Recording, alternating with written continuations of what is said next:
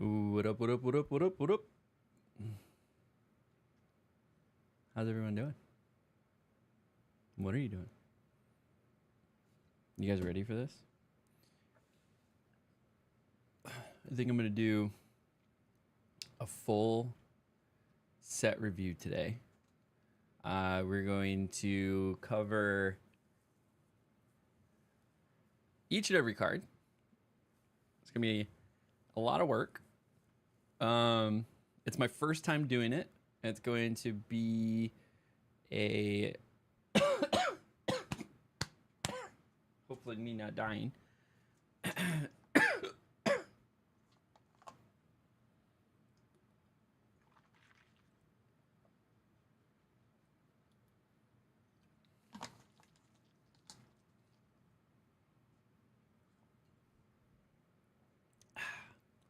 That was very much me dying.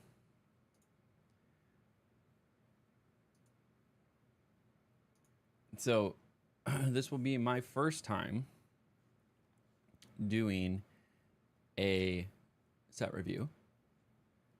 So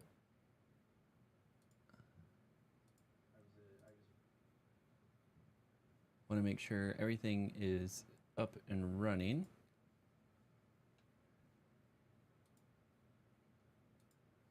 I got both my live streams up and running. Cool. Bird thing is up and running. So we're going to do a full set review. This is my first time doing a full set review. So we'll see how this goes. I'm going to share my opinions.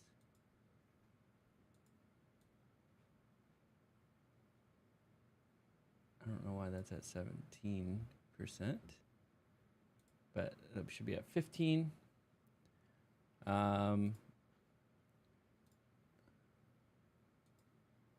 5%. Okay. So I got to do a little finagling with my lights. So let's go double check that. So if we go to browser here, okay, we're good. I think I was super shiny before. I think it's fine. So we're going to go ahead, go back to the side cam. If you've caught one of my live streams before, I do optimize my time and record YouTube videos while I do it. So we're going to live stream this whole thing. And in between, we're going to cut it into different videos for the different set colors. The goal here is we're going to go through each color and we're going to cover the commons, the uncommons, the rares, and mythics for each set, or for each color within the new DUSKMOURN set. This is going to be me learning as well about the set. I know some things. I've read through some of the cards. We're going to go through, obviously, white, blue, black, red, green. And then we'll do colorless. And guest appearance in colorless is also going to be, actually, no, we'll just do colorless. And then we'll do multicolor. And then we'll do a special video just for the lands and going over that. That'll be a much shorter video in general. So without belaboring it, because we're going to have to go, this is going to take quite some time to get through. I'm going to go ahead and kick off the video. I think I am prepared.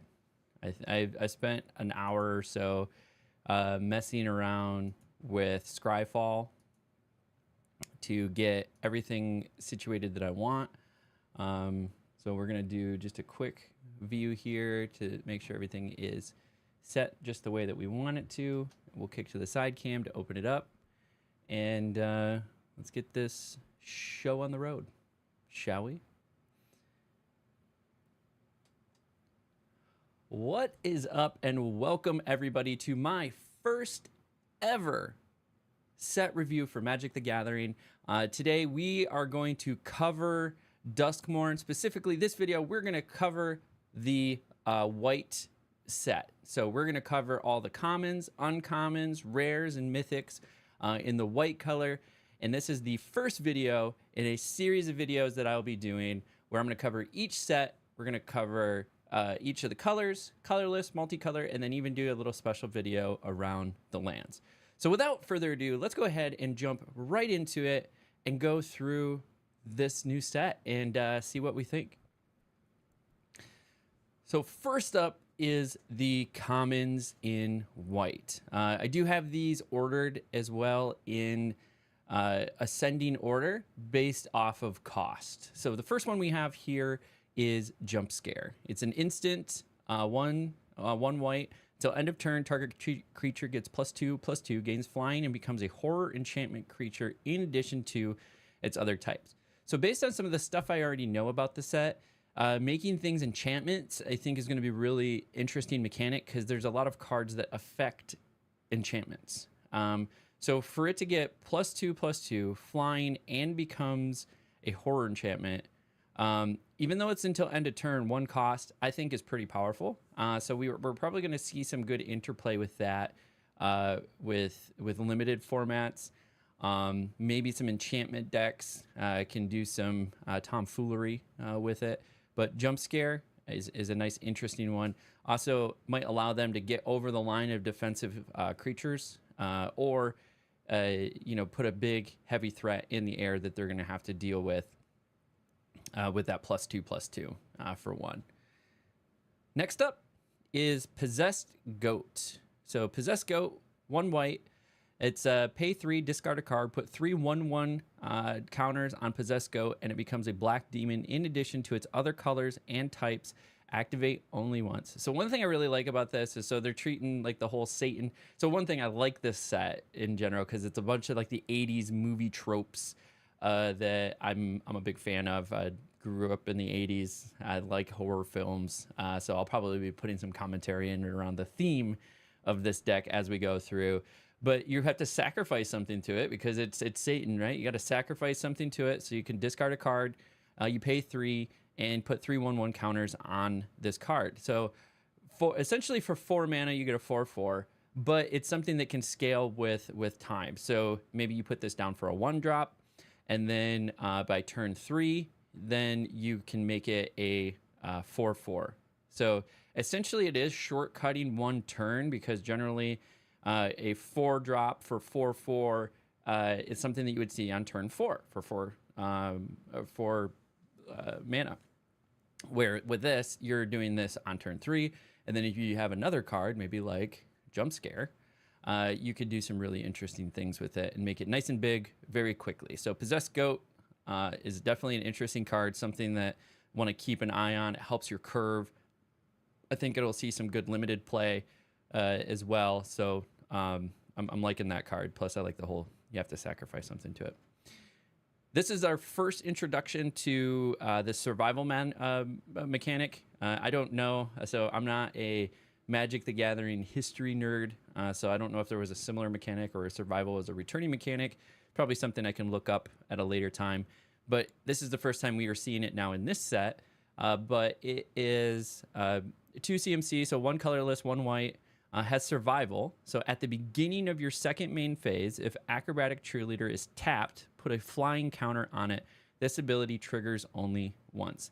So the nice thing is it is a flying counter. So if you can put it down on the board, attack with it, and then in the second main, if it's tapped, then it gets a flying counter. So in subsequent turns, it is now a flying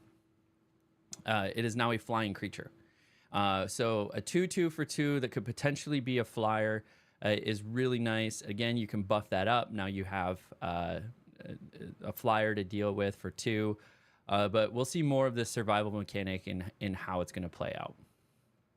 Next up is Fear of Surveillance. So some of this art is really cool. So some of it's like really high fidelity, really cool art, and then some of it is like a fever dream, like this Fear of Surveillance. 2 CMC, so 1 colorless, 1 white, has vigilance, and whenever Fear of Surveillance attacks, surveil 1, and it's a 2/2. So this does help you recur things into the graveyard. So we might see this with some graveyard mechanics standard decks. Being able to look at a card, shove it into the graveyard. So maybe like a white-black deck, we might see some shenanigans with this. In a limited format, I'm not too sure about the graveyard recursion in the set, but having a way to reliably put something into the graveyard with Surveil. But a 2/2 for 2 that has Vigilance is not bad. It's decent value. So it's a card that you could snag in a sealed or a limited format like draft and play to curve and have a decent 2-drop on the board. Next up, Cult Healer, 3 CMC, so 2 colorless and a white, 3/3. So a standard value, average value card there. And it has Eerie. Now, this is another new mechanic that we're seeing for the first time in these card reviews. And then it's whenever an enchantment you control enters and whenever you fully unlock a room, Cult Healer gains lifelink until end of turn. So this whole Eerie function is all about whenever an enchantment you control enters and whenever you fully unlock a room. So rooms are a really interesting thing that's been added to this set. We'll talk more about it when we see a room here. But there are some mechanics to be able to like open and shut doors to rooms. So being able to turn on lifelink for this card or being able to play an enchantment. So again, we talked about enchantments being interesting. Then giving that lifelink for a turn. So it's a conditional keyword, but it is a keyword that can be added to this card for 3. So maybe a decent card to play on curve. Next up, we have Hardened Escort, 3 CMC, so 2 colorless and 1 white for a 2/4. So a good average value again for 3 cost. And then whenever Hardened Escort attacks, another target creature you control gets +1/+0 and gains indestructible until end of turn.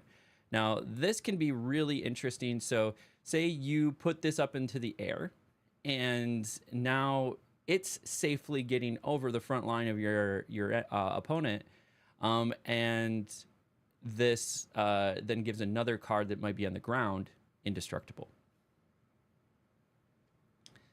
Next up is Living Phone. So 3 CMC again, and 2 colorless, 1 white, and for a 2/1, so kind of expensive for the stats alone. But it is an artifact creature toy. So the fact that it's an artifact creature might play into some things here. When Living Phone dies, look at the top 5 cards of your library. You may reveal a creature card with power 2 or less from among them and put it into your hand. Put the rest on the bottom of your library in a random order. So white-red is going to be all about little creatures going wide. So this could be some good way to get some more cards into your hand and start playing a nice wide board. So a little expensive on the expensive side at 3 mana for a 2/1. Kind of easy to just ping and get off the board.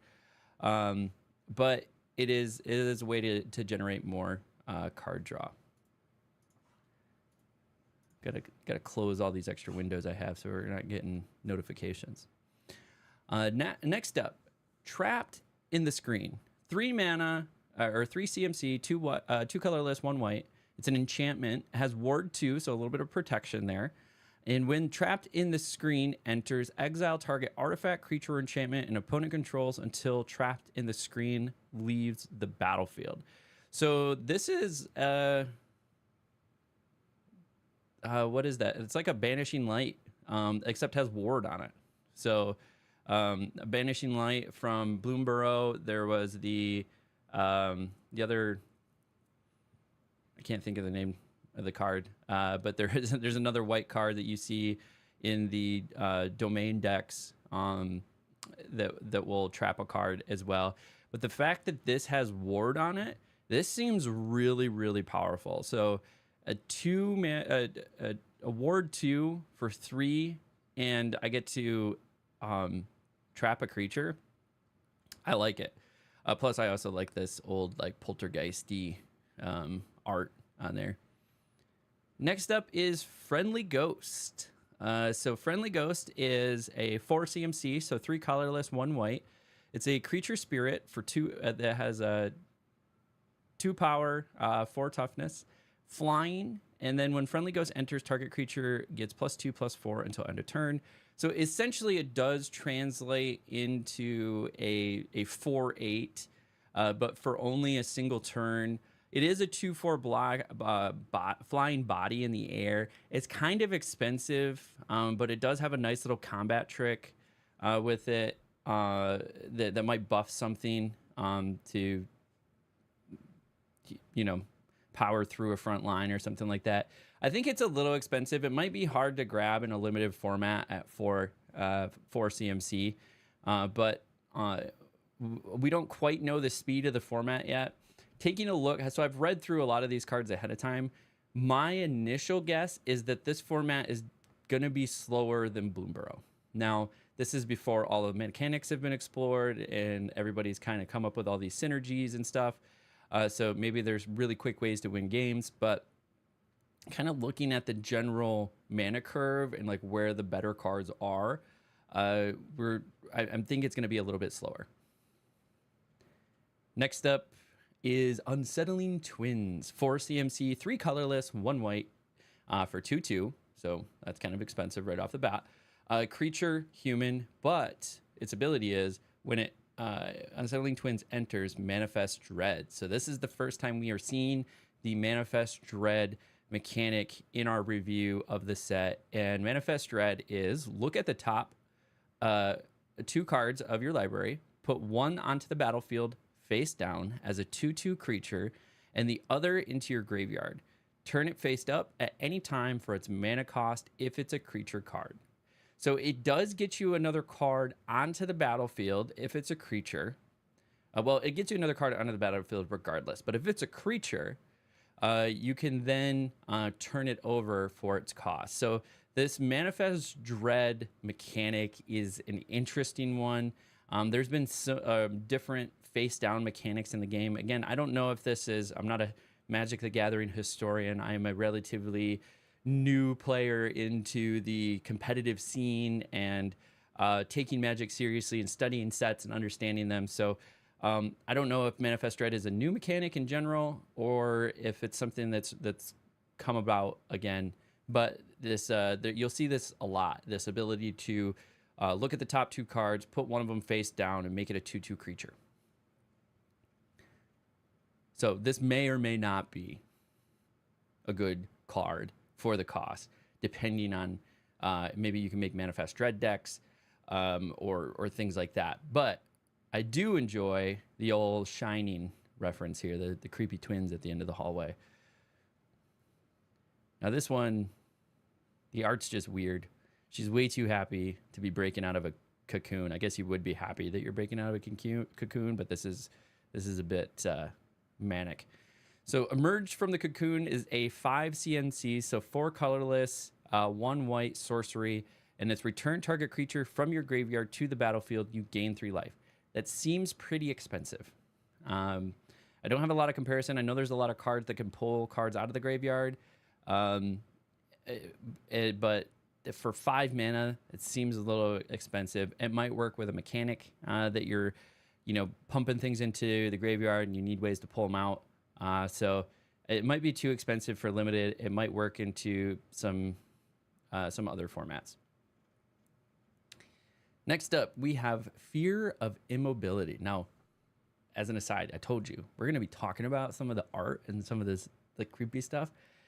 That it has a name, but the actual fear. But I've had this before where my mind was awake and I was aware of my surroundings, but I couldn't move. Like some people say it's like a demon is sitting on them. They don't feel in control of their body.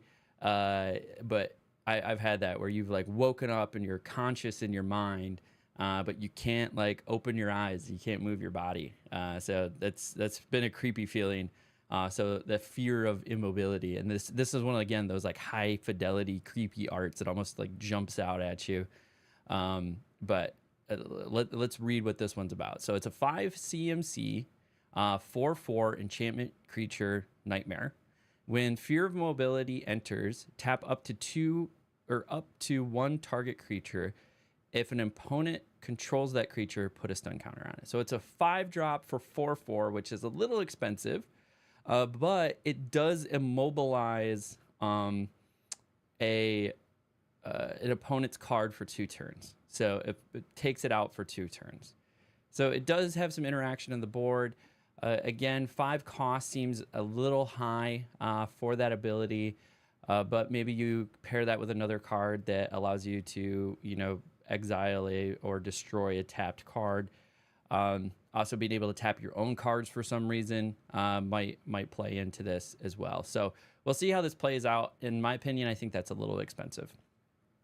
All righty. So we have got to our first room in this set review. We're starting with white. So if you're catching the white video, this is the first video in the series. So we're going to talk a lot about firsts with the white set here. So nice thing about Skyfall is I can hover over it and it makes it a little bit bigger. So this is Grand Entryway and Elegant Rotunda. Grand Entryway can be played for 2 CMC, so 1 colorless or 1 white. And Elegant Rotunda can be played for 3 CMC, 2 colorless, 1 white. It's an enchantment and it's a room. And so the way rooms work is you may cast either half. That door unlocks on the battlefield as a sorcery. You may pay the mana cost of a locked door to unlock it. So when this is in your hand, it essentially is 2 cards in your hand. You can pay either side to put it onto the board, and then you can pay the cost to open the other side. So we've already encountered a card that said if an enchantment enters or you unlock a room. So there's going to be a lot of enchantment interplay, in locking and unlocking room interplay that we're going to see. And so let's check this out, see what it does. So Grand Entryway for the 2 CMC is when you unlock this door, create a 1/1 white glimmer enchantment token. Cool. And then on the other side, Elegant Rotunda is when you unlock this door, put a 1/1 counter on each of up to 2 target creatures. So a nice little buff for you. It is cast at sorcery speed, so it's not really a combat trick, but it is a nice little way to buff the board that you're in. See, I thought I closed Steam. Exit Steam. Okay.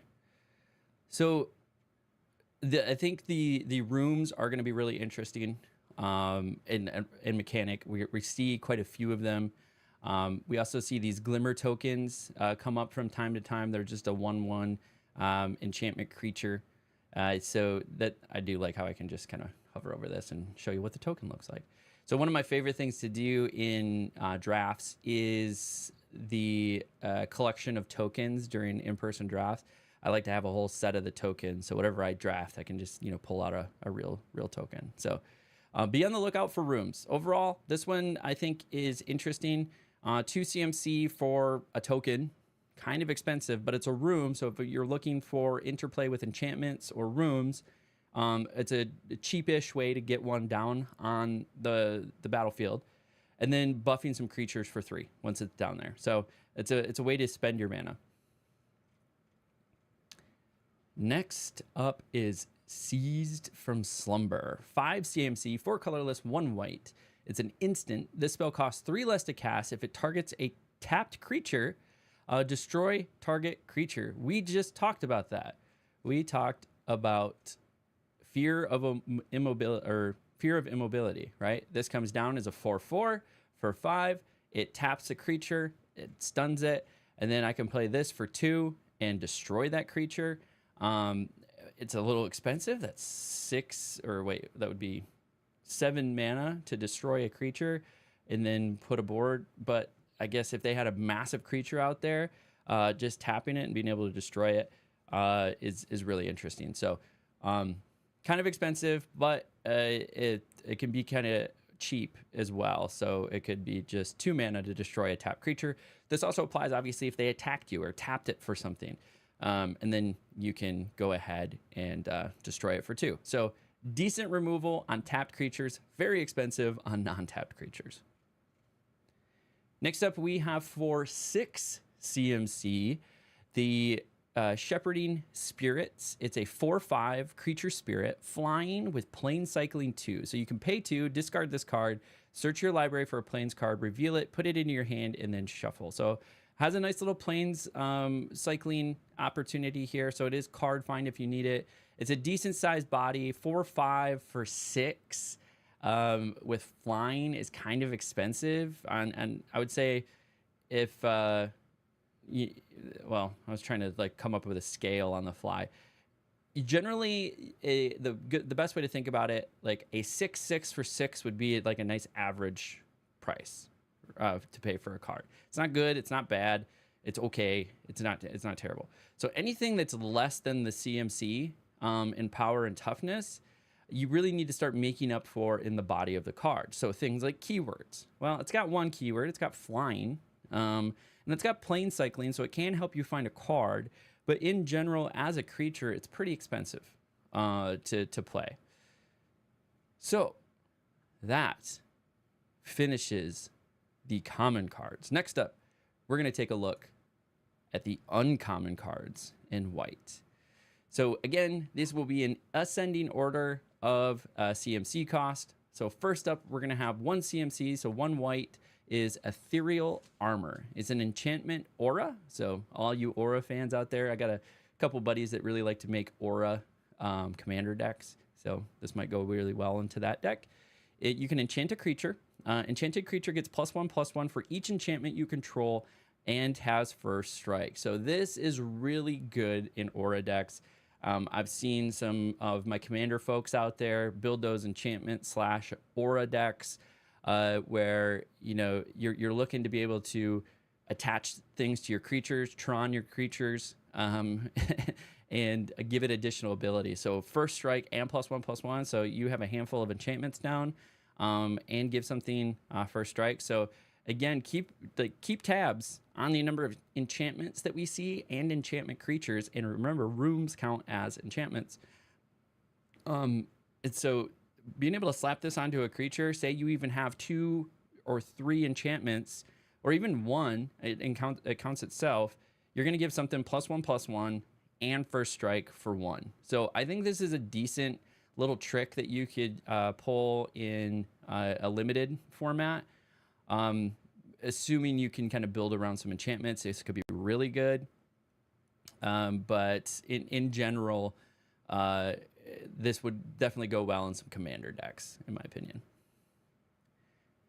Next up, for one CMC, one white, is Optimistic Scavenger. It is a 1/1 creature human scout. It has Eerie, so that's the Eerie mechanic coming back again. It says, whenever an enchantment you control enters, and whenever you fully unlock a room, put a 1/1 counter on target creature.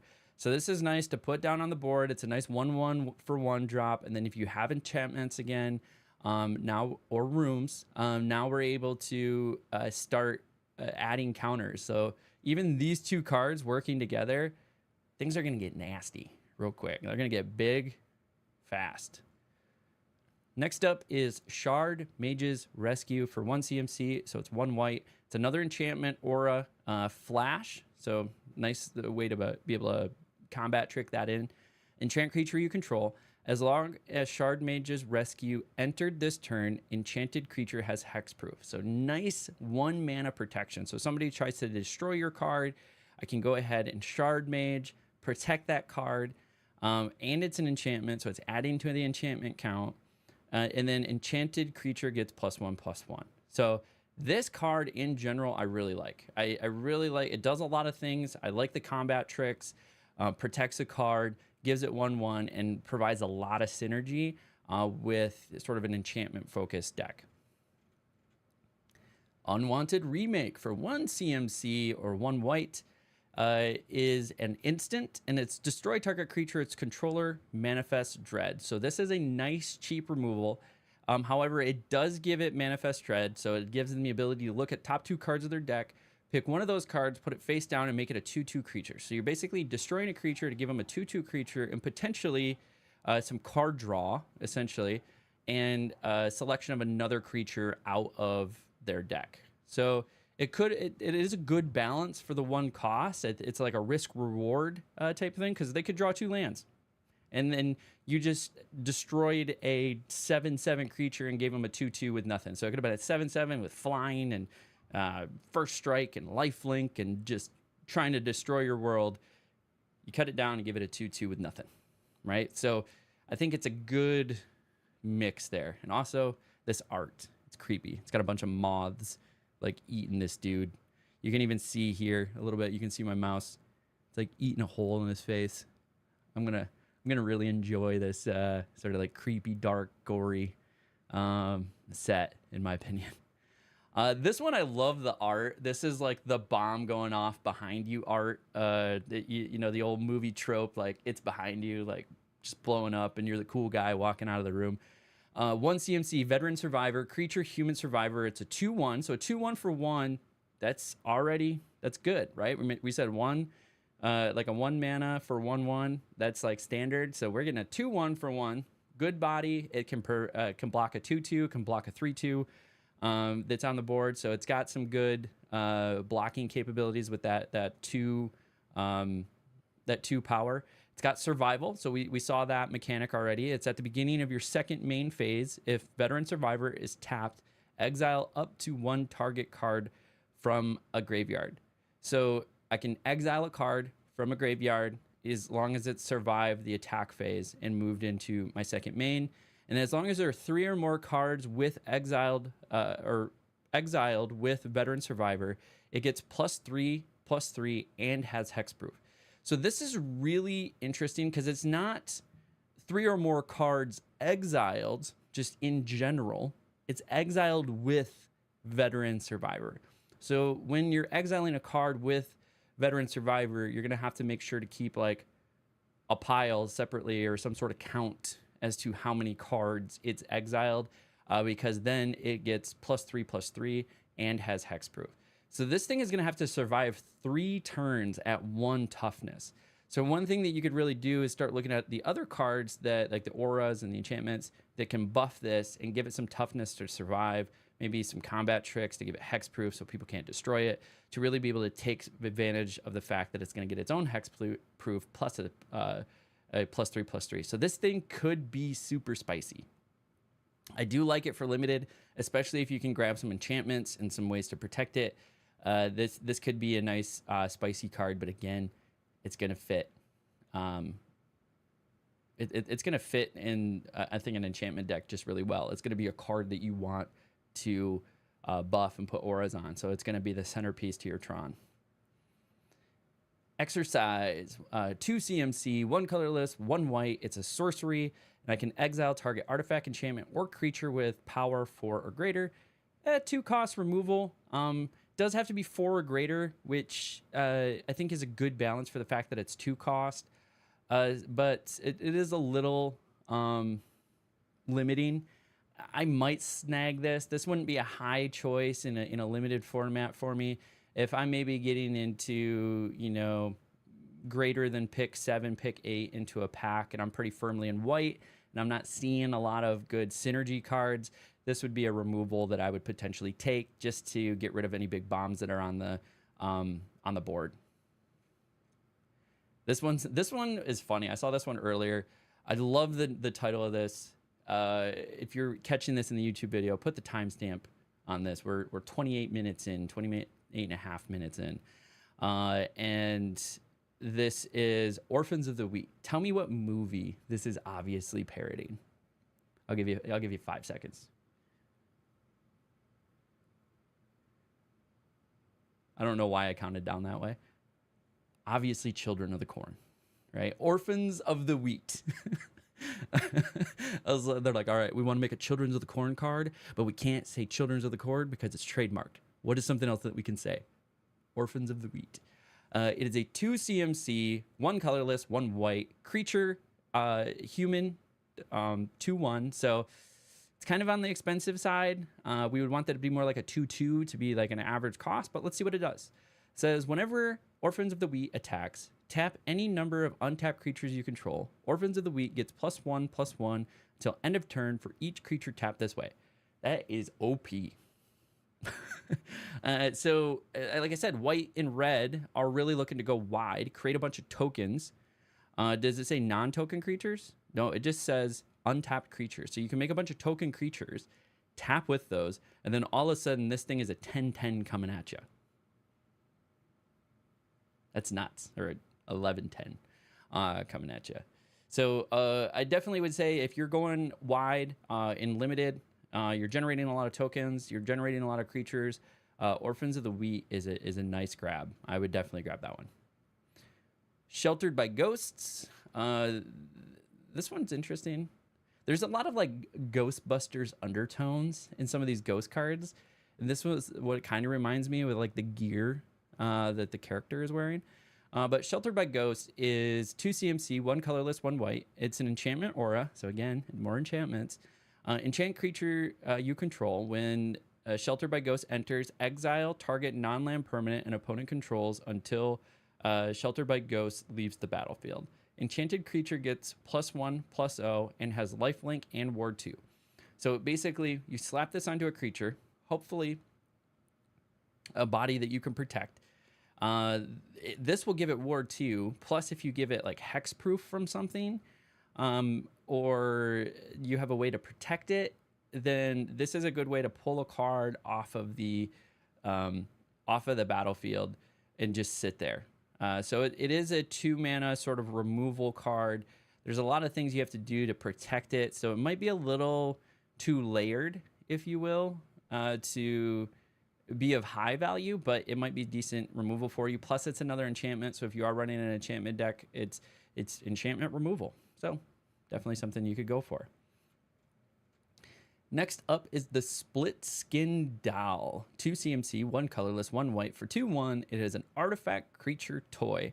And when Split Skin Doll enters, draw a card, then discard a card unless you control another creature with power 2 or less. So again, going wide with white and red, this is going to fit really well into this. So it is potentially a card draw for you, as long as you don't have anything with power 2. Then discard a card unless you control. So you do need a card with 2 or less on the board to not dislocate or discard a card. So you get a card down on turn 1. It's a 1/1 or 2/1, and then play this turn 2. You get some card draw. It's another 2/1.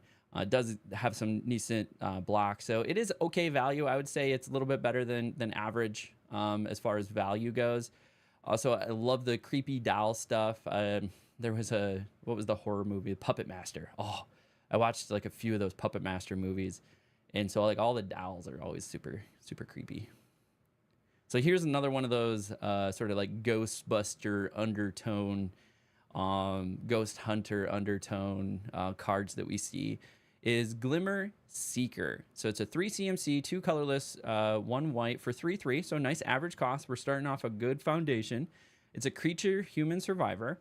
Has survival. So at the beginning of your second main phase, if Glimmer Seeker is tapped, draw a card if you control a Glimmer creature. So we talked about those Glimmer tokens that we see here. If you don't control a Glimmer creature, create a 1/1 white Glimmer enchantment creature token. So these are also enchantment. That's something I didn't point out, is that these are also an enchantment. So this will go towards your enchantment account. So white enchantments, I think, is going to be definitely something that you're going to be drafting in limited. So basically, if you don't already have a Glimmer out, this will give you a Glimmer, and then every time you attack with it, you get to draw a card. So it is good card draw, good base value. Essentially, it is a 4/4 because it is giving you a 1/1. Plus, it's giving you an enchantment, which might play well into a synergy. So I would say this is above average value. This is definitely something that's let's say if an average value is C, this would definitely be like a B+ in value. There, I came up with a scale for us. Patched Plaything. Well, isn't that creepy? Ugh, you got the bloody teeth, and then you got like a baby doll face. Yep, that's creepy. That's officially creepy. This one's cool. This one's just like a high fidelity. Like, I like the way they pop the colors. This one, creepy. 3 CMC, Patched Plaything, 2 colorless, 1 white. It's a 4/3, so already starting off at a good C value average, or average value. It's an artifact creature toy. So a couple things. We know toys are going to be something, and we know artifacts are going to be something. But it has double strike.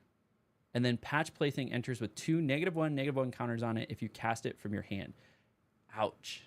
So this actually comes out as like a 2/1 with double strike, unless you have a way to pull it out of your graveyard. So we've already seen one way to pull something out of a graveyard, or to maybe, where this would actually be really interesting is in Manifest Dread. So say you pull this off the top of your deck, you Manifest Dread, and then you can pay the 3 to flip it, and it's a 4/3 with double strike. So that might be a good card to Manifest Dread for sure. So if you have ways to Manifest Dread, like I said, this could be something again where maybe you buff it with enchantment auras, make it big, and then the fact that it has a keyword of double strike, and then you add some other keywords with some enchantment auras, then this could be really interesting. But overall, just face value, I would say it's a below average card unless you have some interaction with it. So overall, I'd probably give this like well, for 3 mana, 2/1, double strike, maybe like a C-, slightly above or slightly below average. Next up for 4 CMC is Savior of the Small. It is a 3/4, a little low on the value scale here. It's a creature core survivor. Again, Ghostbustery type theme going on here. It has survival. And at the beginning of your second main phase, if Savior of the Small is tapped, return target creature with mana value 3 or less from your graveyard to your hand. So it does give you some graveyard recursion into your hand, not to the battlefield. So be a good way to like save some cards. Again, if I was drafting or doing something limited, if I needed some synergy to keep certain cards alive or bring them back, then this might be a good way. Just like a face value average card. I would say its benefit does require some synergy, so I would just gonna put this as like an average value card right off the bat, just because of the 3/4. You would really want that to be like a 4/4 for 4, and then it would just be a solid C. So this detriment of only 3 attack with 4 defense does give you some graveyard recursion. So if you are looking for that synergy, the value of it does definitely come up, to like a B-. If you need some ways to pull something out of a graveyard, it's a good card to do so. But if you're just looking for a body, it's a C- for me. Next up is Lionheart Glimmer for 5 CMC, so 3 colorless, 2 white. It's an enchantment creature cat glimmer. So it is a glimmer, so that's going to go towards that glimmer count that we needed. It's also an enchantment, so it's going to go well with any enchantment decks that we might be doing. It's got Ward 2. Let's go back. 5 CMC for a 2/5. So already, like average would be 5/5. That's way down. If we're looking at it just as a body, we're down here in like the D+ territory as a 2/5. But it has Ward 2, bringing us up maybe to like a C-. And then whenever you attack, creatures you control get +1/+1 until end of turn. So this might be something where you throw it down as a body right before you do a big attack, and then all of those creatures are going to get +1/+1. So this could essentially translate to a very good board state effector. And those go wide decks. I would take maybe one of these in draft if I'm going nice and wide and I need a way to like buff the board. The Ward 2 is nice. It does protect it a little bit, so somebody isn't just like, you slam this down and go to swing with everything, and then they're just destroying it before you can move to your attack phase. So it does have some way to protect itself. Next up, for 6 CMC, is Fear of Abduction. It is a 5/5, so a little low on the value scale here. It's an enchantment creature nightmare. As an additional cost to cast the spell, exile a creature you control. So there goes the abduction. Now this could be just a token. All right, so we can just be getting rid of a little token guy. It's a 5/5, so we got a keyword, so that might bring us back up here a little bit. 5/5 flying with a keyword. And then when Fear of Abduction enters, exile target creature an opponent controls. So it's removal. We're getting better. And then when Fear of Abduction leaves the battlefield, put each card exiled with it into its owner's hand. So it's exiled until it leaves, and then it puts that card back into your opponent's hand. So this thing does a lot of things. I think it's a little expensive, especially for a limited format. I think I heard somebody say that this would be good in like a vintage format. I've never played vintage, so I don't know. but they do like nice, powerful, synergistic cards, and this thing does a lot of things. So this could potentially be a good fit for a format like that. I think it would be kind of hard to draft. To draft in general. We don't know how fast this format's going to be, so maybe it's right in line. Maybe the average curve is somewhere around 4 or 5 for CMC. Next up is the surgical suite. We'll hover over this here. Try to get this text out of the way. The hover over text. The surgical suite and hospital room. So we got the nice. Well, actually, they didn't go. I thought they would go with like the creepy, like haunted hospital type art, but they went with sort of a like a Victorian home with a surgical suite, an amphitheater. It looks like, yeah, it's a surgical amphitheater, and then this like Victorian hospital room thing going on. But on the surgical suite side, 2 CMC, 1 colorless, 1 white. This will, on that side, the surgical suite will, when you unlock this door, return target creature card with mana value 3 or less from your graveyard to the battlefield. So then we're going back to that card that, as long as you didn't pay for it or play it out of your hand, and move it onto the battlefield. So this is nice, especially for cards like that have effects of, if you didn't pay for it, it comes out as, what was that, a 4/3 for double strike, which would have been crazy, right? This does also add to your room count, as well as your enchantment count. So nice, kind of cheaper enchantment to get on the board and room to get on the board. On the other side of this card, you have hospital room. So it's 4 CMC, 3 colorless, 1 white. And then whenever you attack, put a 1/1 counter on target attacking creature. So nice little way to just keep buffing. What was that? Innkeeper's Inn? Or Innkeeper's Talent in Bloomburrow. I think that was only 2 CMC though, but then you had to unlock the various stages. So you could just slap this down for 4, and then all of a sudden just keep ticking up your guys every time they attack. So definitely an interesting one. Definitely plays into the enchantment and the go wide strategy here. I could see myself drafting this, especially if I have a card like Patched Plaything. That would be crazy. All right, we have finished the uncommons. Next up, we have the rares. So there's only 8 rares here. This is a 2 CMC, Reluctant Role Model.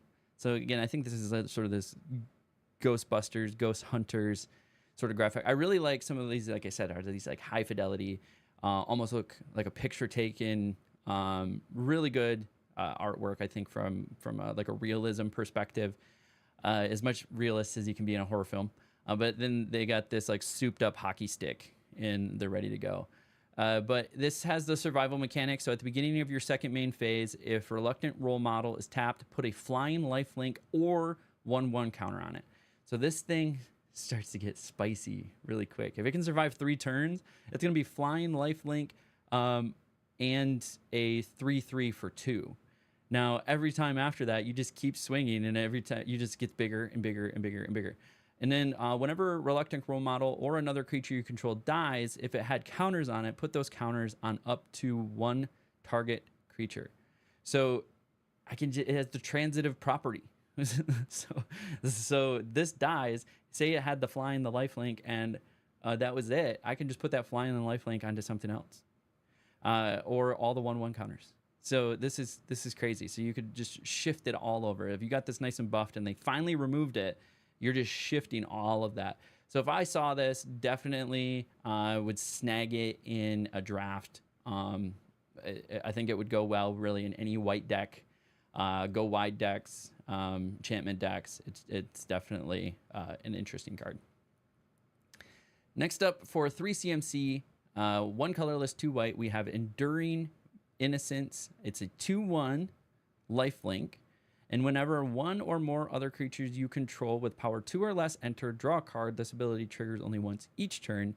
And then whenever Enduring Innocence dies, if it was a creature, return it to the battlefield under its owner's control. It's an enchantment. So if it was a creature, return to the... It's not a creature. Oh, it's just an enchantment. It's not a creature when it returns to the battlefield. So it helps your enchantment count. It gives you card draw. So you basically keep this upper part whenever one or more other creatures you control with power 2 or less enter draw a card. This ability triggers once each turn. So it does give you card draw each turn. It does come out as a 2/1 creature, so it does have a body. And it's an enchantment creature to start. And then if it dies, it can return it to the battlefield under my control. And now it's just an enchantment. So it's just sitting off to the side, still giving me this card draw each turn if I play or just enters or less enters. So if a token enters the battlefield that's 2 or less, this would also trigger that. So interesting little card. It's not super powerful, but it has a lot of interplay. So again, in an enchantment deck, maybe you're doing an enchantment commander deck. Maybe you're trying to build an enchantment standard deck. This would definitely go really well in there. All right. Next up is Split Up. It's a 3 CMC, 1 colorless, 2 white, sorcery. And then you get to choose one, destroy all tapped creatures or destroy all untapped creatures. Nice little board wipe for 3. I would definitely snag this as removal in a draft or a limited format. I really like the art here. It's this crazy, I don't even know what style of art, but it is Ghostbustery. So you see this person on the left here with like the Ghostbuster gun. This person over here is fighting eyeballs. This one's getting their mind blown. I don't know what's going on there, but that guy does not look like they're having a good time. But nice little board wipe for 3. I would definitely snag that. This one was another funny one to me. Toby the Beastie Befriender is a 3 CMC, 2 colorless, 1 white, legendary creature, human wizard. And it's a 1/1. But when Toby the Beastie Befriender enters, create a 4/4 white beast creature token with this creature can't attack or block alone. So it's got to attack or block with someone. As long as you control 4 or more creature tokens you control have flying. So it would give everything flying as long as you have more. So again, if you're going wide, now all of a sudden all of your tokens have... this could be turn 3. You've already established... Maybe you've already established 3 tokens onto the board. More likely turn 4, but maybe on turn 3, you've had the ability to generate a couple tokens or 3 tokens. You play this on turn 3, and giving it a 4th token. Now all of them have flying and are swinging in the air. And then we get the token itself. Look at this token. Let me move my head out of the way here. That's the 4/4. This creature can't attack or block alone. But at the 48 minute, 28 second mark in the video, tell me what show, movie this reminds you of. Again, we'll do a countdown.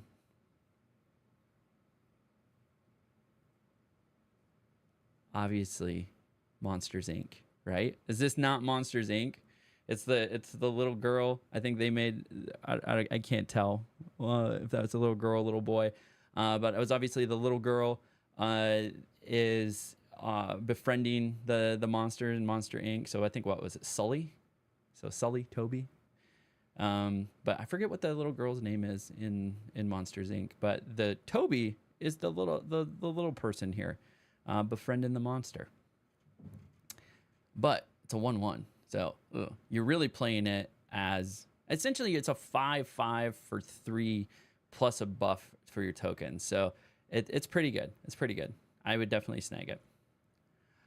Next up is Unidentified Hovership, 3 CMC, 1 colorless, 2 white. It's an artifact vehicle, 2/2 with flying. And then when Unidentified Hovership enters, exile up to 1 target creature with toughness 5 or less. And then when Unidentified Hovership leaves the battlefield, the exiled card's owner manifests dread. So it doesn't give them the card back, but it does allow them to manifest dread, which is, again, look at the top 2 cards of your library, pick one of them, put them down, and it becomes a 2/2 creature. And then it has only a crew 1 cost, so you can crew it with a token. Next up is Leyline of Hope. 4 CMC, 2 colorless, 2 white. We got this creepy hallway with like ward or furniture all wrapped up here. Hopefully that's furniture. It's an enchantment, so it's going to help with the enchantment decks. And if this is in your opening hand, you may begin the game with it on the battlefield like every other Leyline card out there. If you would gain life, you gain that much life +1. As long as you have at least 7 or more, then you're starting a life total. Creatures you control get +2/+2. So if you're in a life gain deck, this could be a nice little addition there. I haven't seen a ton of life gain, though, in this one. Ghostly Dancers obviously reminds me of like the ghost ship trope. But 5 CMC, 3 colorless, 2 white. It's a 2/5 creature spirit with flying. And then when Ghostly Dancers enters, return an enchantment card from your graveyard to your hand or unlock a locked door of a room you control.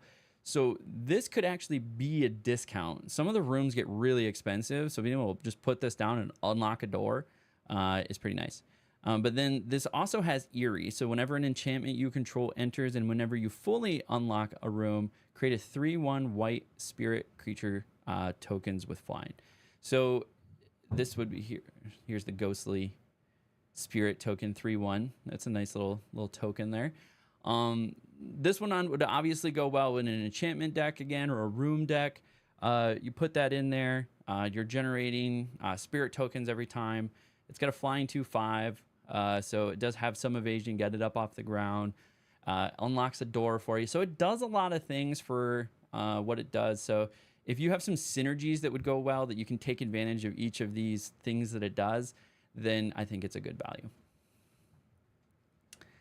Next up is we have another room. Let's hover over that, so make it as big as possible.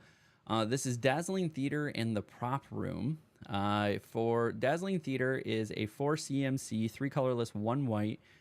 Creature spells you cast have Convoke, so I can use other creatures to help cast the cost of that card. So that might help you with some of the expensive cards, especially if you're going wide. You'll be able to more easily slam down some of those bigger cards.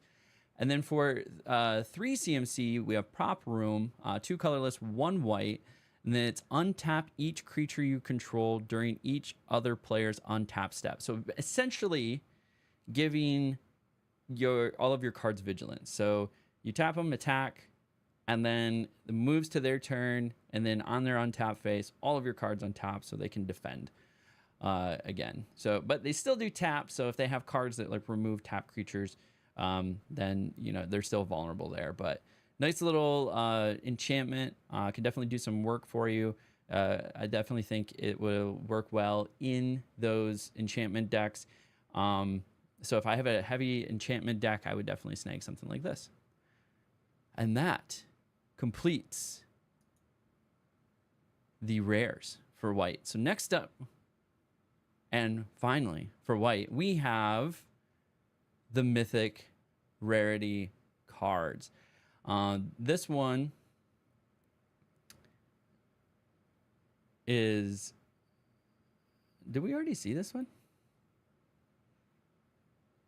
Why is this one? We've already seen this one. Yeah, we've already seen the Enduring Innocence. It's a 2/1 lifelink. You get card draw and it dies and it comes back. Yeah, we saw that over here, didn't we? Enduring Innocence. Apparently this is a rare version, but there's a mythic version of this same card. Interesting. And then there's 2 rare versions. Oh, I don't know if I've seen that. I don't know what to think about that. So depending on the art, there's like a rare version. All right, we've already seen this card, so we're going to move on to the next one. First up for Mythic, we have... Well, first up for Mythic was this weird rare card that becomes Mythic, depending on the art, is the Wandering Rescuer. It's a 5 CMC, 3/4, legendary creature, human samurai noble. It's got Flash, so nice little combat trick there, and Convoke, so I can use creatures I have to help cast it. Double Strike, so Double Strike also includes First Strike, so flash that down as a defender, boom, you're getting that First Strike damage in. And then other tapped creatures you control have hexproofs and it's protection. So you could tap a bunch of creatures, pay this. Now they're all protected, and then defend with this. So this is a nice little sweet card to drop in here. Next up is for 7 CMC, 5 colorless, 2 white, is Overlord of the Mistmoors. It's an enchantment creature avatar horror for 6/6. It has impending 4, and you can pay the impending cost, which is 2 colorless, 2 white. If you cast this spell for its impending cost, it enters with 4 time counters on it and isn't a creature until the last is removed. At the beginning of your end step, remove a time counter from it. So basically, instead of paying the 7 CMC, you can pay this 4 CMC, which is 2 colors, 2 white. Put this down with 4 time counters on it, and at the beginning of my end step, I remove a counter, and then just keep removing a counter until there's no more counters, and then now the card is actually active on the battlefield. And then whenever Overlord of the Mistmoors enters or attacks, create 2/2/1 white insect creature tokens with flying. Let's go look at these tokens. Of course, they went with creepy moths, but I guess this guy is like a mummy. Yeah, it's like a mummy, so I guess moths make sense in that particular case. Next up, we have Dollmaker's Shop and Porcelain Gallery. So I believe this was one of the preview cards, so people have had a chance to see this one. Dollmaker's Shop is 2 CMC, 1 colorless, 1 white. It's obviously an enchantment room. And then whenever 1 or more non-toy creatures you control attack a player, create a 1/1 white toy artifact creature token. So as long as you're attacking with things that aren't toys, this will make more toys. And then on the other side of this card, we have a 6 CMC Porcelain Gallery.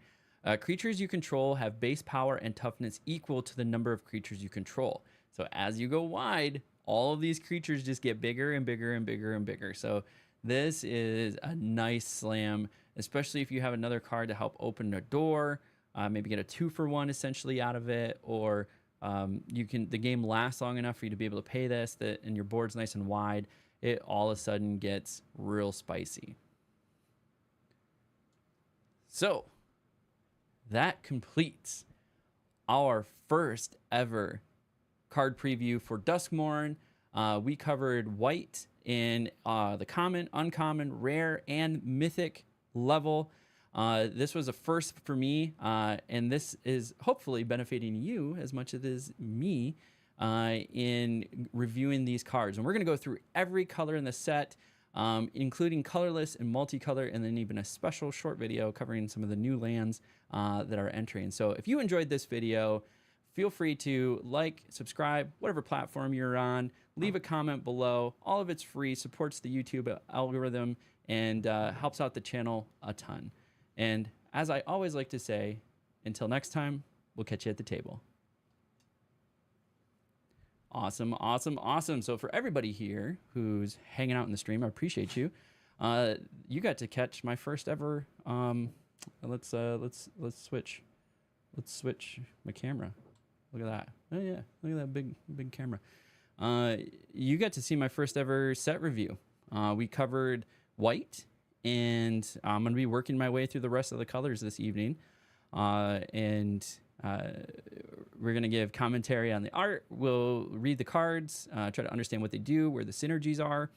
And then depending on what time we're at, we might get some drafts in later. But those videos take like 50 minutes to an hour to record. So I'm going to take a quick bathroom break and refresh my water. Then we're going to come back, and next up is blue. We're going to go through the blue set here. So we will be right back. It's not a food break. It's a bathroom break. Let's change that.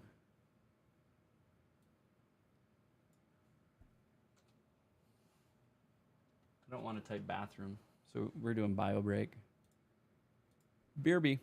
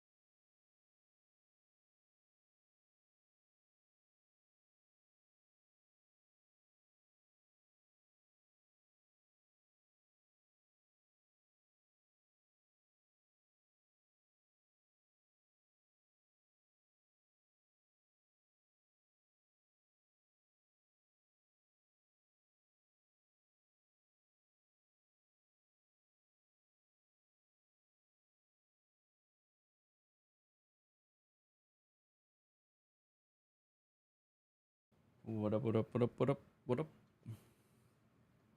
All right, got to go to the bathroom. Got to drink some water.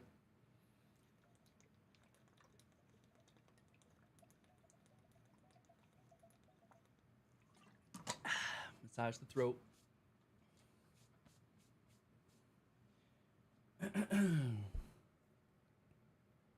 Hi. How's everyone doing out there? Doing good? We're gonna jump right into it because these take a while to record. It was fun. I like reading through each of the cards, learning a ton, figuring out whether or not I might draft it. This is my first time doing a set review. This is my first time looking at every card released in a set. Like, I looked at some of the cards for Bloomborough before they were released, but I really just kind of learned the set through drafting the set.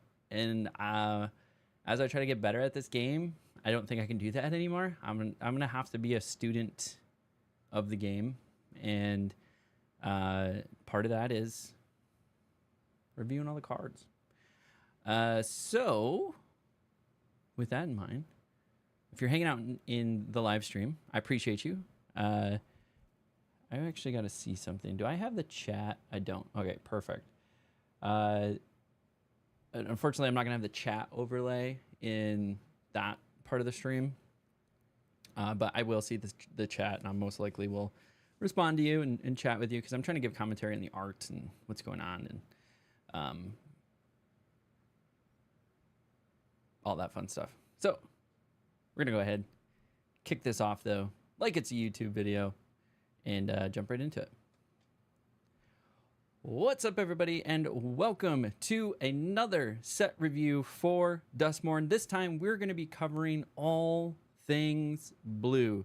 Now, this is my first set review of any Magic the Gathering set, so some of this I'm learning right alongside of you, and this is all again in my pursuit my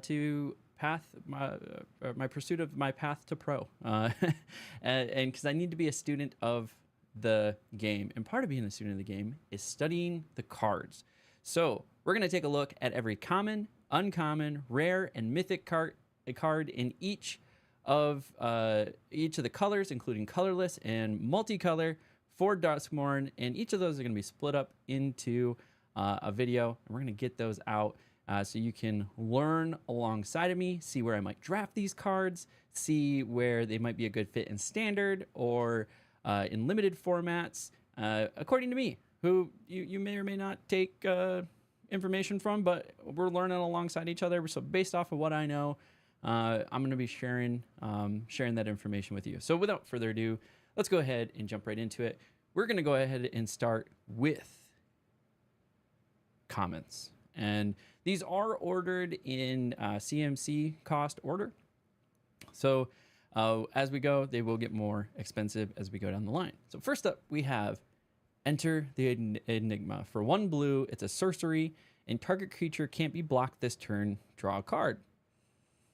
Not a combat trick, but it does allow you to target a card, maybe with your big boy, slam this on it, can't be blocked. Or maybe you have a card that needs to do damage to a player in order to trigger an effect. You know, good synergy there. But one mana for drawing a card, not bad. If I'm running a blue deck, who knows if blue's going to be good in this set. In Bloomborough, it wasn't the best. Maybe worked well in Frogs, and that was about it. But here, this is a potential draft for you, just for some card draw, and maybe you're trying to make some slippery characters. The art definitely reminds me of like the Neon Dynasty set as well. So not super spooky, but I'm sure we're going to see some more spooky ones here as we move forward. Next up, for 1 blue, we have Unable to Scream. That's actually kind of creepy. So it's like a person stuck inside a doll and can't scream or ask for help. It's an enchantment aura, and it's a enchant creature. As soon as you play it, enchantment creature loses all abilities and is a toy artifact creature with base power and toughness of 0-2 in addition to its other types. As long as enchanted creature is face down, it can't be turned face up. Interesting. So if somebody manifest red and made a 2/2 creature with a card face down, you could then put this on it and make it a 0/2, and it can't be turned face up. So you could lock in somebody's manifest red unless they had a way to get rid of your enchantment. But as we learned in the white color, there is a lot of enchantment synergies, especially in white. So this might play well into like a blue-white deck. We got another enchantment. Next up for 2 CMC, 1 colorless, 1 blue is Creeping Peeper. Well, that's gross. It's like a spider with a big eye in like an archive. Oh, there's more of them. There's another one back there. Gross. So 2 CMC, 2/1. It's a creature eye is the type. You can tap it for 1 blue, so it is a mana dork, and spend this mana only to cast an enchantment spell, unlock a door, or turn a permanent face up. So it's a mana dork with limitations. So you can't use it to cast creatures, only enchantments, doors, or turning a permanent face up. Next up is Don't Make a Sound. 2 CMC, 1 colorless, 1 blue. Apparently has, if I had to guess, that's Jace. I don't know like why Jace is in there. It's an instant. Counter target spell unless its controller pays 2. If they do, surveil 2.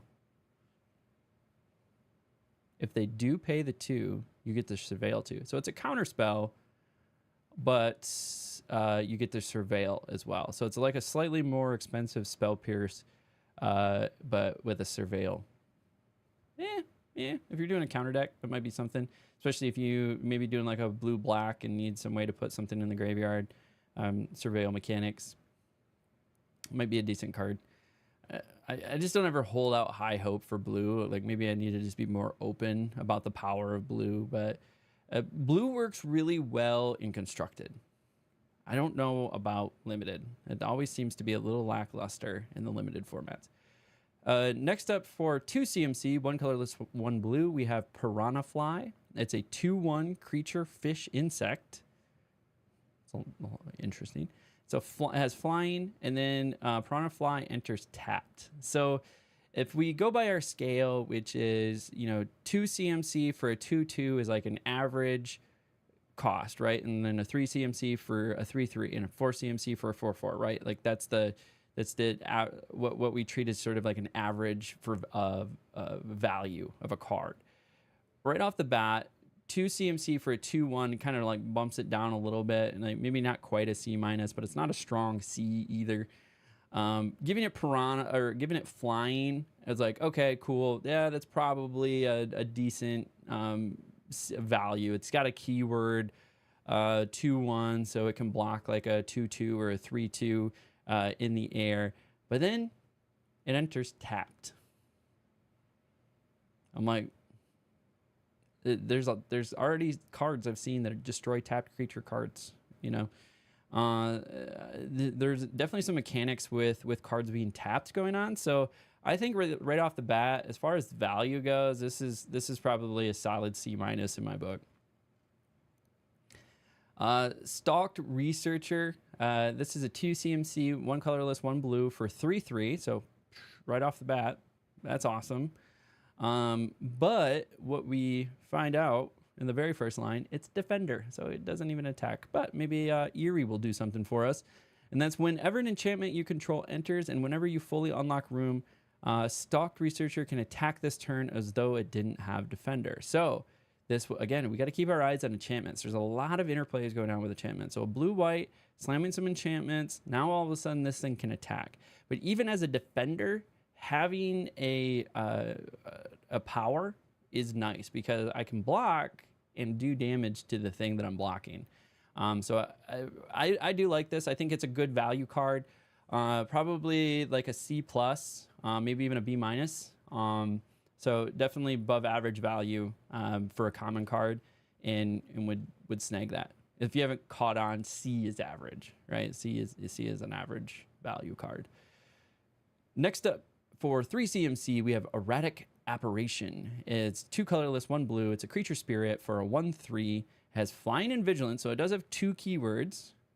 And Eerie. So whenever an enchantment you control enters and whenever you fully unlock a room, so that's the Eerie ability, Erratic operation gets +1/+1 until end of turn. So if you're, again, in an enchantment deck, making enchantments, this essentially becomes a 2/3 with flying and vigilance anytime that occurs. Hey, shout out to Sergeant Salt. Appreciate the follow. Thanks for hanging out. So with the keywords and with the fact that it's a 2/4, essentially, I'd give it above average value, like a C+. I wouldn't go above and beyond because it does require a lot of synergies to become that 2/4. The flying vigilance is nice. It has a lack of better term, it's got a big ass on it, so it can definitely block some things that are in the air. Next up is Tunnel Survivor, 3 CMC, 2/2, so already a little bit below average as far as the cost to power and toughness, but it is a human creature detective, and when Tunnel Surveil enters, create a 1/1 white glimmer enchantment creature token. So value of this card just went up. So we get the glimmer token, we see here, it's a 1/1. It's also an enchantment, so any enchantment decks definitely going to work well in. It's essentially a 3/3 then for 3. So actually levels its average value up because it comes right at the level that we want, and then gives you an enchantment. So in the enchantment deck, I would give this like a C+, B- because it gives you some more cards. If we're looking at it in a vacuum, I would say it's probably an average card. Next up is Twist Reality. It's a 3 CMC, 1 colorless, 2 blue, and this is one of those creepy art ones. Like, look at this thing. It's nasty. It's got a bunch of eyeballs on the side. It's got like people's faces. It's got like the little alien mouth, so like a mouth inside a mouth thing going on. And then this person's over here. We're seeing like the DNA double helix thing going on, and this is coming out of their arm. I don't know. It's creepy. All of it. But it's an instant. Choose one, counter target spell or manifest dread. So it's a 3 mana for manifesting dread or countering a spell. It's kind of expensive, but if you have a manifest dread deck or strategy around that, again, very synergistic card requirement. So I would say it's a little bit below average on value.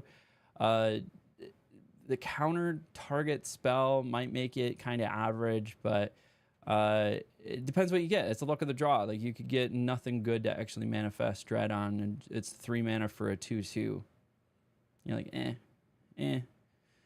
so unless you have a strategy or can build around it, then that's going to be average or slightly below average card. Next up is 4 CMC Clammy Prowler. It's a 2/5. And it's an enchantment creature horror. And then whenever Clammy Prowler attacks, another target attacking creature can't be blocked this turn. So this thing, it's got a big ass on it at 5 toughness. And it gives the ability of another card that you have that's attacking with it to not be blocked. So if you have cards, again, that need to do damage to the player, that's really nice. For 4, again, it's all about synergies. In a vacuum, it's a below average card.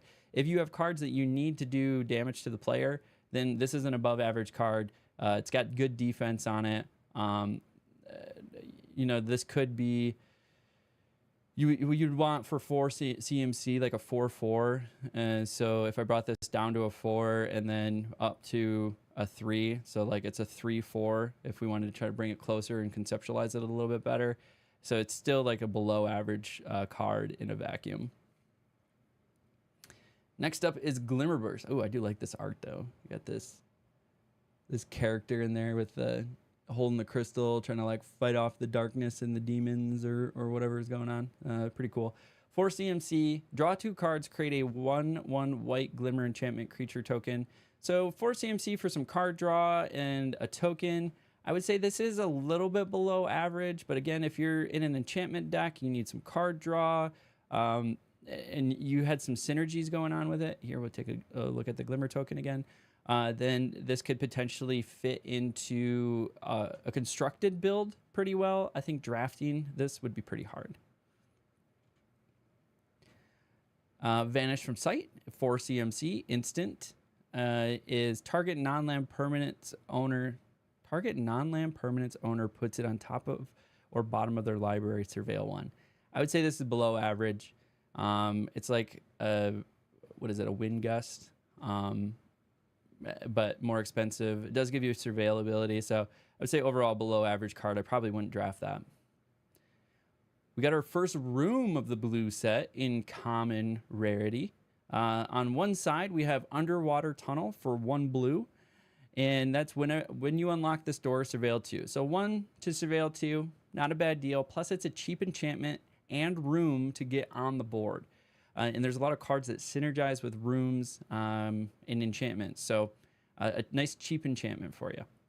On the other side of this is Slimy Aquarium. And it's when you unlock this door, Manifest Dread. So look at the top 2 cards, pick one, put it down, face down, and it's a 2/2 creature. And then put a 1/1 counter on that creature. So now it becomes a 3/3. So a 3/3 for 4, plus it's a manifest. But it's unlocking a room. So again, enchantment and room synergies is really where this is going to come in. If I haven't said yo yet, Sergeant Assault, yo, what's up? I do appreciate the follow. Next up is Daggermaw Megalodon. Yeah, Megalodon. Is a 6 CMC, 4 colorless, 2 blue, 5/7. So it already foundationally, it is a average value card. It's a good value card, right? Just standard value. Vigilance, keyword, boom, already up in its value. So we're at like C+ territory, or maybe B- with vigilance, depending on how much you weigh vigilance. And then it's island cycling. So it's a nice big body. Plus, if you can't play it, it does allow you to island cycle. So you can pay 2, discard the card, search your library for an island card, reveal it, put it into your hand, and then shuffle. So if there's just no way you're going to be able to play it, it is at least cycling for you. There are some decks like Living End in Modern, for instance, where you're trying to grab big bodies and just like cycle them out into your graveyard and then like pull them all out. So that might go well in a constructed deck. I think it would be hard to draft this card. Just because it's expensive. Like, I'm going off Bloomburrow. Bloomburrow was like the last one I took really seriously, and that was a really fast set. This might be a slower set, so I should caution that if it's a slower set, maybe this would be worth taking because it is above average value. Plus, like I said, if you're just not going to get to a point where playing it, at least it will allow you to get some card draw. Next up is Meat Locker for 3 CMC. It's a room. And then when you unlock this door, tap up to 1 target creature and put 2 stun counters on it. So you're essentially taking the card out for 3 turns. So yeah, every time it would become untapped. So the turn that's in, untap, that's that turn. And then 3rd turn, it would go to untap. And then 4th turn, it finally would untap. So like, yeah, you're essentially taking it out for 3 turns. And then the other side of this room is Drowned Diner. It's a 5 CMC, 3 colorless, 2 blue. And when you unlock this door, draw 3 cards and then discard a card. It's kind of expensive. Just the fact that it's like an okay cost enchantment. So it helps with the enchantment and room decks. And it would essentially stun a card, but 5 CMC just to draw 3 cards and then essentially discard a card. So you're only up 2 cards. I mean, maybe if you need an excuse to get a card out of your hand into the graveyard for some whatever reason, like synergistically that might help. So I'd say that the right side of that's below average. I would say the Meat Locker side slightly above average. Okay, so that completes our commons. Next up in blue is we have the uncommons. We got 15 uncommons to go through here. Again, we're going to do it in an ascending order of CMC. So starting with the 1 cost uncommons, we have Scrabbling Skull Crab for 1 blue. It is a 0/3 creature crab skeleton. Creepy art. I like it. I like it.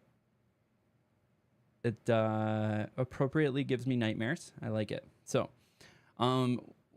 this card has Eerie, so whenever an enchantment you control enters and whenever you fully unlock a room, target player mills 2 cards. So it's a blocker, and then whenever you play an enchantment, the mill 2 cards. Maybe you could build a decent constructed deck around it. It is like just ambiguous 2-card removal for the target player. So I would say below average card. I probably wouldn't be chomping at the bit unless there's a really cool like mill opportunity. We haven't gotten to black yet. I think black's next. Yep, black is next. I have the colors on my wall over here, so that's what I'm looking at. So black is next, and maybe there's some opportunity to mill and do some really cool stuff. But in a vacuum, below average card. Next up is Fear of Isolation. 2 CMC, 1 colorless, 1 blue for 2/3. So above average already. So we're already at like a C+ because of the 2/3. And flying, I mean, we're solidly C+ territory, B- just from value alone. As an additional cost to cast a spell, return a permanent you control to its owner's hand. That's going to bring it back down. I would say it's still probably a C+, but you could just take a cheap token off the ground, or you could even grab something like this. Wait, no, that wasn't when you play it. Maybe you have enter the battlefield effects that you want to take advantage of again, so it is a nice way to bounce a card essentially back to your hand to be able to play it again. So it'd be a card I'd keep my eye on in draft as far as value goes. A 2/3 body for 2 just by itself. Pretty good just to have something in the air. Next up is Flood. That's going to be hard for me to say. Flood Pit's Drowner. 2 CMC, 2/1. Creature Merfolk. Flash Vigilance. And then when Flood Pit's Drowner enters, tap target creature an opponent controls and put a stun counter on it. And then for 1 colorless, 1 blue, you can tap and then shuffle Flood Pit's Drowner and target creature with a stun counter on it into their owner's libraries. So it's essentially removal, but off of value alone, 2 CMC, 2/1. So I love the 2/1 because it can block a 2/2 or a 3/2. Flash, so nice little combat trick, and it has vigilance. So overall, I would say this is above value, or above average value. So I would definitely be keeping an eye on this card to draft if I was in blue, because then it also has an optional essentially removal from there. So if you have 4 mana, you could remove a card, shuffle it into their library. Next up is Get Out for 2 blue, and it's an instant, and the target choose one, counter target creature or enchantment spell, or return 1 or 2 target creatures and or enchantments you own to your hand. So since it's an instant, this might be a nice way to protect a room or an enchantment. So if you are running an enchantment deck for whatever reason, maybe protecting those enchantments to pull them off of the field. This might actually be really interesting for like auras. So if they're going to go kill a creature and you have an aura on that creature that you want to save, you could return that aura enchantment back to your hand. So if you're in that enchantment deck, I think this is really good. For 2 mana, counter target creature enchantment spell, that's pretty much all I'm seeing so far. I mean, I've seen a couple artifacts, so that is definitely, I would say, above average value card. Definitely something to keep in mind for limited, potentially grabbing for limited, just the ability to counter those creatures in enchantments that they may play. Next up, Paranormal Analyst, 2 CMC, 1/3, so average. It's got a big booty on it. Good blocker here. And then whenever you manifest red, put a card you put into your graveyard this way into your hand. We like it. You can cover a face-down manifested creature with this reminder card. A manifest creature can't be turned face up. So, there's actually a token for manifest. That's interesting. Next up. So, where would I rate that one? Maybe. I don't know. Average. I would say average. It doesn't really jump out at me as super special. Next up is 2 CMC, Stay Hidden, Stay Silent. So we got this like Ghostbustery dude again. It's an enchantment aura. So when you play it, it enchants creature, and then when Stay Hidden, Stay Silent enters, tap enchanted creature. Enchanted creature doesn't untap during its controller's untap step. You can also then pay 4 or 6 CMC, so 4 colorless, 2 blue, shuffle enchanted creature into the owner's library, then manifest dread, activate only as a sorcery. So this is essentially a removal card. There might be a trick that you could do with this where like there was a board wipe that we saw, for instance, in white that was destroy all untapped creatures, so you could then tap one of your own creatures. But actually you can't. This doesn't have flash, so you can't even use it as like a combat trick. I mean, it's essentially removal. Yeah, you just tap a creature and then it stays tapped and you can't do anything with it until you have enough mana to shuffle it into their library, which is interesting. So I would say below average in general, because that 6 CMC is kind of crazy high. Cursed Windbreaker. It's a 3 CMC, 2 colorless, 1 blue artifact equipment. And when Cursed Windbreaker enters, manifest dread, and then attach Cursed Windbreaker to that creature. Look at the top 2 cards of your library, put one of them onto the battlefield face down as a 2/2 creature and the other into your graveyard. I got to remember that. The other one goes in your graveyard. And I don't know if I've been saying that or leading anybody astray.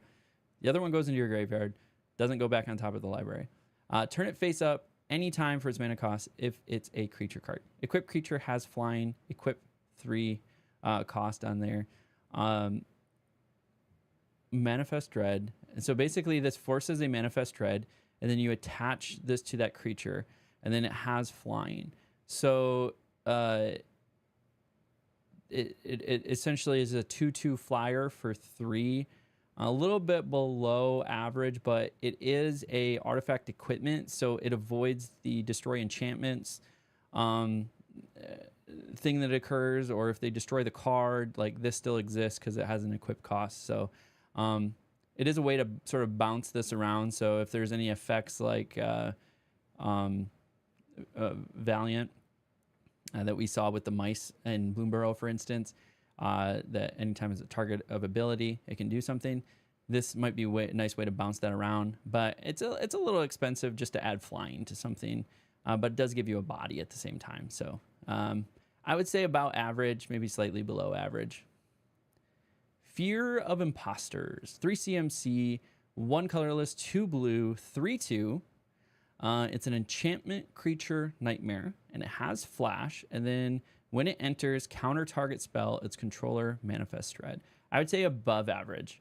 3/2, so it's a nice blocker, can block a 3/3 or a 4/3 that might be on the board with flash. And then it can also counter a spell at the cost of giving them a 2/2 creature. So maybe they're casting something big and you counter that, and in exchange, you're essentially giving them a 2/2 creature. So I would say this is above average value. This would definitely be in that B plus, or not B plus territory, but like B territory. Nice solid card to draft, and especially if the format's a little slower at 3 mana, that's not too bad. Next up is, I like the art, I like the contrast here. Unnerving Grasp, 3 CMC, sorcery. Return up to 1 target non-land permanent to its owner's hand, manifest dread. So I would get to manifest dread and save a card. Well, not save a card because it's not at instant speed. Maybe bounce a card, because then enter battlefield effects, things like that to keep in mind. So it's essentially a 2/2 plus a card bounce for 3. I would say about average value. It's not super good in any way. If you need bounce mechanics, then maybe it would go up. So again, we're looking at synergies. Synergies would increase the value of this card, but in a vacuum, I'd say about average or to below average. Unwilling Vessel is a 3 CMC, so 2 colorless, 1 blue, 3/2 creature, human, wizard. So we got that Ghostbusters theme going on again. A little bit below average already, just off of the CMC and power and toughness. Has vigilance, keyword, might bring it up to average. Now it also has eerie, so whenever an enchantment you control enters and whenever you fully unlock a room, put a possession counter on Unwilling Vessel. When Unwilling Vessel dies, create an XX blue spirit creature token with flying, where X is the number of counters on Unwilling Vessel. So this actually is like a 2-for-1. It's a secret 2-for-1 card. You play this, and then if you play any enchantments or unlock a room, you're putting counters on this card, and then when it dies, you create an XX creature. So this would be some good value. I would say this is above average. In a vacuum, and then I would probably draft it in an enchantment deck for sure, or enchantment room deck for sure. Ghostly Keybearer. It's a 4 CMC, 3 colorless, 1 blue, 3/3 creature spirit. So already below average, but it has flying, might bring it up to average with a keyword here. And then whenever Ghostly Bearer deals combat damage to a player, unlock a locked door of up to 1 target. So this is where things get spicy. You have a room that might have like a 6 CMC cost unlock. And then there's other cards out there that will make it so like this creature can't be blocked this turn. It already has flying, so it already has a built-in evasion. So you can just sit there and unlock expensive doors with this thing. So this would definitely go into a room deck for sure. So if you are building a room deck, I would put this in there. Definitely in constructed, this could be a really good fit. But in draft, potentially room strategy could be where it's at. Next up is Fear of Failed Test. Ooh, this is kind of weird. It's got like papers coming out of its face, multiple faces. They're obviously in like a library or archive or something. But 5 CMC, 2/7. So it's really more like a 4/5.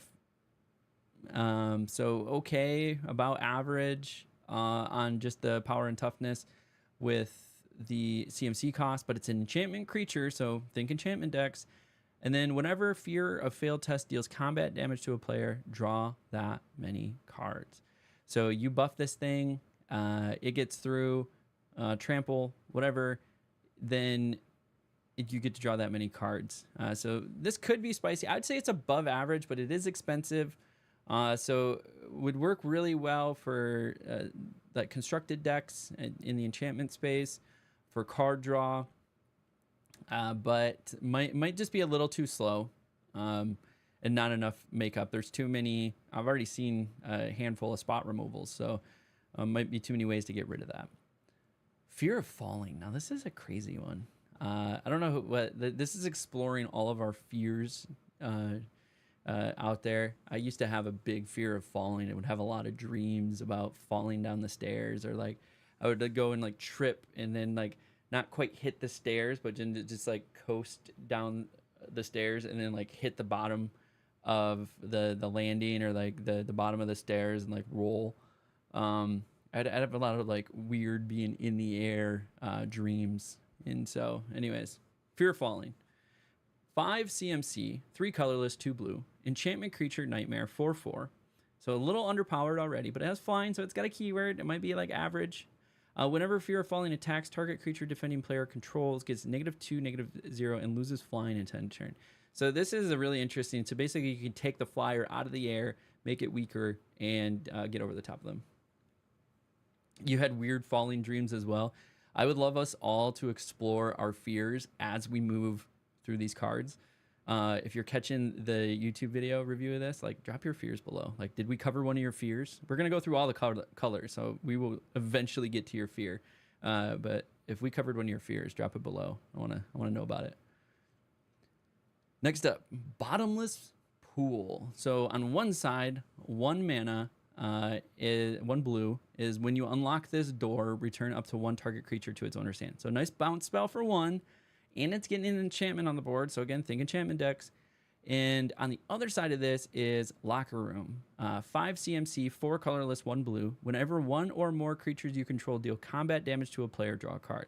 So we've already seen some cards that make a card unblockable. So we were starting to think, okay, what are some cards that we really want this unblockable feature, some way to do damage to a player? And this is the card draw that we talked about, as well as there's other cards out there that will just unlock rooms for you. So something to keep in mind. Might work well for a room deck or an enchantment deck, because it is a cheap 1 blue enchantment to get on the board.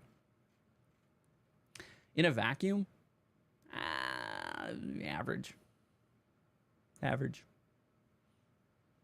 It's kind of hard to say on that one. Next one is DUSKMOURN's Domination for 6 CMC, 4 colorless, 2 blue, enchantment aura, enchant creature, you control enchant creature. Enchant creature gets -3, -0, and loses all abilities. So you steal a card.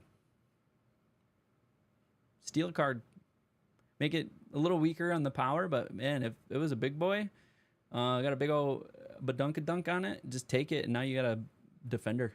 I think way below average. It's so expensive, and then it just like hacks the card up. So I would see a hard time this card being played in constructed or in draft formats. All right, that's going to complete uncommons. Moving on now to rares. We got 8 rares to get through here, again in ascending CMC value. First up is going to be the Silent Hall Creeper. It's a 2 CMC, 1 colorless, 1 blue, 1/1. So off the bat, all right, a little on the weak side. Enchantment creature horror. So it's an enchantment. All right, we don't want to, be aware of the enchantment. Silent Hall Creeper can't be blocked. All right, we're able to get in. So that's really nice. And then whenever Silent Hall Creeper deals combat damage to a player, choose one that hasn't been chosen. I can put 2 1/1 counters on Silent Hall Creeper. I can draw a card, or Silent Hall Keeper becomes a copy of another target creature you control. This went from like below average to average to like, this is solid B+, A- territory, especially if you can get a few of these different options onto this card. This is a really strong card. Maybe even so far as A. If you can get all 3 of these on there, or well, even 2 of them, get the counters on there, and draw the card. Like, okay, that's A- territory.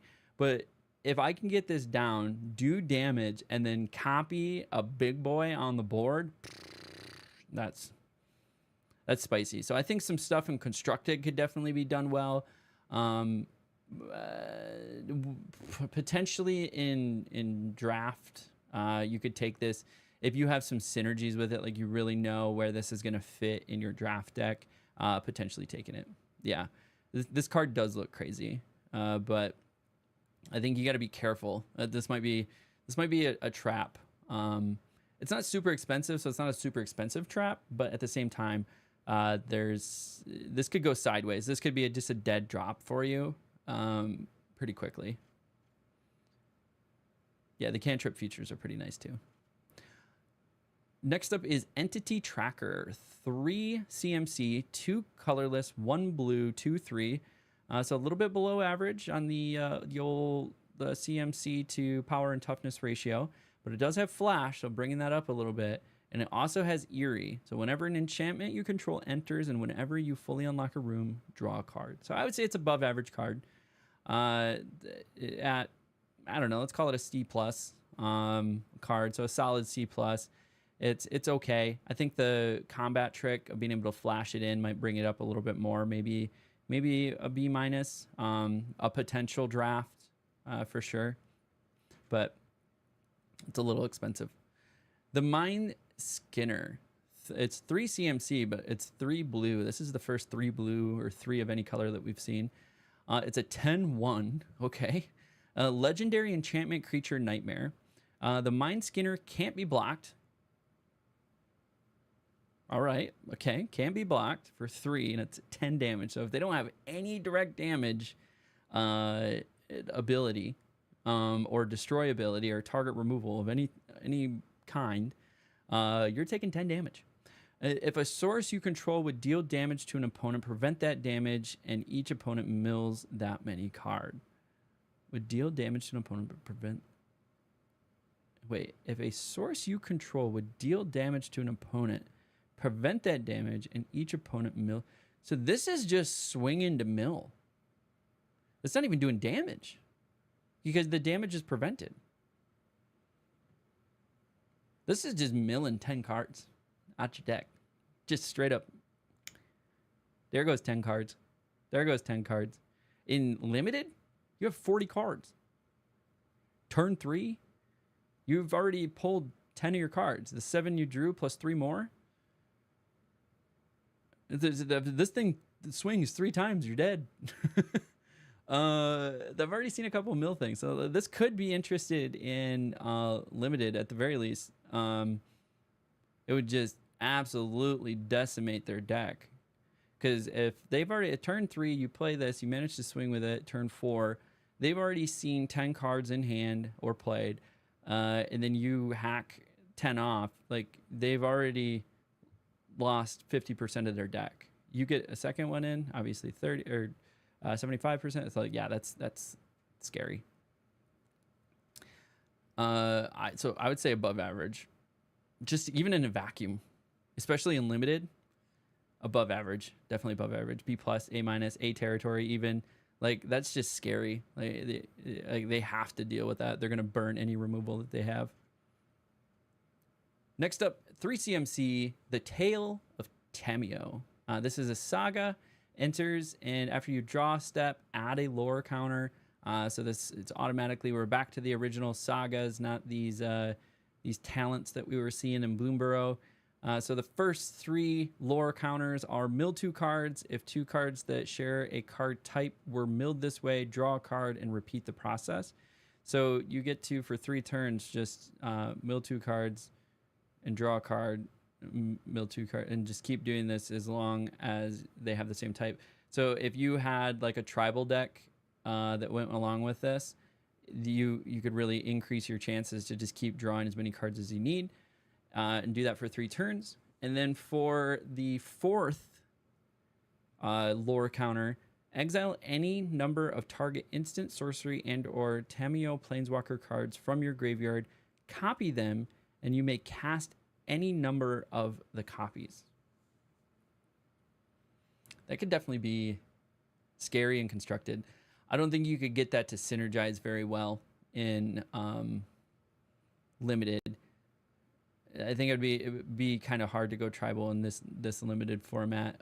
Maybe not. Maybe you're just going like toys, or you go like horrors, or something like that. Like, maybe you could get it to go off, but this would definitely be good in a tribal constructed deck. Next up is Enduring Curiosity. It's a 4CMC, 2 colorless, 2 blue enchantment creature cat glimmer. So it's a glimmer in and of itself for 4/3, so slightly below average value, but it has flash. I would say bringing it back up, or maybe even slightly more. I really like the combat trick, so the ability to flash that in and be a defender and blow something up that they weren't expecting is really nice. And then whenever a creature you control deals combat damage to a player, draw a card. Okay, so we got some card draw. And then when Enduring Curiosity dies, if it was a creature, return it to the battlefield under its owner's control. It's an enchantment. So we've seen this effect a couple times with these enchantment creatures. If they die, they come back. They're an enchantment. They're not a creature anymore, but they still get the ability. So the ability here is whenever a creature you control deals combat damage to a player, draw a card. So it just gives you card draw sitting on the board. So I would definitely say well above average, A minus, A territory. This is a pretty solid card. Especially with the flash and then the card draw capabilities of it. Keeping in mind my scale is going to go to like S tier. So like A is good, but like S tier is S tier, you know. Oh, we see our second Leyline. This one is a Leyline of Transformation for 4CMC, 2 colorless, 2 blue. It's an enchantment. It's obviously a Leyline, so if you have it in your opening hand, you may begin the game with it on the battlefield. As Leyline of Transformation enters, choose a creature type. When creatures you control are the chosen type in addition to their other types, The same is true for creature spells you control and creature cards you own that aren't on the battlefield. So again, constructed. So Leyline Transformation was something like a Tale of Tameo. You're doing some shenanigans around drawing cards and cycling through your deck real quick. In limited formats, I think this would be hard to make anything of value. So I think I'm pretty solidly going to skip over that in a draft. Next up is Marina's Vendrill's Grimoire. It's a 6 CMC legendary artifact. So we haven't seen a lot of artifacts. We've only seen like a handful. Gotta go. Thank you, Sergeant Salt. Appreciate you hanging around. We'll catch you next time. 6 CMC legendary artifact. When Marina Vendrill's Grimoire enters, if you cast it, draw 5 cards. Okay. 6 mana for 5 cards. It's a late game play. Refill your hand. Might have some play. You have no maximum hand size, and you don't lose the game for having 0 or less life. Whenever you gain life, draw that many cards. Whenever you lose life, discard that many cards.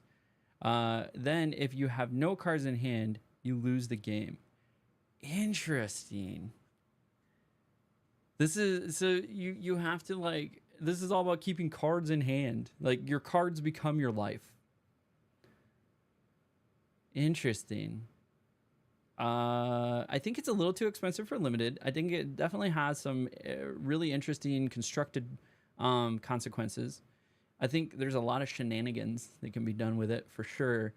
I think in a vacuum, it's probably stronger than in practice. In practice, I think it's a little too expensive. I don't know. Maybe it'll save you at the end of a longer game. The format hasn't been figured out yet, so we don't know. Are these going to be long, like mid-range to like long games in Duskmourn? If so, this is going to be an easy pick. If not, I think it solidly fits in some crazy constructed decks that people could do. The only downside is whenever you lose life, discard that many cards. So like somebody swings at you for 10, like you're just gonna die because you have to discard all your cards. So interesting card. I don't know quite where it fits. Next up and lastly, with the rares, we have another room. This one is the Central Elevator and the Promising Stairs. So the Central Elevator is 4 CMC, 3 colorless, 1 blue. It's obviously an enchantment room. And then when you unlock this door, search your library for a room card that doesn't have the same name as a room you control. Reveal it, put it into your hand, and then shuffle. And then on the Promising Stairs side, 3 CMC, 2 colorless, 1 blue. At the beginning of your upkeep, surveil 1. You win the game if there are 8 or more different names among unlocked doors of rooms you control. Okay, let me read that again.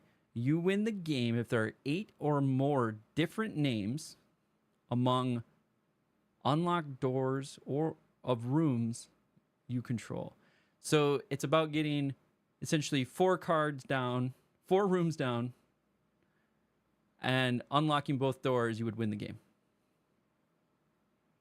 Again, I think this has some really interesting implications for constructed. You can make an enchantment / room deck, and this card would help you do that. If you ran 4 of these, like you could automatically go search for different rooms with Central Elevator, and then keeping Promising Stairs down.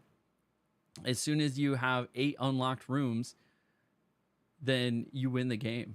So I think this has some really interesting implications in constructed. Definitely wouldn't draw that in limited. There's no way you can guarantee you're going to get 4 room cards, let alone ones that you can unlock because they're reasonably priced, right? So probably avoiding pretty strongly in constructed, but is definitely going to make an appearance in limited. It's definitely going to make an appearance in constructed. All right, down to the last 3 for blue. We are going to cover Mythic. Again, in ascending order of CMC. First up, we have for 3 CMC, 2 colorless, 1 blue, the Aberrant Oculus. Tell me how that's supposed to be said. Aberrant or abhorrent oculus. That is a creepy picture though. Look, we got the Ghostbuster thing going on again. It reminds me of like an Eldrazi eyeball, like an eyeball from an Eldrazi fell out and is now like creeping in on him. It's a 5/5 for 3. Okay, I'm interested. You piqued my interest. What do we got going on? As an additional cost to cast this spell, exile 6 cards from your graveyard. Meh. Meh. I mean, we've got to be later in the game, obviously, to be able to cast this. You're not going to do this on turn 3 unless you have a way to just like dump a bunch of cards in your library. This could, unless you had some of those like sack lands. So again, constructed could potentially see some play here. And it has flying. And then at the beginning of each opponent's upkeep, manifest dread. So like if you can get this down, this thing is spicy. Yeah, playing this in a reanimator deck for sure. White spells have return target creature with mana value 3 or less. Also true. It was one that even returned it to the battlefield. So that is another play, right? Kick this out into your graveyard and then bring it right onto the battlefield. With another card, and then it's a 5/5 with flying and manifest dread. So I think constructed, you're definitely going to see this. I think this is going to be hard to draft unless there's a lot of really good reanimation options at common level. We're going to cover black next, so we'll take a look at those. But that is if you can find the synergies, this thing is spicy for sure. So constructed, absolutely. Next up in the modern is Overlord of the Flood Pits. I don't know why a D next to a P is really hard for me to say, but it is. So Overlord of the Flood Pits is a 5 CMC, 5/3 enchantment creature avatar horror. It has impending 4 for 3 CMC, 1 colorless, 2 blue. So again, impending means you can play that 1 colorless, 2 blue. Put it down on the board. It has 4 time counters on it, and at the beginning of your end step, remove a time counter, and after all those time counters are gone, it's actively in play. It has a flying, and whenever Overlord of the Flood Pits enters or attacks, draw 2 cards, then discard a card. So even though I do believe this is how this works, correct me if I'm wrong, but you could pay the impending, and then you get the effect of the enter effect. So you get to draw 2 cards and discard a card for 3. And then if it manages to live the 4 turns and the 4 time counters, then it turns into a flying 5/3. So again, this could be spicy in sort of an impending deck and constructed. I think you would have a hard time drafting this. Actually, drafting might be a little bit more interesting for this because it is going to force removal. If you don't have a better option on the board or in the pack, then forcing removal, but then getting card draw for 3 mana, not bad. Not bad.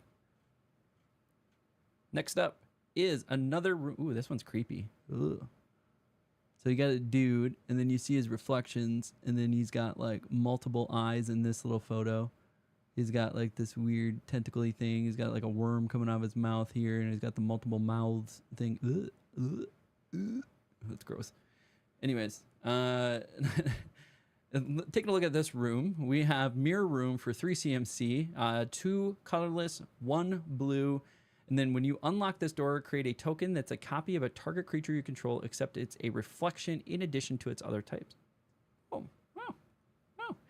Oh, I wonder if this is how that works. So what if I took Mirror Room and then mirrored Overlord of the Flood Pits? So something with impending on it. Does it lose impending? I think it loses impending. That's another thing that you could do. Then the other side of this card is Fractured Realm for 7 CMC. If a triggered ability of a permanent you control triggers, that ability triggers an additional time. So that's like the... that Phyrexian card. I'm drawing a blank. The white one. Can't remember what it is. But basically makes all of your triggered abilities happen twice. This is really... that points out something funny to me. I wonder if they have to limit the size of the name for the card on these half cards. Because that fractured realm goes like almost right up to the 5. But in a vacuum, I would say this is, I might draft this just to be able to copy a card, especially like a big card with impending on it. And then it's a okay-ish cost enchantment. So if I'm building like a draft or drafting a enchantment deck, this is an okay-ish cost enchantment to get down. Definitely would work well in an enchantment deck. So I think it has better possibility in a constructed deck. But the other side of that being 7 CMC is pretty expensive by itself. So there are probably some better options to select for that one. And so with that, we have covered all of blue in the new DUSKMOURN set. We've covered the commons, the uncommons, the rares, and the mythics for the new set coming out, DUSKMOURN. This is my first time doing a set review. I really hope you enjoyed hanging out with me while I did the set review. I'm going to continue to move my way through all of the colors you'll see. So I've already completed white. This is blue that you just watched. We're going to have black. We're going to have red. We're going to have green. We're going to have colorless and multicolor. And then we'll even have a special short video covering the new lands and some of the new mechanics of those lands that we'll see in set. And with each of those, we're going to cover, should we draft it? Would it be better in constructed? What are my thoughts on the graphics and the 80s hoarder? So come along, follow along. If you enjoyed this video, feel free to like, subscribe, follow along on my my Twitch channel. If you catch those, you can find all my links on halfpump.com. And as always, until next time, we'll catch you at the table. Awesome, awesome, awesome. I appreciate everybody hanging out in chat. We've now completed white and blue. We're making our way through all the colors tonight. So we're going to get into this some more. Next up is black. Yep, it is black. So we go here. We're going to do the same thing. We're going to go through the commons, the uncommons, the rares, the mythics. We'll cover each card. Talk about the creepy art, like this one already. Fear of Lost Teeth. Ooh. What is that, hyperdontia? Is it hyperdontia when you have like the multiple layers of teeth in your mouth? And what's that other, like I said, we're going to be exploring a lot of fears. What's that other fear? The fear of holes, like multiple holes. You know what I'm talking about? This is going to come up with a bad search. What's a good, here, we'll do this. I'm going to search this. I don't know what this search is going to show. Fear of holes. I know that fear. I have it. I don't like it. I don't like it. I don't want it. I don't want it. It's gross. I don't know if I have that fear, but it definitely makes me feel weird. Makes me feel weird. I'm looking at pictures of it. So it is, the fear of holes is known as trypophobia, which comes from the Greek word trypa, meaning hole, and phobos, meaning fear. People with trypophobia may feel disgust or fear when they see patterns of holes, bumps, or irregular shapes in objects or images. Some examples that can trigger trypophobia include honeycombs, sea sponges, soap bubbles, lotus sea pods, small stone fruits like strawberries, raspberries, papayas, and kiwis, fruits with seeds like pomegranates, scabs on the skin that are healing, bubbles on a pancake, clustered camera lenses on iPhones. Symptoms of trypophobia include skin-related symptoms like itchiness or skin crawl, cognitive symptoms like aversion, disgust, or repulsion, and physiological symptoms like nausea or trouble breathing. I am not going to make you all endure the images I'm looking at. I'm not even going to click the images tab. Like, I'm in the all tab in the Google search, and I am just reading about it, and they have shown some pictures to the side, and it's not good, friends. It's not good. I definitely have trypophobia. I'm weirded out. I don't like it. Yeah, do not show. I will not show. Okay, so these set reviews take a little bit of time. So I'm going to just quickly run to the bathroom, get some more water. I know I got about a half a thing here of water, and then we'll come back and we're gonna do black, and we're gonna go over blacks. Let me make sure I have them: the commons, uncommons, rares, and mythics. So we got all of that prepared. So we will be right back. I appreciate all of you hanging out. If you are hanging out on either the Twitch or YouTube channel and haven't done so yet, consider following along on Twitch or subscribing on YouTube. Means a ton to me. Helps out the channel, helps out the algorithm, shows YouTube what people like in what I'm doing. So, and as always too, if you're catching the live stream on YouTube, hit that like button, the little thumbs up thing. That actually helps the algorithm too. That just pushes it to more people who like Magic the Gathering. But I will be right back. Just gonna go to run to the restroom and fill the water bottle. So thanks for hanging out.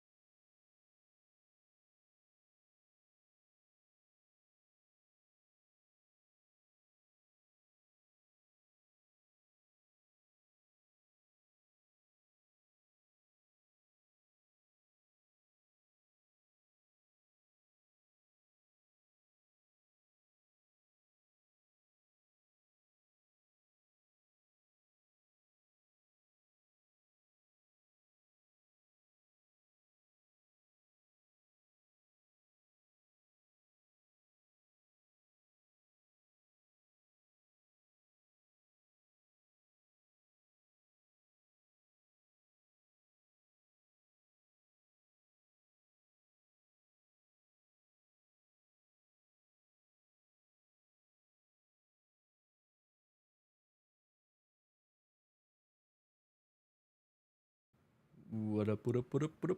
All right, getting back here. Okay, so we officially looked up tryptophobia and what that was about. Like I said, with this set, we're probably going to explore a lot of fears. So as we run into yours, let me know in chat. and then we'll be calling it out in video. So we are recording this for YouTube as well. So if you've hung out with me before, then you know I kind of break the fourth wall, do a YouTube intro, and then we'll jump into the content as well. And so we have 3 more primary colors to go through, and then we have colorless and multicolor to go through as well. So we got 5 more colors to get through, and then 6 if you wanted to say we're going to do a special little short video on the new lands, talk about the art in those lands as well, and get back into it. So yeah, isn't it what is that? Fear of deep water. Yeah, thalassophobia comes from the Greek word thalassia, which is sea, and phobos is fear. People with thalassophobia may have an intense and persistent fear of oceans, seas, or lakes. They may be afraid of the vastness of water, sea creatures, or being far from land. So I live near the Great Lakes, and we used to go out on the Great Lakes, and I never was really too scared of the Great Lakes. I used to do my poor attempt at free diving. So you drop an anchor, you got to drop like a 50-foot anchor sometimes, and I would follow the anchor down, and then if you've ever dove deep, you'll notice that around like 15-20 feet down, your lungs start to compress, and the denseness of your body essentially increases. So you start to go faster. So you're like, you have to kind of swim down, and then around 15-20 feet, you become kind of dead weight, and then you can just coast. So I used to, I probably still kind of do. I used to be able to hold my breath for a really long time. I think the longest I held my breath was like 6-7 minutes. So I could like hold my breath for a really long time. So you wear your goggles, take a big deep breath, and then you go down and you just start swimming down, and it's like you're just holding the line as you're swimming down, and then as you start getting to that 20 feet mark, you just turn into a dead weight, and you just start going zzz, and just start shooting down. Yeah, 6 minutes. It's crazy. So it stemmed from my brother and I. We're close in age. We're 13 months and 3 days apart. So we're nearly just a year apart. So everything was a competition. And so holding your breath became a competition. And my grandma had a pool growing up. So it was always like holding your breath underwater to see who could hold their breath the longest. And we just like built it up over time, just years and years of just like who could hold their breath the longest underwater. And so it was, yeah, we would get up to 6 minutes. I think he actually beat me. He could hold his breath longer than me. But yeah, it was upwards of 6-7 minutes, which was crazy. Anyways, so you hold your breath and you get to that 20-foot mark and you just turn into a dead weight and you just start zipping down, and that would get scary because all of a sudden you're like, I don't know how many feet I've traveled because I'm just a dead weight holding on to this line. So I would probably get down to like 25 or 30 as soon as my weight started to turn from like buoyant, I have to swim down to propel myself down, to I'm a dead weight. And that transition is kind of scary because you just kind of feel yourself shoot down really fast. And then you turn around and then like climb the rope back up. And you couldn't do it very fast because there's a lot of stuff with like the air coming back in. You don't want to cause things like the bends to occur. I luckily didn't suffer anything like that, but I didn't control the speed I went back up. I was just like, oh, it's scary. So anyways, for some reason that did not bug me. So I would go down deep into the Great Lake, and I would be like, oh yeah, this is fun. This is fine. But I really got affected by thalassophobia when I was in Lake Superior. So Lake Superior is the Great Lake above the northern peninsula of Michigan. And the water up there can become so clear that you could see 100 feet straight down.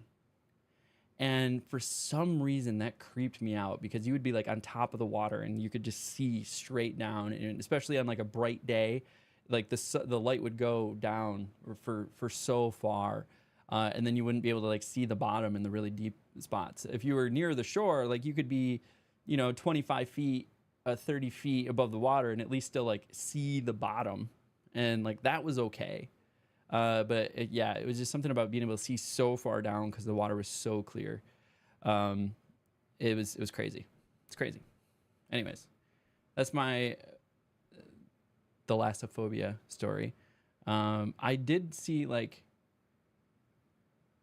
videos of people that are on like cruise ships that are out in the middle of the ocean and they like jump out in the middle of the ocean. And, like, I don't know if I could do that. That scares me. Get me out of there if I could see that. Yeah, like the whole being in the middle of the ocean and people just like swimming. I don't know if you've ever seen this, where like cruise ship staff will be like out in the ocean and just like taking a dip, or something like that, or like on a Freightliner. Same thing, just like the Freightliner workers would jump in the water. Or you sometimes see it with like military people on battleships out in the middle of the water and just like jump out in the water and go for a swim. Like, yeah, I'm out on that. Okay, guys and gals and everyone in between, let's go ahead and do this thing. Get into the next video, going over the sets here. Okay. What's up, and welcome to another set review of DUSKMOURN. This time we're covering all the black cards in this set. We're going to cover the common, the uncommon, the rare, and the mythic cards, going in ascending order in CMC costs. We're going to share our opinions on, should you draft it? Is it better and constructed? Do I like the art? I'm a big fan of 80s horror movies. And this is the third video in the series. I'm doing this in order of the colors on the back of the card. So we've gone white, then blue. Now we're into black. And we're exploring some of our fears along the way. So if we run into one of your fears in this video, timestamp it, put a comment below. I'd love to see what fears we're running into. I'm exploring my fears, but I love the art. I love the whole theme of this 80s horror films thing going on, and really enjoying talking through the set. This is my first set review done of any Magic the Gathering set, and so take my opinions with a grain of salt, because I am a newly competitive player trying to be a student of this game and go as deep as I can and learn as much as I can in my path to pro. And you can follow that along on my website, halfpump.com, where you'll catch all of my links for YouTube, Twitch, Instagram, Twitter, all the fun stuff. You can catch me there. Follow my journey as we go through this. But without further ado, let's go ahead and jump into the set and talk about the new black cards in DUSKMOURN. First up is in common color at 1 CMC is Fear of Lost Teeth. And some of these arts strike a little harder than others, and this is one of those. The Hyperdontia, which is really close to that Fear of Holes thing that we were talking about earlier. It's just a bunch of little things clustered together. It makes me feel a little creepy. So this one kind of creeps me out in general. But for 1 CMC, so 1 black, it's an enchantment creature, nightmare for 1/1, and then when Fear of Lost Teeth dies, it deals 1 damage to any target and you gain 1 life. This would definitely be a card I would consider drafting. It's on curve for 1/1. If it dies, I get to ping something. It's also an enchantment, something that we're going to want to pay attention to that we've seen in the other sets. Their enchantments are really, really common, so there's an opportunity to find good synergies with the enchantments. Is there any cards with the Fear of Heights? We've gone over the Fear of Falling in blue so far, but I have not ran into the Fear of Heights yet. But we will be on the lookout for that one. So overall, I think I would draft this one. I would put it above average. It's a 1/1. It does some a little extra, so maybe like a C+, B- territory. The fact that you can ping any target might bring it up a little bit stronger B area. So don't mind that too much. So yeah, this is a strong card. Definitely would draft that because you could ping off a token. You could ping off, you know, I've seen some 3/1 cards out there, 2/1 cards. So you can definitely get rid of some stuff with it as on its way out. Next up is Final Vengeance. Actually, we didn't talk about how many cards. We got 15 colors or 15 cards in common here. Next up is Final Vengeance. It's 1 CMC, so 1 black sorcery. As an additional cost to cast this spell, sacrifice a creature and enchantment, exile target creature. So a little bit. I mean, this is solid removal. I would solid removal in draft, especially if you have tokens of any kind. Maybe you had an ETB room enchantment that you played, and like you already got the effect for it, and it's just sitting there. So you could sacrifice it, pay 1 mana, and exile target creature. So this is definitely a potential draftable draftable card for me. I'd put it above average because of the cost, so 1 cost CMC, but you know, sacrifice something that's unimportant on your board. It could definitely help sway the game for you. So definitely draftable. We could potentially see it in some constructed, especially in those enchantment decks. I think we're going to see some really interesting enchantment decks coming out in standard because of this. You'll see the enchantments are a theme here, so something to pay attention to. Next up is Bale Merc Leech, 2 CMC, 1 colorless, 1 black creature, and it's a leech type. For 2/2, so good foundational average price. It does have Eerie, so whenever an enchantment you control enters and whenever you fully unlock a room, each opponent loses 1 life.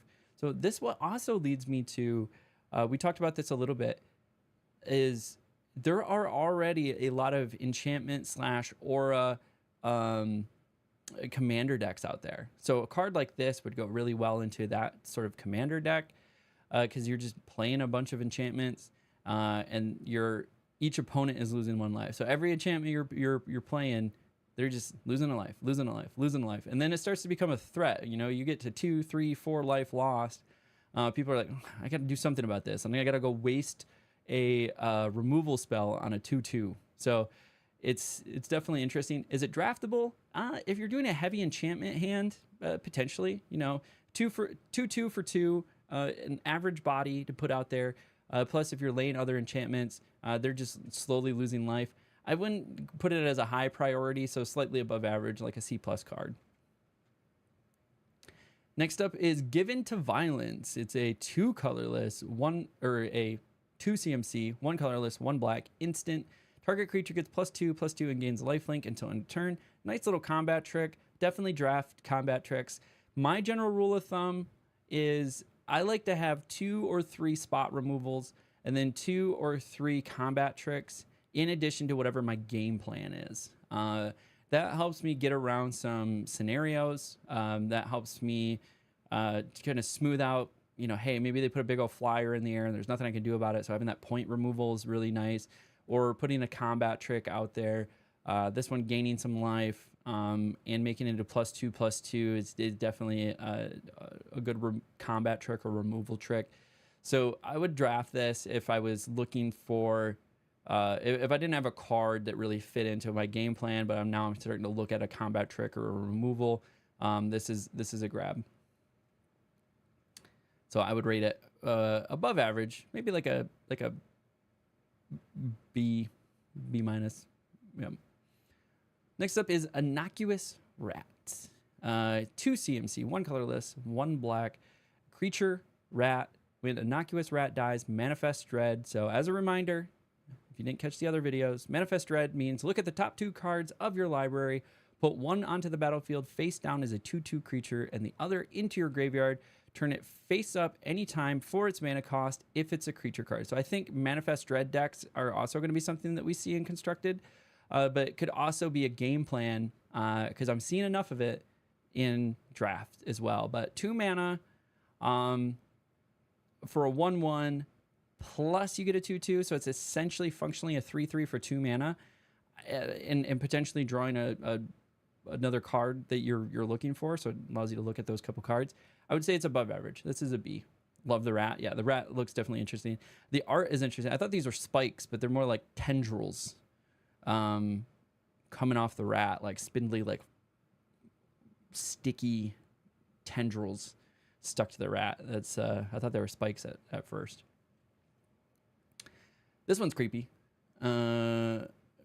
Winter's Intervention. So we got the old slasher trope going on. We got the butcher. And then the kids got him with the old bear trap, so that the butcher couldn't get him. But Winter's Intervention is a 2 CMC, 1 colorless, 1 black instant. Winter's Intervention deals 2 damage to target creature. You gain 2 life. So again, this is what I would consider sort of spot removal. Something I would put in that 2 or 3 removal category for me. 2 mana to do 2 damage to something, and I gain 2 life. So especially slowing down the curve early game. There's a lot of data ran recently, or not recently, it's been out for a while, that says like paying or playing all of your mana every turn in draft, it like increases your win percentage significantly. So having something you can play on curve or mess up their curve is also really nice. So this would definitely be a removal I'd keep my eye out for in draft.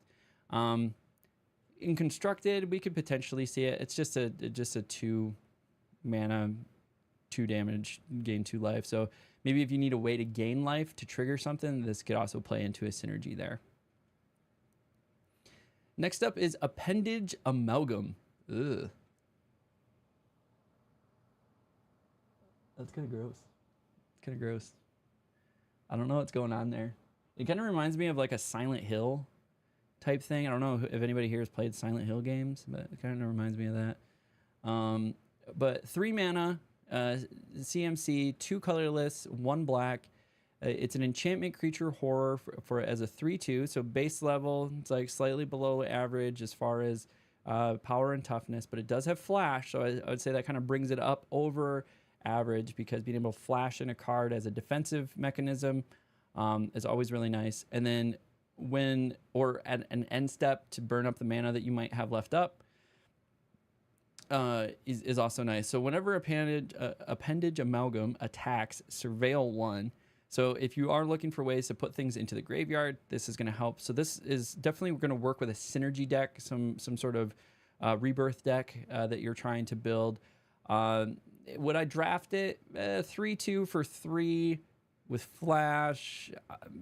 I mean, it's going to be a lower on the priority list for me. I would rate the card probably like a C+ or a B-. So it's not like I'm hungry to grab it. Yeah, the flash is a really nice combat trick for the blocking for sure. Next up is Cracked Skull. I do like the art on that one. They got like a bandage with a belt and thing going on here. 3 CMC, enchantment aura. When Cracked Skull enters, look at target player's hand. You may choose a non-land card from it. That player discards that card. When enchanted creature is dealt damage, destroy it. Interesting. So you could enchant your opponent's creature, look at their hand, remove a card, and then ping it 1 damage, and it would die. So that we've already seen some cards that if it dies, it would do 1 damage to any target. So I would say Cracked Skull probably above average. So we're looking for, especially in draft, like little easy synergies. Like what are like 2 cards that if you work together, you can make them do something, right? And so something like this would work really well with any card that can just ping 1 damage to something, or even you just attack and then something took damage and then now you can kill it. So I would, when enchant creature is dealt damage, actually, I don't know. As far as layers go, I don't know if that would work. I don't know if you can enchant creature after it's taken damage and then it would destroy. That would be an interesting thing to look up. I'm not 100%, but nonetheless, there is ways you could enchant it and then ping it, and there's so it's a nice cheap removal. So those little things are kind of stuff that you're trying to look for in draft, just really easy combo things. If it starts getting 3-4 layers deep, then you're like, you're not going to be able to reliably make it work. We've seen murder before. We got the old psycho movie trope going on here. You can get. I thought this was a book on this person's head, but it's just like goggles. But you see the knife shadow in the background. 3 CMC, 1 colorless, 2 black. Destroy target creature. It's okay cost removal. So if you're looking for removal in draft, I would take it. It's decent to put into a black constructed deck as well. So we'll see some play from murder, obviously. Resurrected Cultist, 3 CMC, 4/1. So about an average, but it don't have any booty on it, so it could die very easily. It has Delirium. This is, I think, the first time I've seen Delirium in my video set here. But Delirium, and it's 4 CMC, 2 colorless, 2 black. Return Resurrected Cultist from your graveyard to the battlefield with a finality counter on it. Activate only if there are 4 or more card types among cards in your graveyard and only as a sorcery. So Delirium is the 4 or more card types among cards in your graveyard and only as a sorcery part. If a creature with a finality counter on it would die, exile it instead. So the Delirium is that whole concept of having 4 different types of card types among cards in your graveyard. Drafting that can be kind of hard because there's no guarantee I'm going to get 4 different card types. So I think this is a strong constructed card to keep an eye on. Oh, yep. All right. Here's a creepy art. Ugh, it's like a clown thing with spikes for arms and spikes for... It's like a pseudo spider, but it personified as a person-like creature. Yep, that's sufficiently creepy. Sufficiently creepy. 4 mana, 3/3, 3 black or 3 colorless, 1 black. I don't know if I said the name. Cackling Slasher, 3 colorless, 1 black, 3/3. Creature, human assassin. It has Death Touch, and then when it enters with a 1/1 counter on it, if a creature died this turn. So you could. It's any creature that died. It doesn't say opponent creature or your creature. So if a creature dies, then you could play it as a 4/4 with Death Touch. I could see that playing out in construct or in limited formats. So I wouldn't steer away from it by any means in limited, because Death Touch is really nice. 4/4 for 4 is a good cost. So I'd put it slightly, or I'd put it pretty good above average, maybe like a B. I'm not going to be chomping at the bit to snag it, but it would definitely find a place. It's a lower on the cost. It's not like a 5 or a 6 drop, so it is 4 drop. Decent body plus the Death Touch is going to block anything small and kill it right away. Next up is Fanatic of the Harrowing. Is a 4 CMC, 3 colorless, 1 black. It's a creature human cleric as a 2/2. And then when a Fanatic of the Harrowing enters, each player discards a card. If you discarded a card this way, draw a card. So it gives you some card recursion. Maybe you don't like a card in your hand, you just need an extra draw. I wouldn't be, again, chomping at the bit to draft this one. I think the power and toughness are maybe a little too weak. If it was like a 2/3, I think it would bring it up to like average value. But as a 4 mana 2/2, I would say this is a below average card.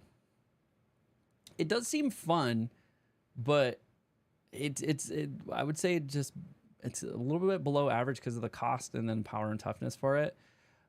Make it just die, because as a 2/2, it's gonna die to pretty much all these like low cost creatures that anybody has. It only has an ETB effect, so it's not like a consistent effect or anything like that. So I think it's a below average cost. Like there's definitely ways to make this card better and really playable, but as it stands, I would say it's below average. Not something I'm really be chomping at the bit to draft or put in a constructed deck. Next up is Fear of the Dark. It is we run into one of our fears, so if you are scared of the dark, let me know. I was terrified of the dark growing up. Like, it was a game to my brother where he would run over. And so our bedroom was in the basement. I had to have the door open so that the light from the laundry room would shine into the room and like light up the room a little bit. Like, it didn't shine all the way across the room to where our beds were. It shined in at like an angle and like hit a wall and like, you know, gave the room a nice little glow, right? Well, my brother, tormenting me, I was the older brother, so it was one of the ways that he could get back at me, is he would shut the door and it would be pitch black because we're in the basement, and I'd scream, just scream bloody murder. Or he would run out there and like click off the light in the laundry room and just screaming bloody murder. I was absolutely terrified of the dark growing up. And like, you know, we're talking kid. I'm like 6, 7. So me screaming is just this high pitched squeal. It's not a manly scream in any way, right? Like, it's just like, it's the highest pitched thing that you can do. But yes, I was absolutely terrified of the dark growing up. Now I want it pitch black when I sleep. So I've gotten over that. But yeah, absolutely terrified of the dark. So this is Fear of the Dark is a 5 CMC, 4 colorless, 1 black, 5/5. So nice, strong base, foundational, 5/5 for 5. And then when it attacks, if defending player controls no glimmer creatures, it gains menace and death touch intended. Interesting. So this is just like a counter to glimmer creatures. And gains menace and death touch. So if you don't have any glimmer creatures out there, you're just getting wrecked by this thing every turn. Or it's whenever it attacks. So it's just when it attacks, it has menace and death touch. So it essentially, if you have to double block this, then both of those things are dying, which is nuts. So this is a nice little, I think, bomb to put out there if people aren't generating glimmer decks, but it's pretty hard counter to glimmer. So what you might actually see this in and make more sense is in constructed, because I don't think you're going to see people just like building glimmer decks, right? Maybe there is some good glimmer synergy, but in constructed, we're obviously going to run into a lot of decks that don't have glimmer creatures. So throwing down a 5/5 for 5 that has menace and death touch, that's an overvalue card. So I would think nice and strong and constructed. Might be a little hard to play in this format because I think a lot of stuff is making glimmer creatures, but could be a decent bomb for you. Next up is Spectral Snatcher, 6 mana, CMC, 4 colorless, 2 black for 6/5. Okay, about average where we want to be for average cost here. Creature Spirit. It has Ward, discard a card. So if you want to target this to destroy it, you have to discard a card. It's also Swamp Cycling. So this might again be something that we throw into like a Living End deck. Maybe not. There's better cards to probably throw in Living End, but it has the cycling aspect to it. So again, we don't know how fast this format's going to be. If it is a slower format and we're able to reliably get into that 5 or 6 CMC cards, then maybe we could see some play out of this. But at the very least, you know, paying 2 to grab another swamp, it might be an interesting way to play this particular card. And then you gotta love the art. There's a creepy, like, I don't know, lady with a big hat. Reminds me of like House on the Haunted Hill type stuff. So maybe draft if you need a big body, but you could probably see it in some older formats of constructed play. All right, I think this is the first room that we've run into for black. This is Derelict Attic and Widow's Walk. So for Derelict Attic, we are looking at 3 CMC, 2 colorless, 1 black. When you unlock this door, you draw 2 cards and you lose 2 life. And then Widow's Walk is 4 CMC, 3 colorless, 1 black. Whenever a creature you control attacks alone, it gets +1 and +0 and gains death touch until end of turn. It's not a super cheap. So 3 mana to draw 2 cards and lose 2 life. The Widow's Walk, though, I think is interesting, especially if you have a go wide deck. I don't know. This was hard. I think it's a little too expensive on both sides. I think I would have a hard time drafting this unless I built something around it. And I think it would also, because of the cost, it might be a little too expensive and constructed. I don't think we're going to see much of this card. I could be wrong. I just don't think we're going to see much of this card just because of like the value. If you're building a high value deck, I think this might be a hard one to play. And that, my friends, is going to finish the common cards. Let's go ahead and keep cooking here and move right into the uncommon cards, of which we are going to do the same thing that we did last time. We are going to move our way from the lowest cost to the most expensive in this set in black, in the uncommon rarity. And first up for us is Velgavoth's Faithful.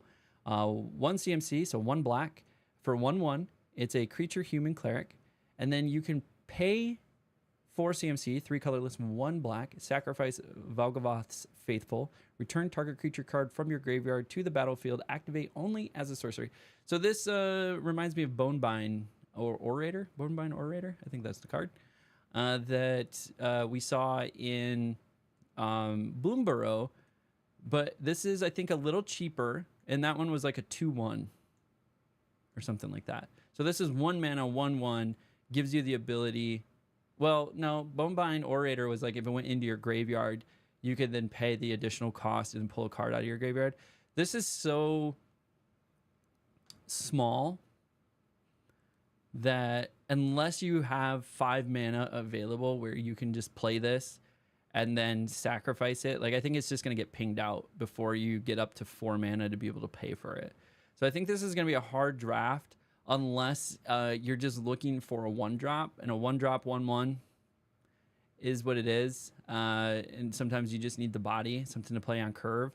This could be built, though, into those Rebirth decks for sure. Next up is the Cynical Loner. Is this like Mewtwo? This looks like Mewtwo back here. It's just a cat. But 2 CMC, 3/1. So it's about average. It's got strong attack on it. I really kind of like these 3/1s because you throw them out there. We saw that with that white 3/1 mouse card that it's good body to block. It blocks a 3/3. It blocks a 4/3. Sometimes we see 5/3s, right? So that 3 attack is really nice. Cynical Loner can't be blocked by Glimmers. So again, anti-Glimmer decks.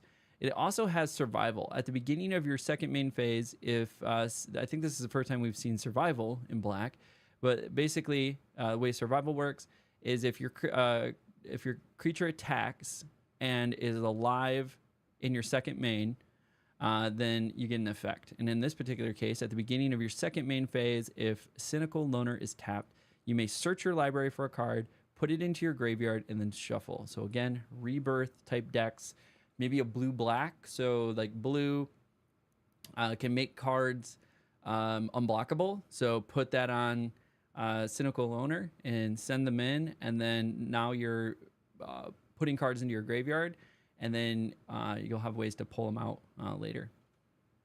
So synergistically, I mean, 2 mana for a 3/1, not a bad drop just to slam on the board.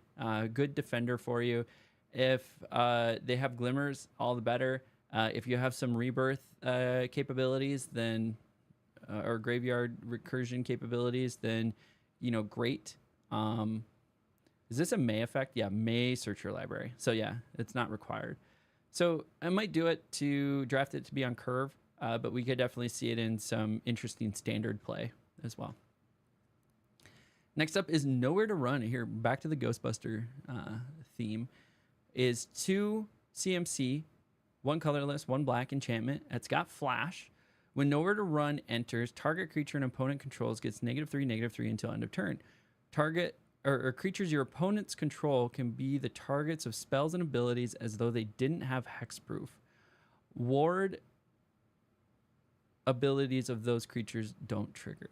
Interesting. So if they have a hexproof creature or ward creatures, you could slam this on a non-ward, non-hexproof creature, now making all of those other creatures that had hexproof or ward on them, of which we've already seen a handful of cards that have hexproof and ward no longer have those abilities. So that could be interesting. I definitely think we're going to see it in standard. Potentially, it's a good play. It is a 2-mana 3/3 removal, so it is something to consider there. Even if it's a 5/5, right? You throw that on there. Now it's a 2/2, and then you block it with a 2/3, and you can kill it. So I think this is a nice combat track removal with some really interesting upsides to keep in mind as well. So I would probably draft this card. I'd rate it above average for sure. Nowhere to Run is amazing and limited and constructed. Yeah, it's going to be really interesting. It's got some really interesting upsides. Next up is Osseous Stick Twister. 2 CMC, 1 colorless, 1 black. Artifact creature Scarecrow, 2/2. So we haven't seen a lot of artifacts. I've seen like 1 per color so far. It's got lifelink and delirium. So at the beginning of your end step, if there are 4 or more card types among cards in your graveyard, each opponent may sacrifice a non-land permanent or discard a card. Then Osseous Stick Twister deals damage equal to its power to each opponent who didn't sacrifice a permanent or discard a card this way.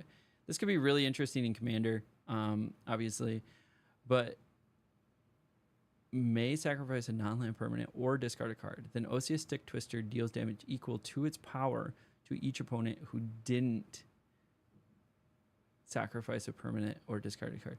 So basically, they need to discard a card or sacrifice a non-land permanent. Otherwise, they're taking 2 damage. So 2 mana, 2/2 with lifelink and some interesting upside. This might be a draftable card just to be on curve. I don't think it's going to fit into a lot of... I don't think Delirium is going to be possible to trigger consistently in draft, but I think we'll see a lot of interesting play in Constructed. Oh, we got to play on the old The Last of Us. We got to get in the fungal infections here. So we have Sporogenic Infection. We have 2 CMC, 1 colorless, 1 black enchantment aura. Enchant creature. When Sporogenic Infection enters, target player sacrifices a creature other than enchanted creature. So you put it on a creature, and then they got to sacrifice another one. And then when enchanted creature is dealt damage, destroy it. So this could be really interesting. So say they have 2 creatures out, one's big, one's small. Put this on the small creature. They have to sacrifice the big one, and then any damage the little one takes is just going to make it die. Interesting. Or this can also be combined with some of the other cards that allow for you to just ping it. So you could enchant a creature and just ping it for 1 and then cause it to be destroyed.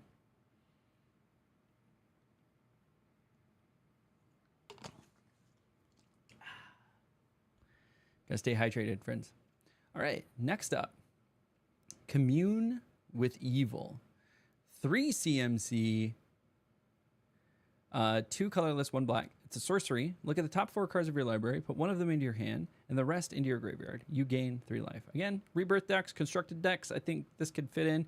Decent cost. You get to look at 4 cards, get to put 3 of them in your graveyard, and then 1 in your hand. And gain some life while you want. Do it along the way. I don't know if there's going to be a lot of graveyard recursion decks available and limited. If there is, this is going to be one of those cards that allows you to do hand gen some cards into the graveyard. Like we saw that with the green card that allowed you to put 3 cards in the, or 4 cards in the graveyard, and then if one of those was a squirrel, you know, gain some life or something like that. I can't remember everything they did, but it allowed you to throw cards, or you got a food token if one of them was a squirrel. So you were able to then get food token and put 3 cards in the graveyard, which was another forage technique. So it was perfect for feeding the forage build. This might be perfect for feeding that recursion, like graveyard recursion build that you're doing. So if that's possible, this is definitely a snag in that scenario. Outside of that, I would probably avoid, and then any other graveyard recursion deck, this might work well in. Like Living End, this would work well in. Killer's Mask. Okay, so we got another artifact here. So 3 CMC, 2 colorless, 1 black. It's an artifact equipment. When Killer's Mask enters, manifest dread, then attach Killer's Mask to that creature. Equipped creature has menace. So basically, it just forces you to manifest dread and has menace. Other than that, it's a 2 colorless to just give a creature menace to change the equipment. So essentially, it's a 3 mana 2/2 with menace. Average. I wouldn't say it's too crazy. If there's any decks that are like that Valiant deck where you need to target a creature, then having an equip cost to be able to move the card around is really nice. But I haven't seen anything like that yet. So as of now, I would say this is sort of a below average card unless you're doing a Manifest Dread solution. So the Popular Egotist. Yeah, Killer Mask ain't that killer. There you go. We need more puns in here. Popular Egotist, 3 CMC, 2 colorless, 1 black. It's a 3/2 creature human rogue. You can pay 2, sacrifice another creature or enchantment. Popular Egotist gains indestructible until the end of the turn. Tap it. Whenever you sacrifice a permanent, target opponent loses 1 life and you gain 1 life. I'd say this is above average card. The 3 mana, 3/2, so it's in the appropriate power range, maybe a little weak on the toughness range. It's going to be able to take out a 3/3 or a 4/3 if it blocks. And then you could sacrifice a lower card to make it indestructible, so it could block and then sacrifice. It will tap it, but it will still block and do the damage. And then whenever I sacrifice a permanent, a target opponent loses 1 life and you gain a life. So I would say above average card. This would be something I'd keep my eye on for draft as well. Next up is Withering Torment. I think the art's kind of funny in this one. But Withering Torment, 3 CMC, 2 colorless, 1 black. It's an instant, destroy target creature or enchantment, you lose 2 life. It's a removal I will grab in draft, for sure. I don't know if it makes much sense in constructed, but it could. I could see that being played in constructed. But definitely for draft, that's a decent cost, point removal, and we have a lot of enchantment issues going on in this set. So being able to destroy a creature or enchantment is going to be really nice. So above average, definitely draft that for a removal slot in limited. The Dashing Bloodsucker. It reminds me of the old vampires from the vampire movies from the 80s. But 4 CMC, 3 colorless, 1 black. It's a 2/5. So it's a little lackluster. It's got big booty on it.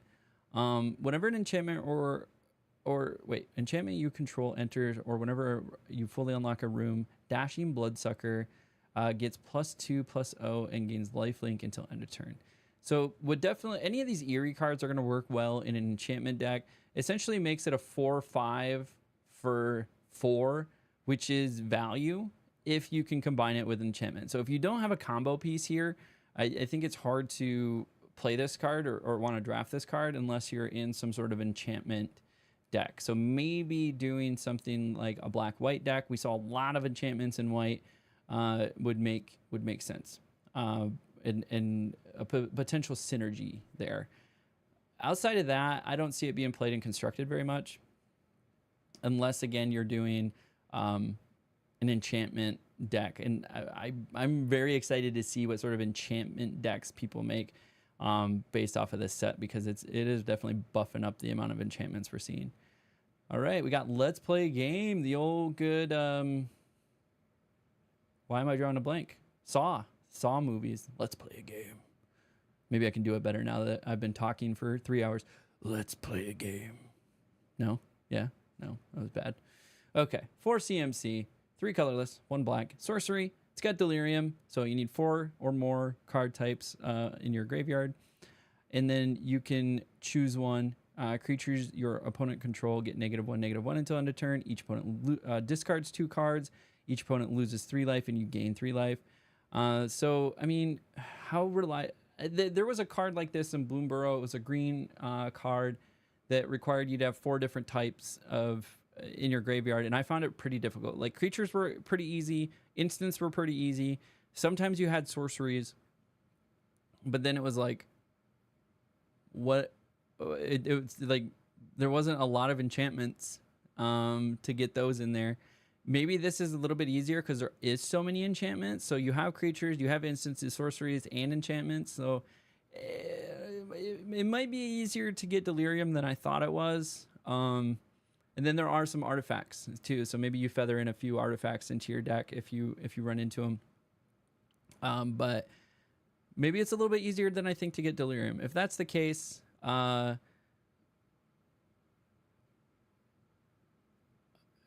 So for 4 mana to choose one, not very good, but if you can get Delirium, you could choose all 3, and then this becomes really good. So you could board wipe a bunch of tokens. Each opponent discards 2 cards, so you're ripping cards out of their hand. Like, that's detrimental in draft, and then they lose 3 life and you gain 3 life. Like, that's pretty solid. Way overvalue if you have Delirium. If you don't have Delirium, way undervalue. Probably avoid unless that is your target goal, is to build a Delirium deck. Next up is Defiled Crypt. We got another room here. On one side, we have Defiled Crypt, which is a 4 mana, 3 colorless, 1 black. And whenever 1 or more cards leave your graveyard, create a 2/2 black horror enchantment creature token. This ability triggers only once each turn. And then on the other side of that, you have Cadaver Lab for 1 black. Is when you unlock this door, return target creature card from your graveyard to your hand. So this one would be one where you kind of play the expensive side first, and then play the second side, and you get a 2/2 black horror enchantment creature token and right off the bat. So Graveyard Recursion. Let's go see what that token looks like. Yep, that is definitely a horror. That is creepy. That is a creepy looking token, like the backwards bending thing. So yeah, Graveyard Recursion, if you can make that reliably, this card would work really well for that. Now you're making a bunch of tokens and going ham. Constructed, maybe I don't know. Like Graveyard Recursion deck, sure, but there would need to be like a lot for it to be good value. So I don't know. I'd place this card pretty average. Live or Die is a 5 CMC, 3 colorless, 2 black instant. When you could choose one, return target creature card from your graveyard to the battlefield, destroy target creature. That is probably just a big avoid. That's just super expensive. Yeah, I would just avoid that one. That's just super expensive. All right, next up, Miasma Demon. 6 CMC, 4 colorless, 2 black. For a 5/4, so kind of underpowered. It's got a keyword of flying. Okay, it adds a little bit to it. When Miasma Demon enters, you may discard a card or discard any number of cards. When you do, up to that many target creatures get -2/-2. Now that gets a little bit more spicy. So you could essentially wipe out a few of their smaller creatures. When it gets out, like, I think this is definitely gonna be hard to draft. It's really expensive, doesn't have a lot of value. Usually if you're that late in the game, you're not gonna have a bunch of cards in hand still for this to get a ton of value out of.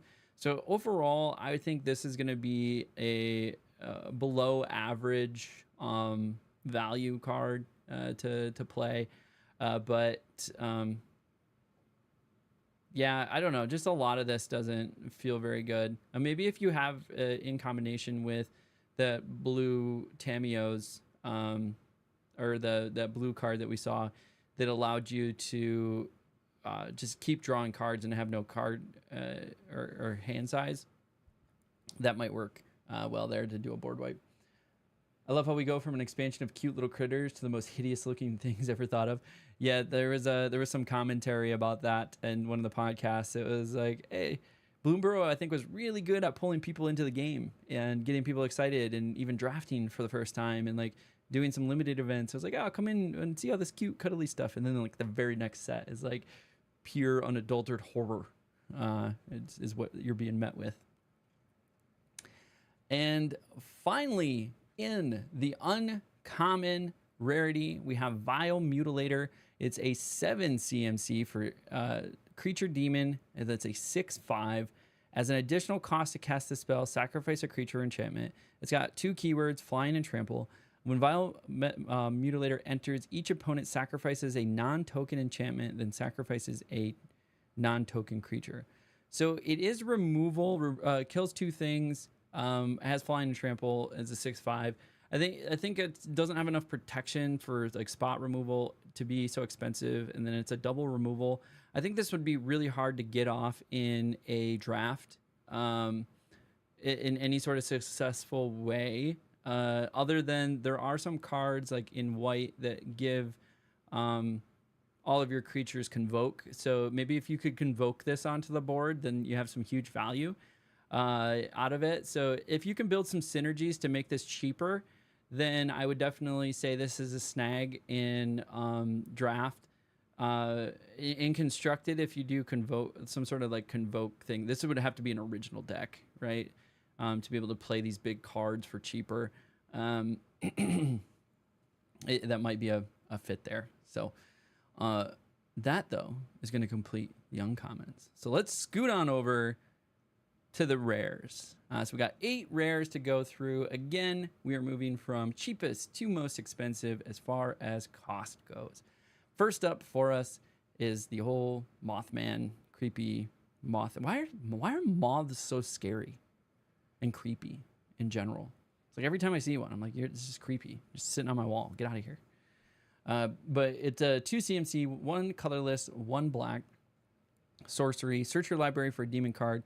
Reveal it, put it in your hand, then shuffle. It also has delirium, so if you have 4 or more card types among cards in your graveyard, instead search your library for any card, put it into your hand, and then shuffle. I think this would be hard to draft. You don't have a lot of rare slots that you get, so it's going to be a hard to draft card for sure. Might work well in constructed though. Next up is Come Back Wrong. Ugh. This ain't, so anybody here ever seen Pet Sematary? Like, there's probably like 5 or 6 Pet Sematary movies now. But there was the one where the guy's sister, he was like taken care of, and she was in a wheelchair, and she started like puking up the oatmeal. And then she died, and then they buried her in the Pet Cemetery, and then she came back. But he figured since she was just, she was essentially a vegetable as a human, that nobody would notice. But then she becomes like mobile and aggressive, and she like cuts the guy's Achilles from under the bed. That's what this reminds me of. It was gross. The Pet Sematary movies also get me. Anyways, this one's Come Back Wrong. This is exactly Pet Sematary, right? They always come back wrong, a little messed up. But Come Back Wrong is a 3 CMC, 2 colorless, 1 black. Sorcery, destroy target creature. If a creature card is put into a graveyard this way, return it to the battlefield under your control. Sacrifice it at the beginning of your next end step. Interesting. So maybe you would kill something that has an ETB trigger and that you want to take advantage of. So, or not, or you just kill it and then it's a body on your board. And then it still dies at your next end step. But targeting something with an ETB trigger might be really nice.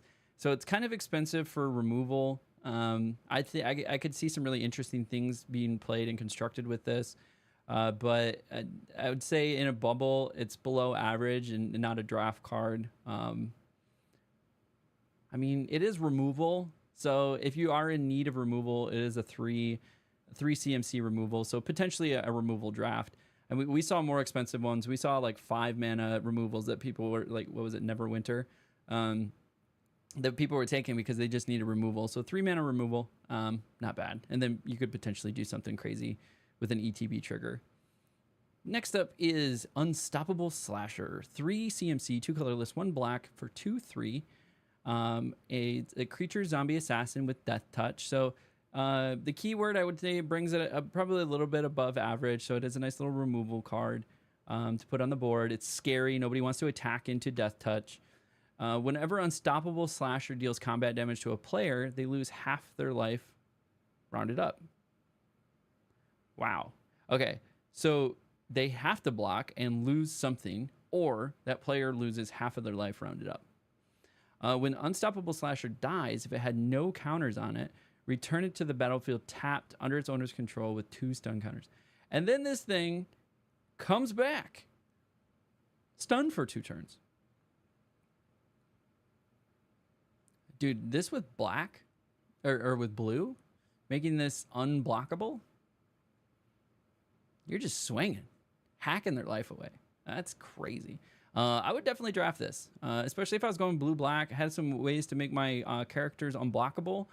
This is definitely a snag and draft. This can do some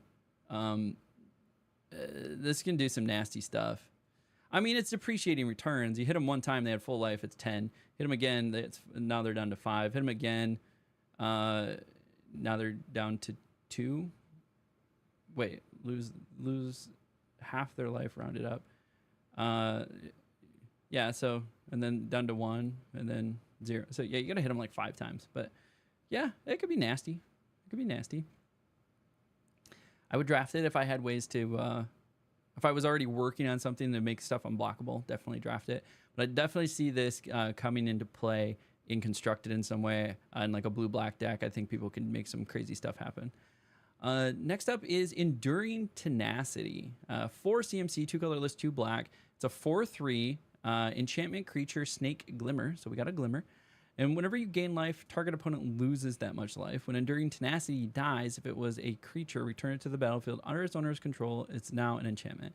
So if it dies, now it just becomes an enchantment. And then whenever you gain life, target opponent loses that much life. So again, a white deck, some sort of life gain deck.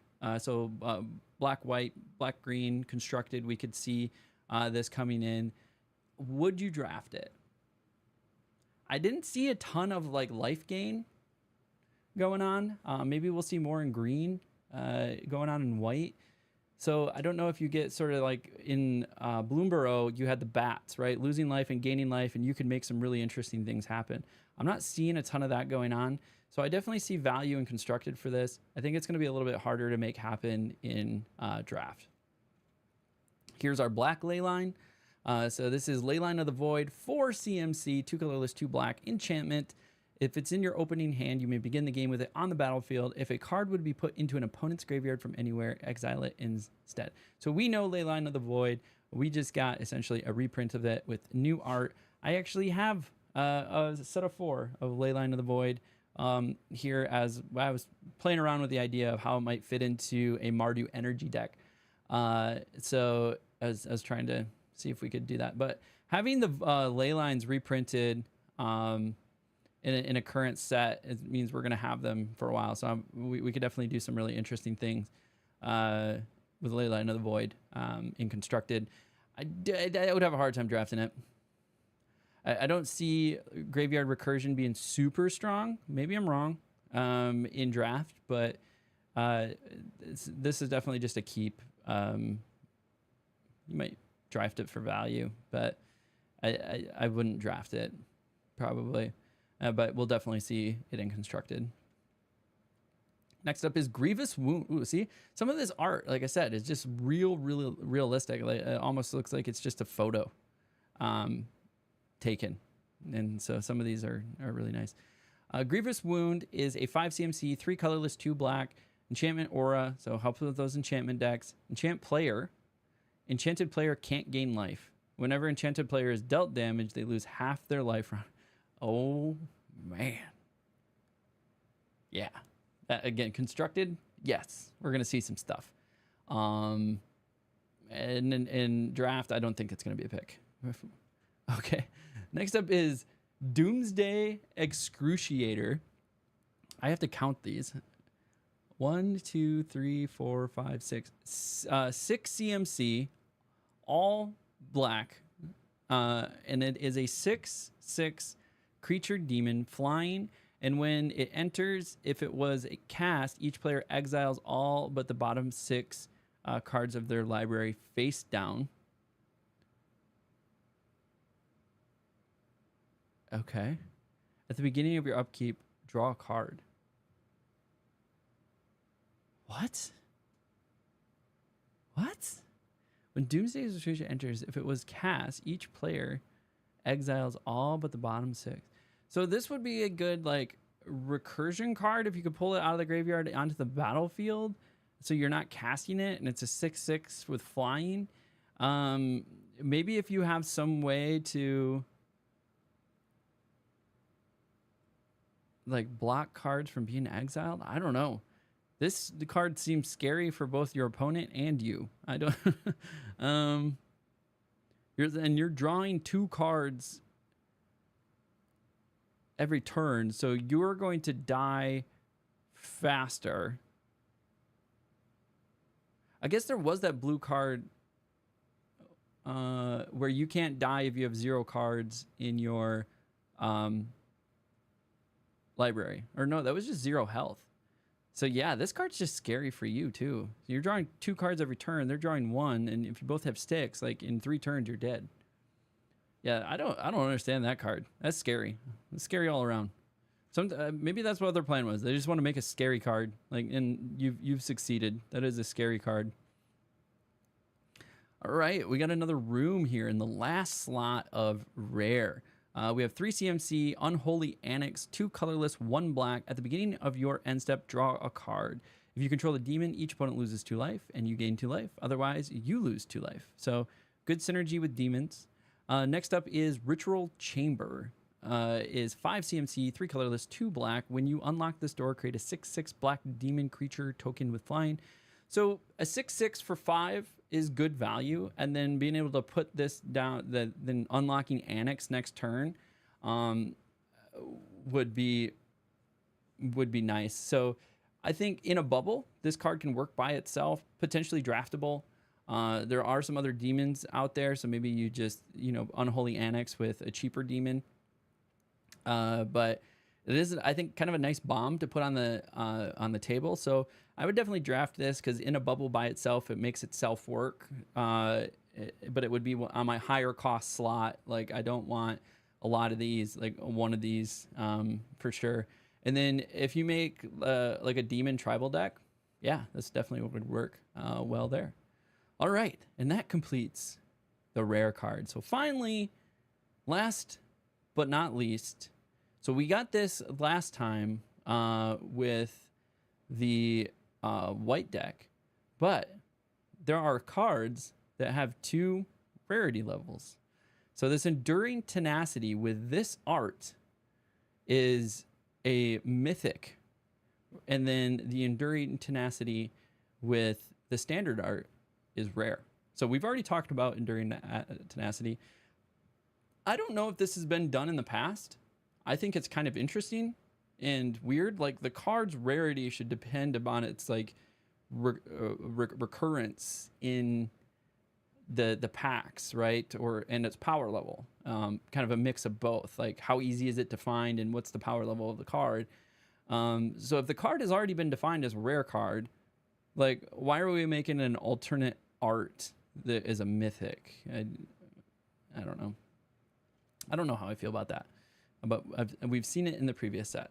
So next up, at the mythic level, is Meat Hook Massacre 2. So our beloved Meat Hook has gotten a sequel, and it is a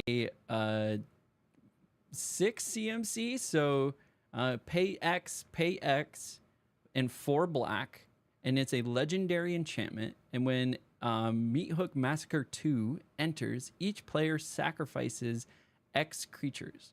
Whenever a creature you control dies, you may pay 3 life. If you do, return that card under your control with a finality counter on it. Whenever a creature an opponent controls dies, they may pay 3 life. If they don't, return that card under your control with a finality counter on it. That is nuts. Not draftable. Too expensive to draft. But I would definitely see some people doing some interesting things in a constructed format with that deck. This also seems really fun in Commander. You could, yeah, this definitely seems fun in Commander. I would see it there for sure.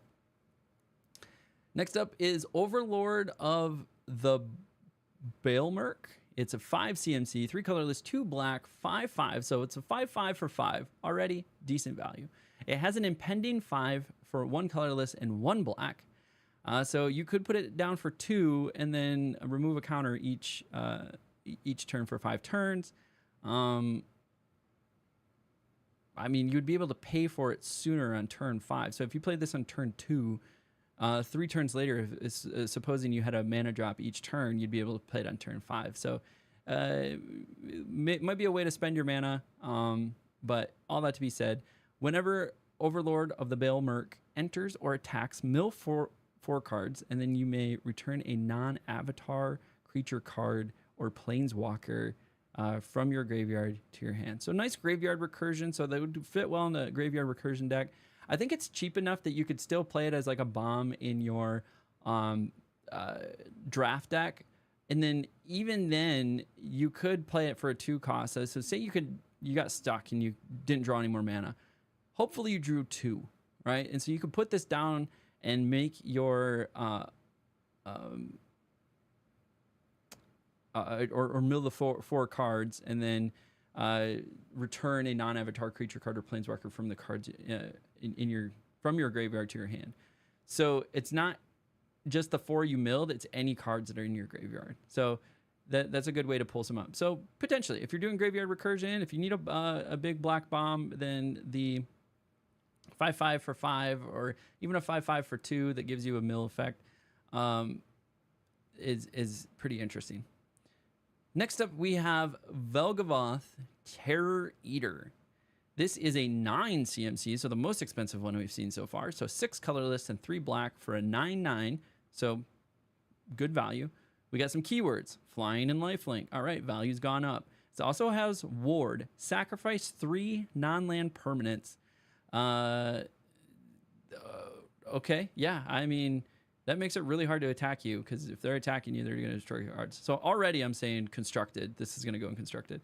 This could potentially go into a draft deck, especially if it's there's the white card that makes things your creatures convoke, so you can make it much cheaper to actually pay for this. But let's continue. If a card you didn't control would be put into an opponent's graveyard from anywhere, exile it instead. All right, so we got the exile effect. During your turn, you may play cards exiled with Velgavoth. If you cast spells this way, pay life equal to its mana cost rather than pay its mana cost. This card is just incredibly powerful. I definitely see Commander potentially building a constructed deck around it, like a black-white, some way to convoke, make it cheaper, or some graveyard recursion, some way to pull it out of the graveyard and put it onto the battlefield is going to be another way to play this. So Velgavoth is going to be scary, I think, in constructed formats. It might just be too expensive and too out of reach for draft, though. Finally, in our last slot of Mythic for black is we have Funeral Room and Awakening Hall. Funeral Room is 3 CMC, 2 colorless, 1 black. And it says, whenever a creature you control dies, each opponent loses 1 life and you gain 1 life. Okay, pretty solid, pretty solid. Awakening Hall is 8 CMC. When you unlock this door, return all creature cards from your graveyard to the battlefield.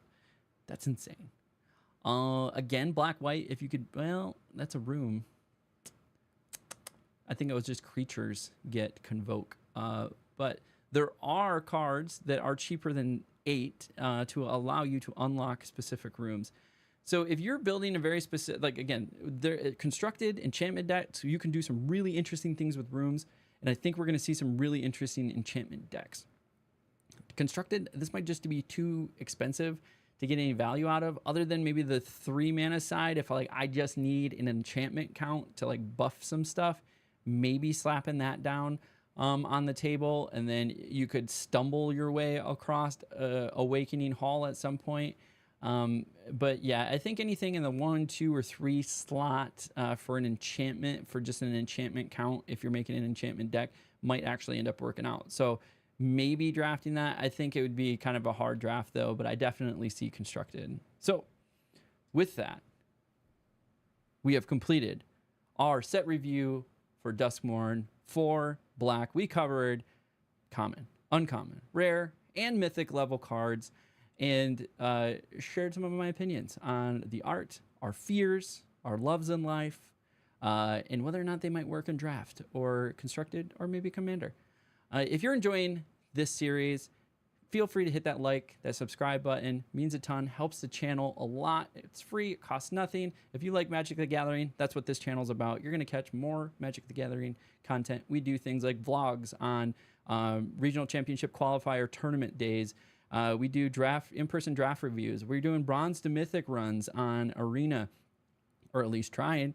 And we just started a whole new set review series. And so I really do appreciate all the support, everybody hanging out with me and liking and following along and doing all the fun stuff. If you want more of me, you can just go to halfpump.com, catch all my links. But until next time, as we always do, we'll catch you at the table. Awesome, awesome, awesome. I appreciate everybody hanging out here in chat, in the stream. It is dinner time. So I'm going to leave the stream up. I'm going to be away just to eat. So this will be a little bit longer break. So if you're hanging out with me, I appreciate you. But we're going to be back. We're going to finish this up. We're going to go ahead and hit red next. And then we have green, and then colorless, multicolored, and then a special land episode. And we're going to get all of these recorded tonight, and then get them posted and edited and all of that stuff. So do appreciate you all. We're going to go to BRB, and we're changing this a little bit. This is actually...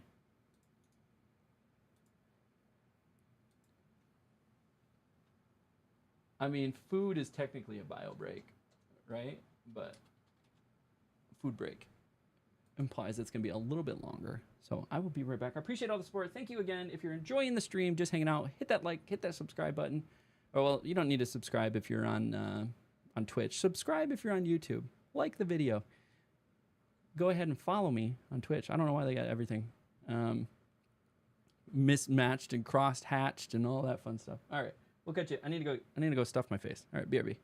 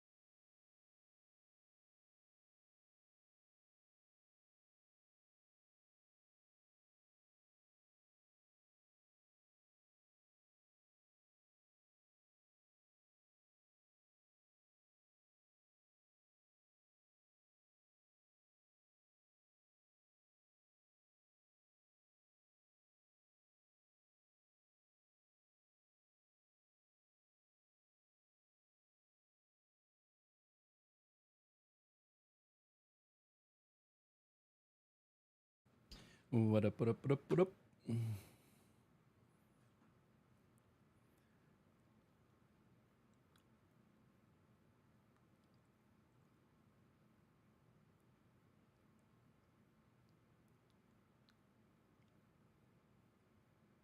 Turn on the camera in a minute.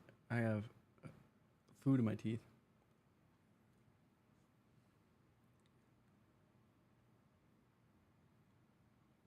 I'm gonna get that out.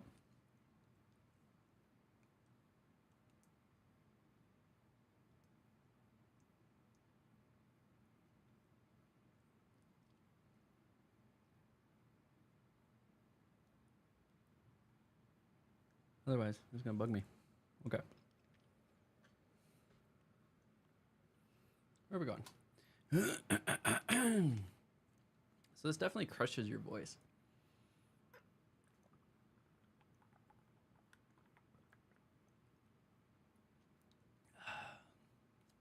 Get your protein. Protein.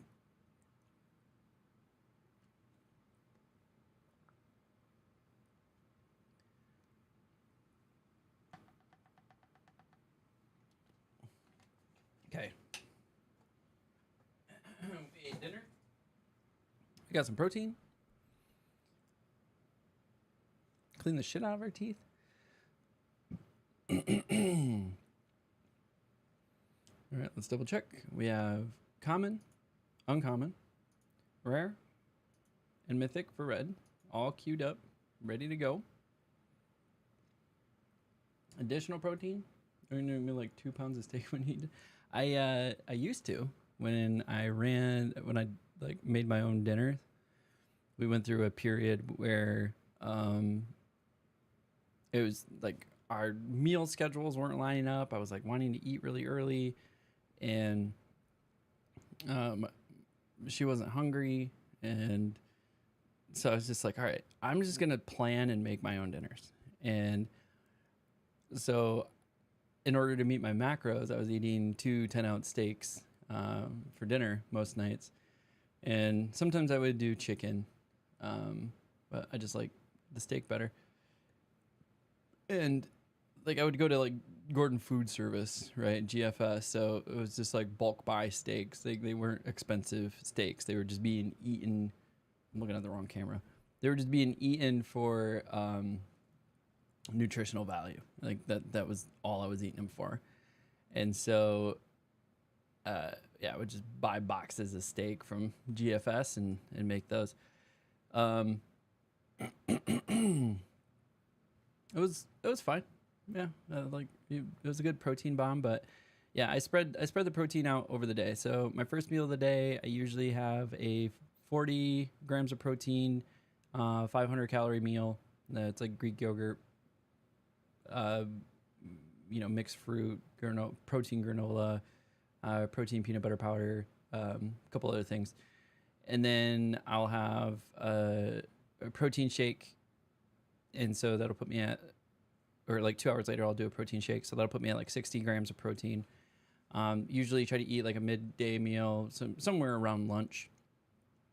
If I can't do that, then it's another protein shake. So I'll usually do like a double scoop of protein. So that'll be 40 grams of protein. So put me at 100 grams for the day. And then I will eat dinner, hopefully get about 40 grams of protein with dinner. So that'll put me up at like 140. And then I usually have like another protein shake somewhere in the evening.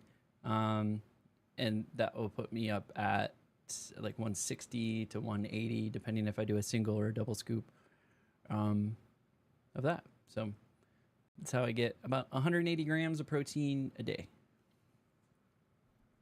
Gotta eat it all. And it helps, to be fair. Like, definitely if I'm working out 3 to 5 days a week, but then like this past 3-4 weeks, I didn't have a chance to work out, and I lost little to no muscle mass because I kept my protein up so high. So it's nice for like muscle retention as well, like almost not working out for a month and, still lifting the same weight I was lifting, didn't really lose muscle mass.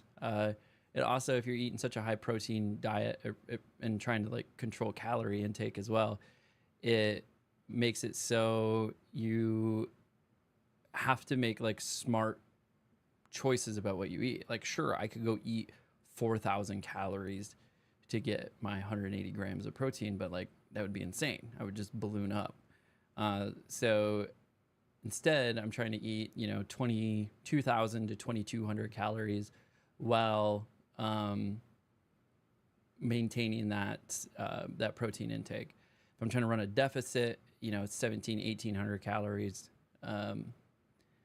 It will help me lose weight. So I'll actually lose about a pound a week, like 1.5 pounds a week if I eat 1,800 calories and 160, 180 grams of protein. And then that's just diet. And then if I throw in exercise, so actually work out 3 to 5 days a week, I'll actually lose closer to 2 to maybe 2.5 pounds a week if I want to like slide the weight down.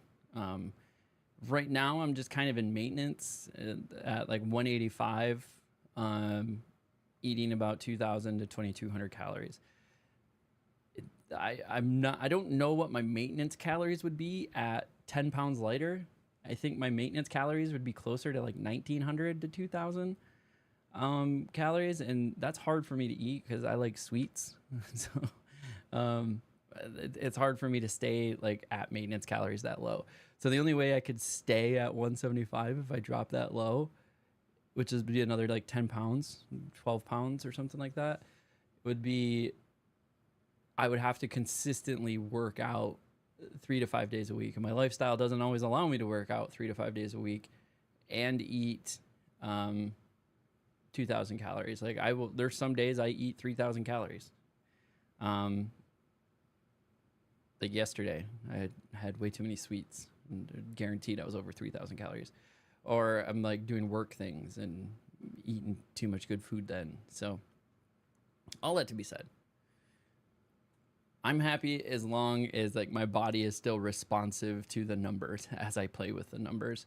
But then just eat high protein meals helps keep the muscle mass up and muscle retention in the long stints when I'm not actually eating, right? Or lifting, or when I'm not actually lifting every week like I normally do. So with all that, my TED Talk about diet and exercise is now over. We have a lot of work to do. Again, we're at this camera, not this camera, this camera. We have a lot of work to do. So far, we've covered white, we've covered blue, and we've covered black. We're going to go into red next. We are doing a set review. We're going to look at each and every card. We're going to go in order from common to uncommon to rare to mythic. And we're going to start at the lowest CMC to the highest CMC for each of those cards. We're going to talk about my opinions as to the art, the horror movie theme, our fears. We've had a chance to talk about those in the stream. And then we've also are going to talk about, is it good in draft? In my opinion, I'm not going to say I am a pro level resource yet on my opinion, so take it what you will. But I'm gonna give my opinion whether or not I think it will fit well into a draft. Will it fit better into constructed, or does it fit better into commander? And then we'll also we'll give some of the cards radiance. C is the average rating, so like the bar is set. An average card is like a 3/3 for 3 or a 4/4 for 4, right? That's like just an average card. And then we'll go up or down from there. And so we'll talk a little about some ratings as well. So for all that being said, we're going to break the fourth wall. We're going to do the YouTube opener and start the recording and then jump right into this. So for all of you hanging out in the stream, I appreciate you. And let's get to work. We got some stuff to do. What's up, everybody, and welcome to another set review video, this time covering the new set DUSKMOURN, set to be released later this month in September of 2024. We are covering all of the colors. This is the fourth video, at least in order of I've recorded them. We've covered white so far, we've covered black so far, we've covered blue so far. Now we're jumping into red. And we're going to go through each of the commons, the uncommons, the rares, and the mythics in ascending CMC order. We're going to talk whether or not I think they're good in draft, whether or not they're better in constructed, maybe commander. And I'll even rate some of them. But most importantly, we're going to have fun along the way. We're going to talk about the art. I love the 80s horror themes and the tropes and all of that stuff. We're talking about our fears. So if we run into one of your fears, make sure to timestamp it and leave a comment. We'd love to chat with you about those. Even talked about some of my deep fears. We had a good conversation about my fear of the dark in one of these videos that I just did. So without further ado, though, let's go ahead and jump into the first card on our list. We're going to start with the commons. At 1 CMC, or for 1 red, we have Clockwork Percussionist. It is a 1/1 artifact creature monkey toy with haste. When Clockwork Percussionist dies, exile the top card of your library. You may play it until the end of your next turn. I definitely think this is a grab and draft. It's a 1/1 for 1 red and has haste, so you can put it down and swing with it right away. It's going to help with your curve. Plus, it gives you another card that you can essentially play. So the only downside of that is if you put this on turn 1 and you, well, I guess it's when it dies. So if it dies, it does give you that ability. So if it stays out there, great. But if it dies, you then have the ability to take a card off the top of your library, and I can play it to the end of your next turn. So I would think this is a definite grab for draft. We're going to see this as well in some of the, unfortunately, like, I want to say like a storm deck, but not really a storm deck. But it's going to be like a red aggressive deck where they're trying to see cards as fast as they can. So we could potentially see this in constructed. But if you're in red, you need a 1-drop. I think this is a above average 1-drop and something for you to take as well. Something else to point out for like Delirium, where you want 4 creature or 4 card types, this is also an artifact. So that can help with your card type approach for Delirium. So next one up is Turn Inside Out. Now this is one of those creepy arts. The eyes being pointed in 2 separate directions really freaks me out. Not to mention all of the teeth in the open chest thing going on here. It really kind of creeps me out if I'm telling the truth. So it is a 1 red instant. Target creature gets +3/+0 until end of turn. When it dies this turn, manifest red.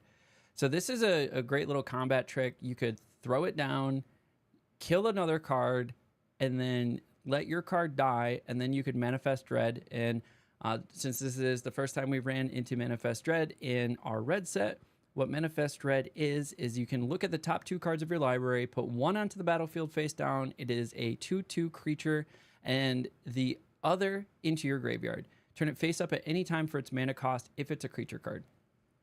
Also worth noting, there's a token. There's a manifest dread token. So I'll be on the search for that token in my IRL drafts. It's always fun to collect the tokens and be able to actually have those. But you just put it over the top of the card so that you know it is a 2/2 manifest dread. So overall, would I take this? Yes. Nice little combat trick. Plus gives you a card for 2/2. I think this is above average value for sure. So nice little combat trick if you're in red. Get an exchange and get some cards out of it. Next up is Grab the Prize. 2 CMC, 1 colorless, 1 red sorcery. As an additional cost to cast this spell, discard a card. Ouch. Draw 2 cards. If the discarded card wasn't a land card, Grab the Prize deals 2 damage to each opponent. So any of the each opponent type cards I think is always fun in like a commander deck, right? Because now I'm pinging 3 other people for 2 life. So you're dealing 6 damage out there. That's a pretty good value for 2 mana. So definitely consider it for a commander. Discard a card to draw 2 cards for 2, and then maybe do some damage. I wouldn't say this is a snatch grab and draft. I think it's interesting. We could potentially see some constructed play out of it, and definitely some commander play. So as far as like grading it or rating it, I would say it's probably an average card. It balances itself out with having to discard a card. So it's not too overpowered. It's not too underpowered either. Yep, here's another creepy one. Don't like anything that's going on in that art. The mouth with the teeth. We've realized I have some phobias over this series. So if you're catching this series in order, I went white, blue, black, and now we're in red. We're just following the circle around the back of the magic card, and we're doing that in that order. One of the fears we covered is there's that fear of a bunch of little holes, well, or a bunch of little like nodules together. So like all the little nodules together on the hand, all the teeth in the mouth. Like we're realizing we have phobias. So that's something we're dealing with over here. Hand that feeds is a 2 CMC, 1 colorless, 1 red, 2/2. So baseline, at least we have an average value card, a 2/2 for 2. Like awesome. But it has Delirium. So Delirium, first time we've ran into it in the red set. So let's talk about what Delirium is. And it's whenever the hand that feeds attacks while there are 4 or more card types among cards in your graveyard. So that's Delirium, is 4 or more card types among cards in your graveyard. It gets +2/+0 and gains Menace until end of turn. So if you have 4 card types in your graveyard, this thing is swinging as a 4/2 with Menace. Now, if you can reliably get Delirium in draft, and I'm starting to think you can, because there's a lot more enchantments in this set than there was in Bloomburrow. So you're reliably getting enchantments, you're reliably getting a creature, you're reliably getting an instant and a sorcery.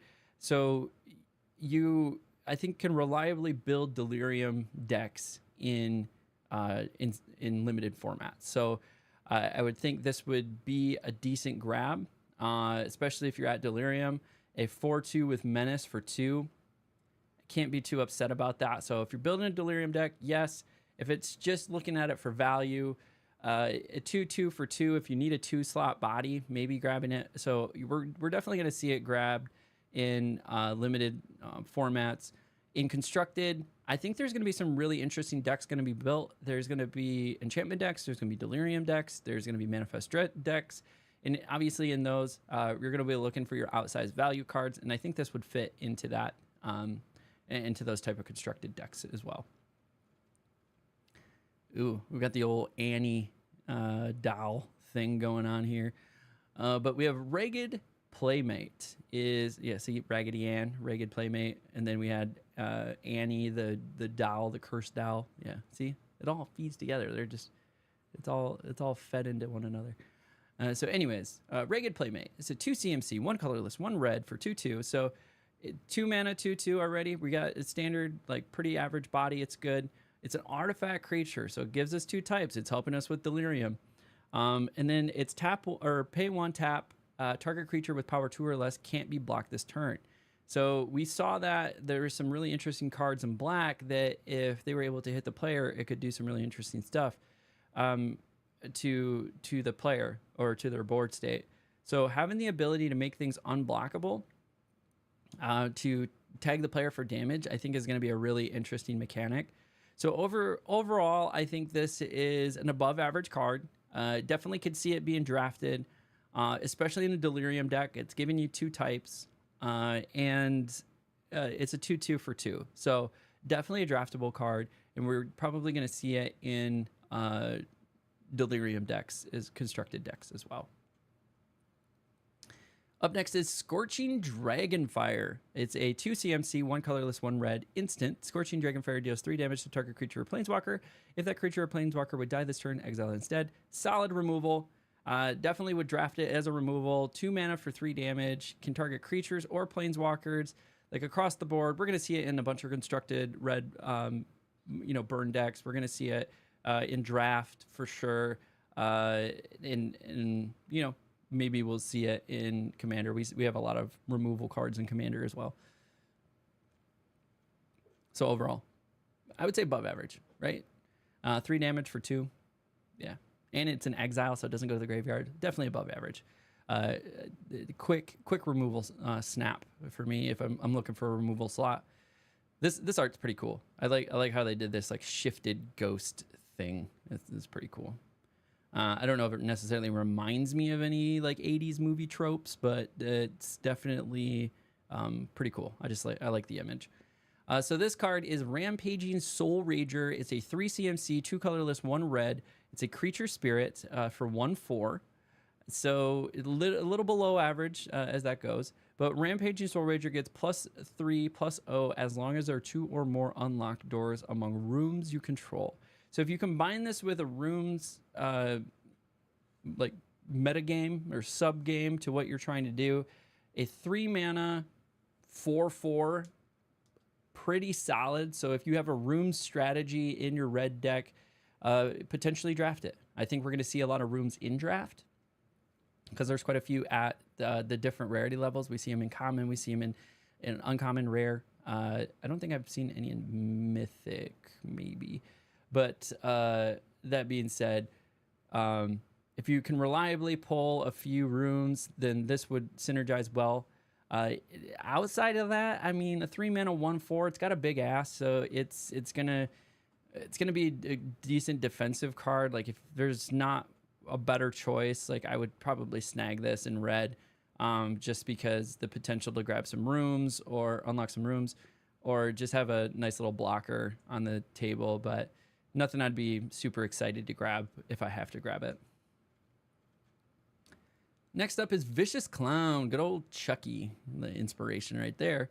It's a 3 CMC, 2 colorless, 1 red, 2/3 creature human clown. It's a human clown. It's like a doll. Oh, it looks more like a doll than a human clown, but it is what it is. Whenever another creature you control with power 2 or less enters, Vicious Clown gets +2/+0 until end of turn. So we've already seen that, like, white-red is going to be sort of an aggro, like, go-wide deck. So it doesn't say anything about needing to be a non-token creature or a token creature. So this means as you're generating tokens, this would also give it +2/+0. So now it starts to become a 4/3 for 3, which is a above average value. So if you have a synergy for bringing in creatures with power 2 or less, so going wide, this will definitely work well in those decks. In a bubble, I would say slightly below average card, if you can build synergies around it. So this would obviously work well in some constructed synergy decks, as well as if you've got a decent little synergy going on in your draft, you could potentially feather this in as well. Next up, Most Valuable Slayer. So I like that all of these, like, human characters, or a lot of these human characters, have these like modified hockey sticks. Maybe it's the same person. That's why we keep seeing this dude with this modified hockey stick. So maybe, yeah, maybe it is. So Most Valuable Slayer, 4 CMC, 3 colorless, 1 red for a 2/4. It's a little undervalued from there. Let's see what it gets. Whenever you attack, target attacking creature gets +1/+0 and gains first strike until end of turn. I think this is still below average. It's not enough to outweigh the... I mean, you could build some synergies with it. It's okay. It's okay. It's okay. It's just expensive. If this was like, 4 mana, 2/4, +1/+0, gains first strike and like a life link, or first strike and +1/+1, maybe a little bit better. But as it stands, it's maybe a little underpowered. It's not going to be a quick snatch for me. Again, this is going to depend too on how the format pans out. I think this format, based on what I'm seeing, is going to be a little slower, at least on the mana curve. There was a lot of really strong 1 and 2 drops in Bloomburrow, and then you had some synergistic 3 drops, and then some like end game 4 and 5 drops, right? This, it seems everything's shifted by like 1 CMC. So I think most of the really good stuff's going to be at 2 and 3 drops, and then your 4 drops are going to be sort of your synergistic cards, and then your 5 drops and 6 drops and maybe even up to 7 drops are going to be more of your like game finishers and bombs in the set. That's just my early prediction on how this is going to play out. But this may work in as like a synergistic card, but it's a little underpowered for its cost. Ripchain Razorkin, 4 CMC, 3 colorless, 1 red. It's a 5/3, so I'd say it's average value. But now we add reach, and the 5/3 That's snagging birds, right? That's snagging things right out of the air. We like to see it. Plus, it also has an additional capability here. 3 CMC, two colorless, 1 red. Sacrifice a land, draw a card. So if you really need card draw, you can generate that. But I think the 5/3 with reach is going to be huge. That tends to be the scariest thing in draft, is cards with evasion of some sort. And to be fair, I haven't seen a ton of flying in this set. Mostly it's like giving a card unblockable. So maybe it's a little less valuable than I think. In a bubble, I think it's good. Compared to the set, I think having some flying protection is nice, but it might not be as relevant as it was in Bloomburrow. Ooh, I like the art on this one. The creepy light source behind you, smoky room, and clearly a severed head in hand. We have the Boiler Bilges Ripper, 5 CMC, 4 colorless, 1 red, for 4/4. When the Boiler Bilges Ripper enters, you may sacrifice another creature or enchantment. When you do, Boiler Bilges Ripper deals 2 damage to any target. So I don't think this is a quick snatch. You know, sacking one of your own things to do 2 damage to something else, it's a little underwhelming. So I'd say this is a below average. Don't think we're going to see much of this in Constructed. And I think we're going to struggle to see this in limited formats as well. So just all in all, I don't think this is going to be scooped up very much. Next up is the Impossible Inferno, 5 CMC, 4 colorless, 1 red instant. It does 6 damage to target creature, but also has Delirium. So if there are 4 or more card types among cards in your graveyard, exile the top card of your library. You may play it until the end of your next turn. So we saw a similar card in Bloomburrow. It was like do 6 damage to something and then do 2 damage to something, like a token. And I believe that was also like 5 or 6 mana. And, you know, it's a snatch it up if there's nothing better. And you have like an open removal slot. I think you'll fairly reliably get to 5 mana, and being able to do 6 damage to something is always really nice. But then also getting some bonus card draw. I would say it's probably going to get drafted, but it's not going to be like an instant snatch. And then I think for Constructed, it's just too expensive. Next up is Bedhead Beastie. It's a weird, like Clifford the dog with too many legs, but also humanoid. Yeah, it's weird. It's weird. I don't know what's going on there. But Bedhead Beastie is a 6 CMC, 4 colorless, 2 red, 5/6. Okay, so pretty close. With Menace and Mountain Cycling. Again, this is something that you're probably going to see in like a Living End type deck. Any of these cycling type cards that you're like, hey, I just want to get it out and get it in my graveyard to do something with it. You might also see it with like a Delirium deck just to get a creature in there, or some sort of recursion deck where like I want to get stuff into the graveyard to play out of the graveyard. And then that's when this becomes really nice. But a 6 CMC, 5/6 with Menace, I would say just in a bubble by itself, it's probably like average to slightly above average. The Menace is really beneficial, I think. But yeah, those graveyard recursion decks, I think, are going to be where it's most valuable. Because it looks like a dog. It does. It kind of looks like a dog. It's like kind of like Clifford, but mutated. And also like a dragon tail. I just see these like scales, like these scales on the tail. I don't know what's going on, but it's slightly above average, and could definitely see some play in some of the older formats for sure. And I think it would be hard to draft. I think at 6, it's a little expensive unless you have graveyard recursion.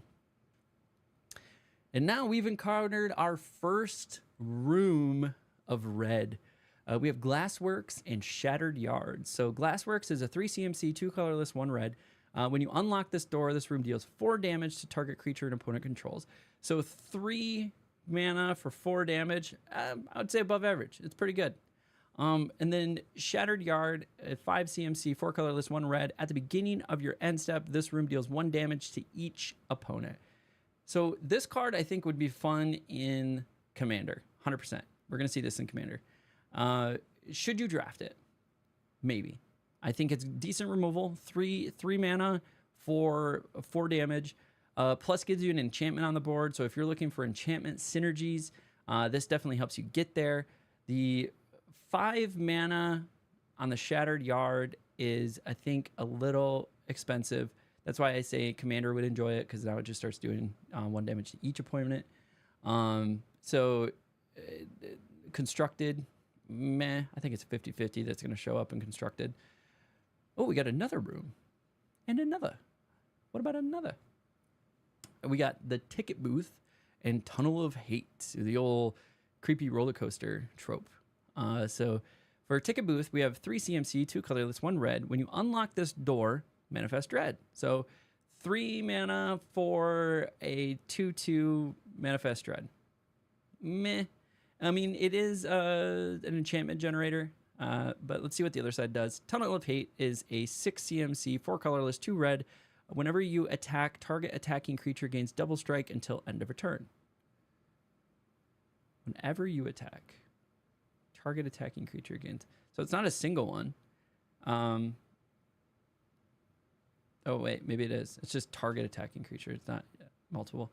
I think it's too expensive. I think it would be like, it might be okay. Like I said, anything in that 1 to 3 CMC for it getting an enchantment room down, I think is going to play into a sort of enchantment / room deck that you might build.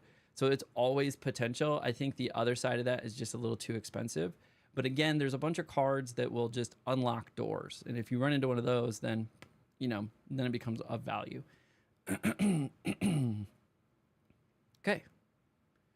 Next up, I think that completes our commons, is we have the rares. So I'm going to clear my voice and grab a drink of water real quick. 1 second.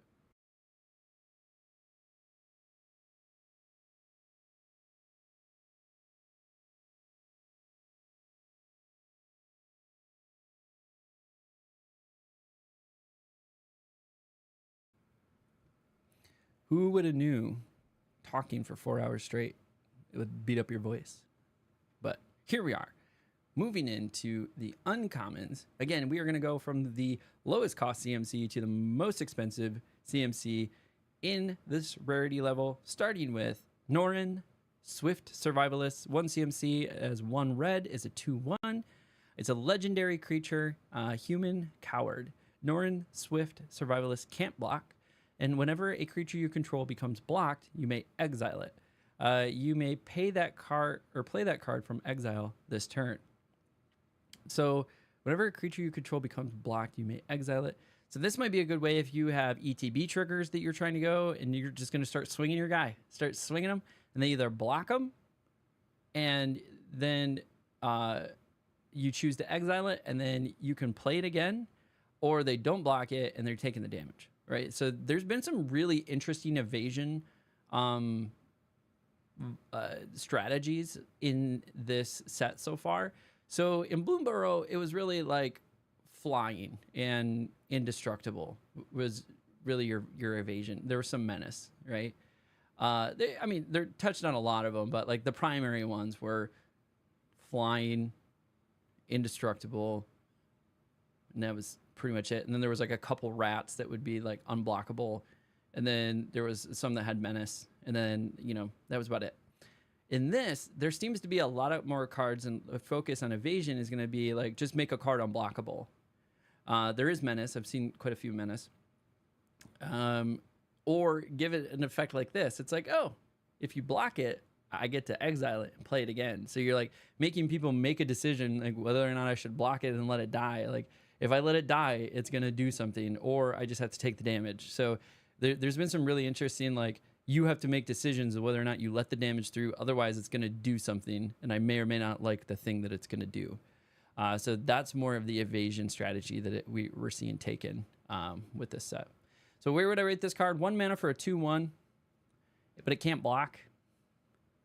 I would say it's slightly above average, maybe like a C+, B- territory, just because of this ETB effect that you can roll through by just having that on the board.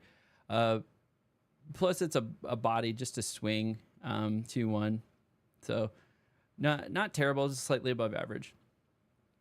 This is some Saw shit if I've ever seen it. Trial of Agony. Yeah, look at the eyeball watching. Yeah, this is definitely inspired by Saw. And there's literally a saw in the middle of the room. So here we are. Trial of Agony, 1 CMC for 1 red, is a sorcery. Choose 2 target creatures controlled by the same opponent. That player chooses one of those creatures. Trial of Agony deals 5 damage to that creature, and the other can't block this turn. I would say, yeah, take it. That's a removal spell and an evasion spell. That's what I mean. Like they do really interesting things to give you evasion. This would be an above average. Definitely draft it. And then I don't know if we're going to see it in constructed. I like the art in this one. Violent Urge. Violent Urge is a 1 CMC for 1 red. It's an instant. Target creature gets +1 and +0 and gains first strike until end of turn. It also has a delirium effect. So if there are 4 or more card types among cards in your graveyard, that creature gains double strike until end of turn. So if you have delirium, you're going to give this +1, +0, and double strike. If not, it still has first strike. It's a nice little combat trick for 1.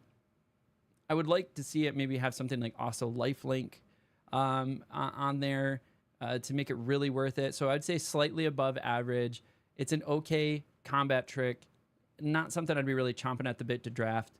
And then, like I said, because of that, I don't think we're going to see much constructed play with it. Betrayer's Bargain. 2 CMC, 1 colorless, 1 red, an instant. As an additional cost to cast this spell, sacrifice a creature or enchantment, or pay 2 additional. So this could be upwards of 3 colorless and a red. Betrayer's Bargain deals 5 damage to target creature. If that creature would die this turn, exile it instead. So we talked about this in a previous set or color. If you're generating tokens, which is really common in red-white, then that's fine. Sack a token, do 5 damage to something. Also, there are some rooms where you're just like not gonna unlock the other side. And if that's the case, then you've got the ETB trigger from like the other side. You might just sack it. So you basically have a useless room just sitting there unless you unlock the other side, but it's just so damn expensive that you're just like, whatever. So there are some sacrifice material on the board, or you could pay 4 to do 5 damage. So overall, I would say a decent removal, maybe something to grab, but it's not like the best removal in the limited formats. And I think because of that, we're going to see it struggle and constructed. So we've seen Gremlins mentioned a couple times, but this is, I think, the first like blatant art of it. But this is obviously from like the movie Gremlins, right? The little cute little things during the day, and then it's like if you feed them after midnight or if they get wet or something, they turn into these mischievous gremlins and cause a bunch of trouble. It was a great 80s movie. But 2 for 2 with Menace, already above average card. We like it. You gotta block with 2 cards. And then whenever another creature you control with power 2 or less enters, you may discard a card. If you do, draw a card. Do this only once each turn. So it gives you a little card recursion. Allows you to clean out your hand if you need to. So overall above average, and it's on curve, so I would snatch it in draft. And because of that, we'll probably see some limited play out of it too. It's just a decent value card. Or we're definitely going to see it in limited. May see it in constructed as well. Piggy Bank. I don't know what this one's based off from, but it's creepy. I don't like the teeth in the belly. Creeping me out. Piggy Bank. 2 CMC. 1 colorless, 1 red. It's an artifact creature, so great for delirium. And it's a 3/2. So above average, a power and toughness ratio to CMC. And then when Piggy Bank dies, create a treasure token. And you get a treasure token. I definitely think this is well over average value. Probably we're in that B+, A- tier. We're getting a lot of value out of this card. We're getting a creature token. We have a 3/2 body on the board. So we're taking out things that are 3/3, 4/3, even 5/3 cards. as a blocker. And then if it dies, we have a artifact creature in the graveyard for Delirium, and we get a treasure token. I'm not upset about this card at all. Play this on curve. This is definitely a draftable card, a high draftable card, lots of value. And we'll probably even see it in constructed because of that, especially in the Delirium decks that people are going to try to make. Next up, Pyroclasm. 2 CMC, 1 colorless, 1 red. Sorcery, Pyroclasm deals 2 damage to each creature. Each creature. Snatch. Fast snatch. Just great removal. I love it. It does every creature for 2 damage. We're gonna see this in constructed play. I think this is a reprint, right? Yeah, this is a reprint. Yeah, just look here. Duh. This is a reprint. So love Pyroclasm. It's making it. I don't know if it's been in standard. It's been a while since it's been in standard. Maybe Masters 25, 2017. Yeah, I don't know. This is a great card. This has been a historically great removal, especially on a go wide board. I definitely take Pyroclasm as a removal spell if given the option. So next up is Untimely Malfunction. It's a 2 CMC, 1 colorless, 1 red instant. Choose 1, destroy target artifact. Change the target spell or ability with a single target. 1 or 2 target creatures can't block this turn. Again, remember, creative ways for evasion. So we're seeing can't block. So the red deck so far has been given a lot of things the inability to block. So it gives your creatures the ability to get through. Also like the change the target spell. So if somebody tries to hit you with a destroy target or some negative effect, you can just slam this, change it around, put it on their own card. And then destroy target artifact. We don't have a ton of artifacts in here, but the ability to destroy artifact. I think this is well above average cards. So we're talking that B plus A minus territory. So I would definitely say it's a snatch in limited formats, and we're probably going to see it in constructed because of that. Fear of being hunted. That is a crazy fear. Just like thinking you might be being hunted, somebody's following you. Yeah. So if you're scared of being hunted, drop that comment below. That's an interesting one. I don't know if I've ever felt that, like being hunted. I've definitely felt where there's like somebody watching me, or like I'm in the woods at night or near the edge of the woods at night and I feel like I'm being watched. Like I've had that. I don't know if that was fear of being hunted, but I'm like, what's watching me? That was the curious thing. So this is a 3 CMC for 4/2. So it's like already at average value here. It has haste, so now we're at above average. So that's going to put us B minus territory. And then fear of being hunted must be blocked if able. So this is something where, again, creative evasion. So say they have 1 blocker. You need a card to get through. So you're going to play this and swing with it, and they have to block it.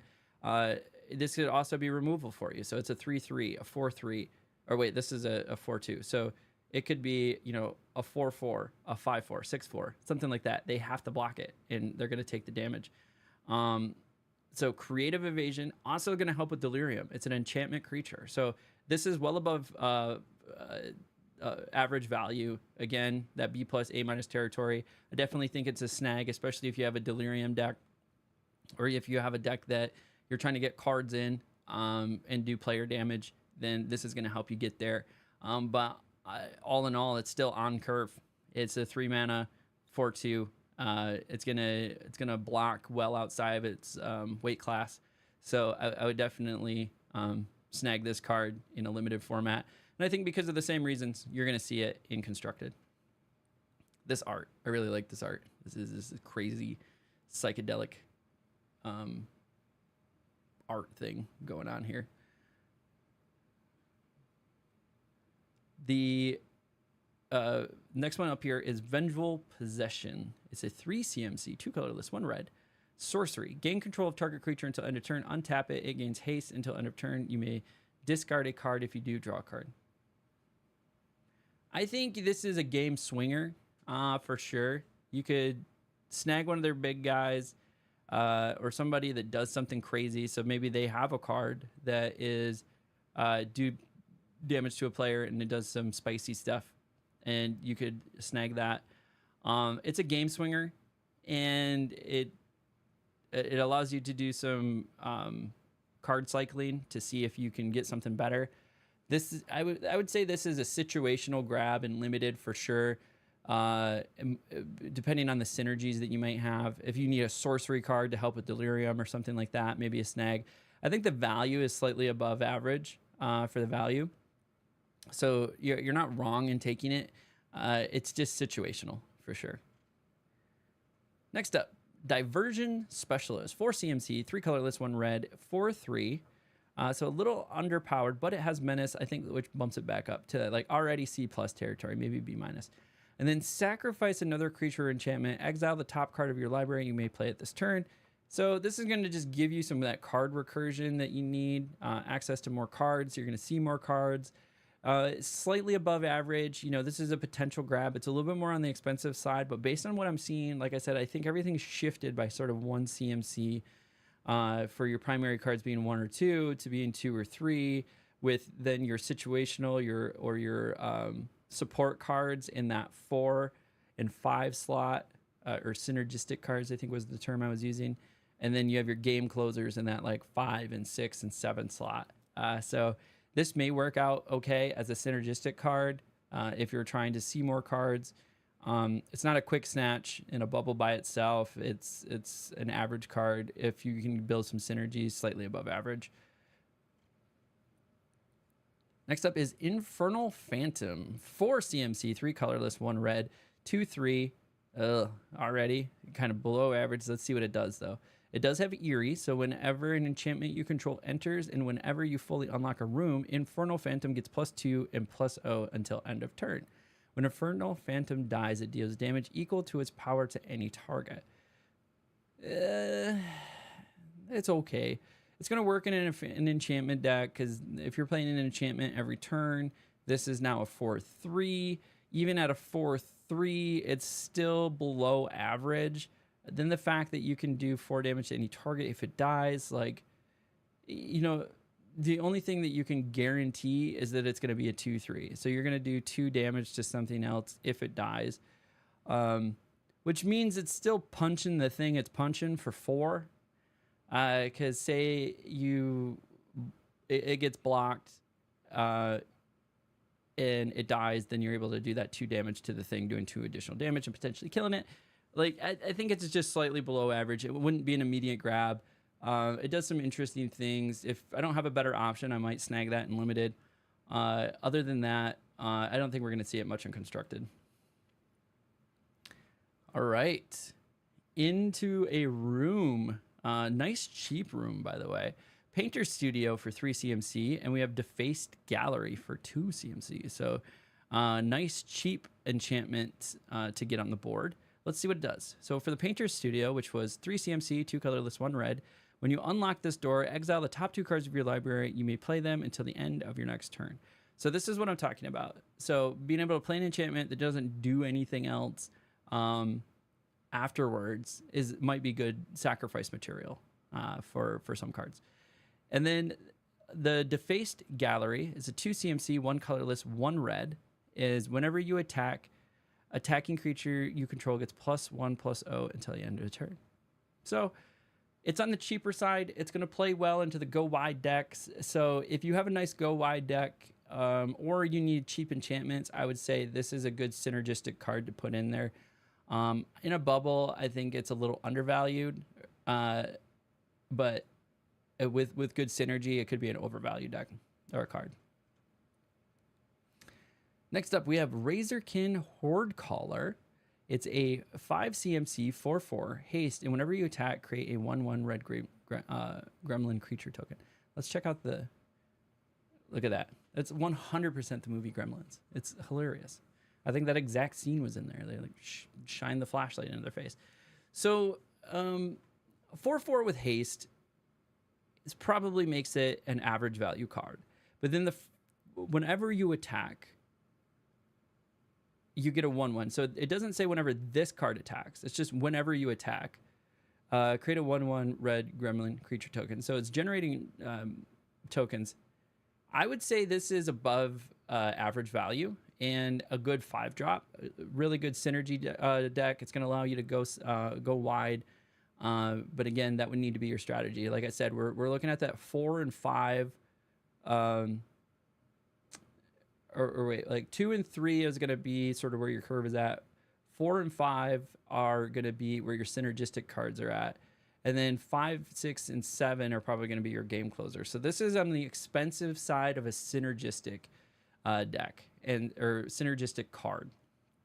So if you have the synergy, grab it in limited. Outside of that, I think it's going to work well in some constructed decks. So we're probably going to see it there. Lastly, in the uncommon slot, we have Fear of Burning Alive, a 6 CMC 4/4 enchantment creature. So it's helping two types in the graveyard for us here. Is when Fear of Burning Alive enters, it deals 4 damage to each opponent. Great commander card. Just boom, here's 4 damage. But also, just dropping it on the board, they're taking 4 damage. And then it has Delirium. So whenever a source you control deals non-combat damage to an opponent, if there are 4 or more card types among cards in your graveyard, Fear of Burning Alive deals that amount of damage to target creature that player's controls. So this is saying is if you play this card, deal 4 damage to your opponent, and you have Delirium, then you can then deal 4 damage to one of their cards. So you would play this after you have Delirium, and you can do 4 damage to them, 4 damage to one of their creatures, and then drop a 4/4. So it is a ton of value as a card. It's just so expensive. I think it would be hard to draft. We're in that 6 slot, so those are going to be your like game enders. Is this a game-ending strength? No, I think it's going to be hard to draft. And because of the expense, it's going to be hard and constructed as well. So I like the card. It does some really interesting things. I just think it's going to be really hard to play. Awesome. We have finished the uncommons. So next up is our rares. We only have 7 rares in red this time. And I think we had 8 in the last couple colors. But let's go ahead and jump right into it. In the first slot, the cheapest rare is 2 CMC. It's called Chainsaw. 1 colorless, 1 red. It's an artifact equipment. When Chainsaw enters, it deals 3 damage to up to 1 target creature. Whenever 1 or more creatures die, put a rev counter on Chainsaw. So I'm going to need like rev counters now. Equipped creature gets +X+O, where X is the number of rev counters on Chainsaw. So really interesting. This could get spicy. I definitely could see a place for it in Commander. And, you know, lots of creatures are dying. This thing is getting big and spicy, especially on an enchantment deck or aura deck. You're just looking ways to like make your guy all crazy and buffed up. So this could definitely go there. I think it's going to be okay in limited. At rare, you're barely ever going to see it. And then it just basically you're playing it just for the 3 damage, and then you might get some value out of the rev counters, but I think it's just going to take too long and be too expensive just in the long run. But it is a 2 mana 3, like I don't know, 2 mana 3 damage. It's essentially removal, and then it gives you some extra stuff to do. If there's not a better card that fits your synergies, grab it. Grab it as a removal. And only think about it as a removal that might do extra stuff for you. That's where I'm at with that. Could you see it working in Constructed? Definitely. And definitely in Commander.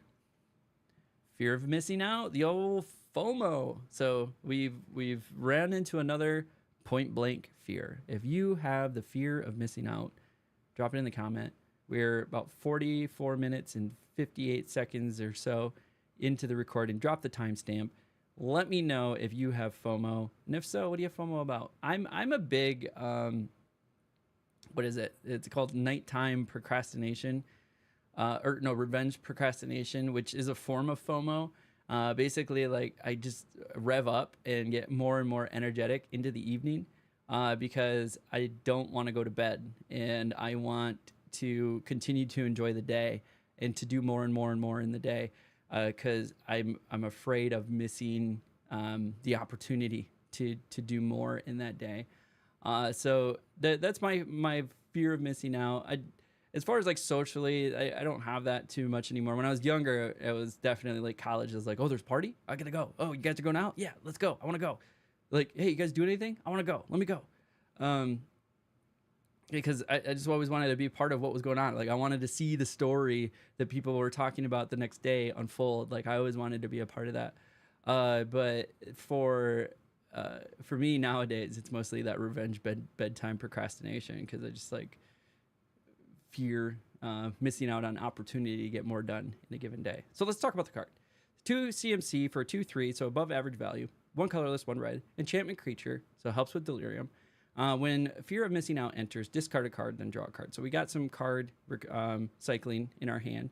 It also has delirium, so that's great.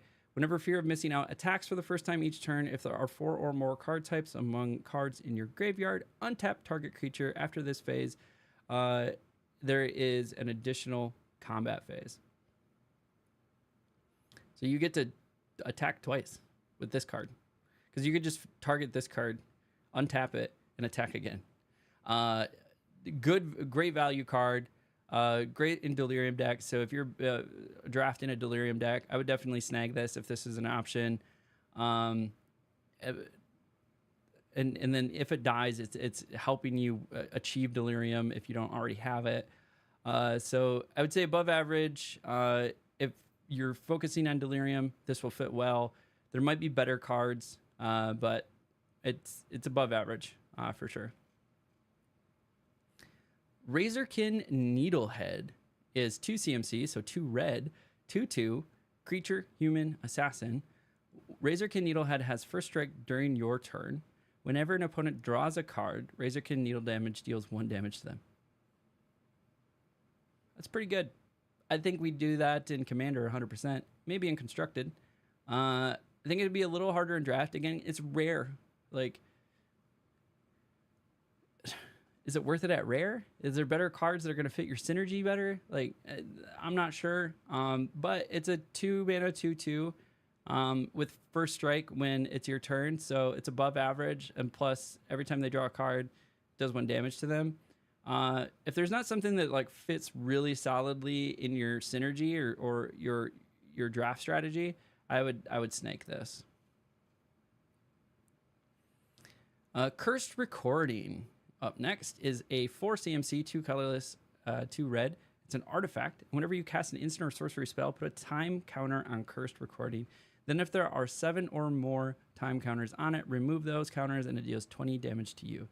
When you next cast an instant or sorcery spell this turn, copy that spell, and you may choose a new target for the copy.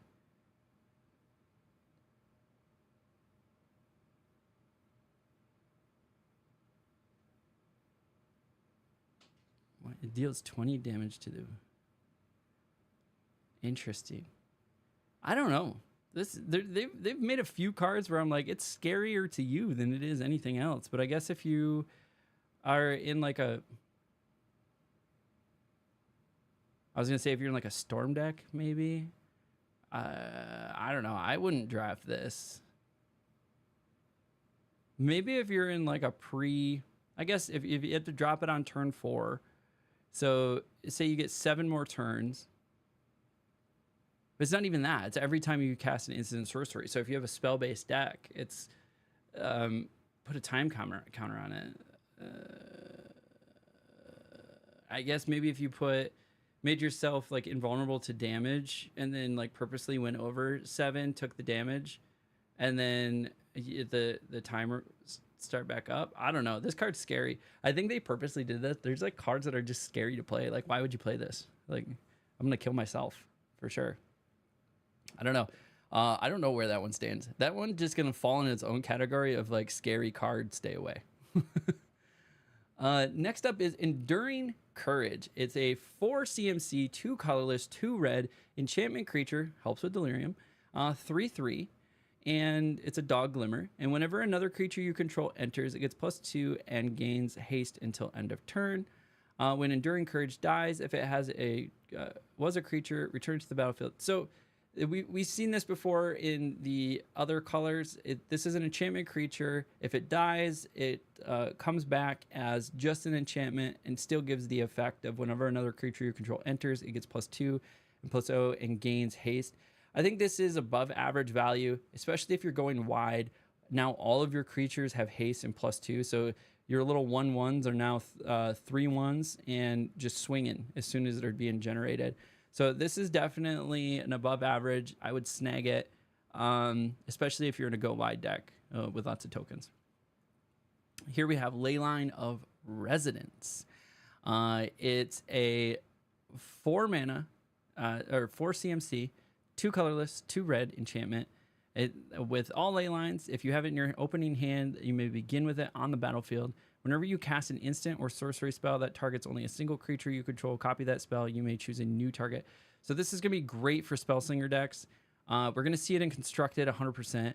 I don't think it's going to be good in Limited. It's just it's going to be hard to find so much synergy with it. And then like guaranteeing it's in your starting hand, or then it's like a really expensive 4-drop. And there's a lot of enchantment removal in this set, so I definitely don't think it's going to be drafted. And in the last spot of our rare color is for 5 CMC. We have Waltz of Rage. It's a sorcery, and target creature you control deals damage equal to its power to each other creature.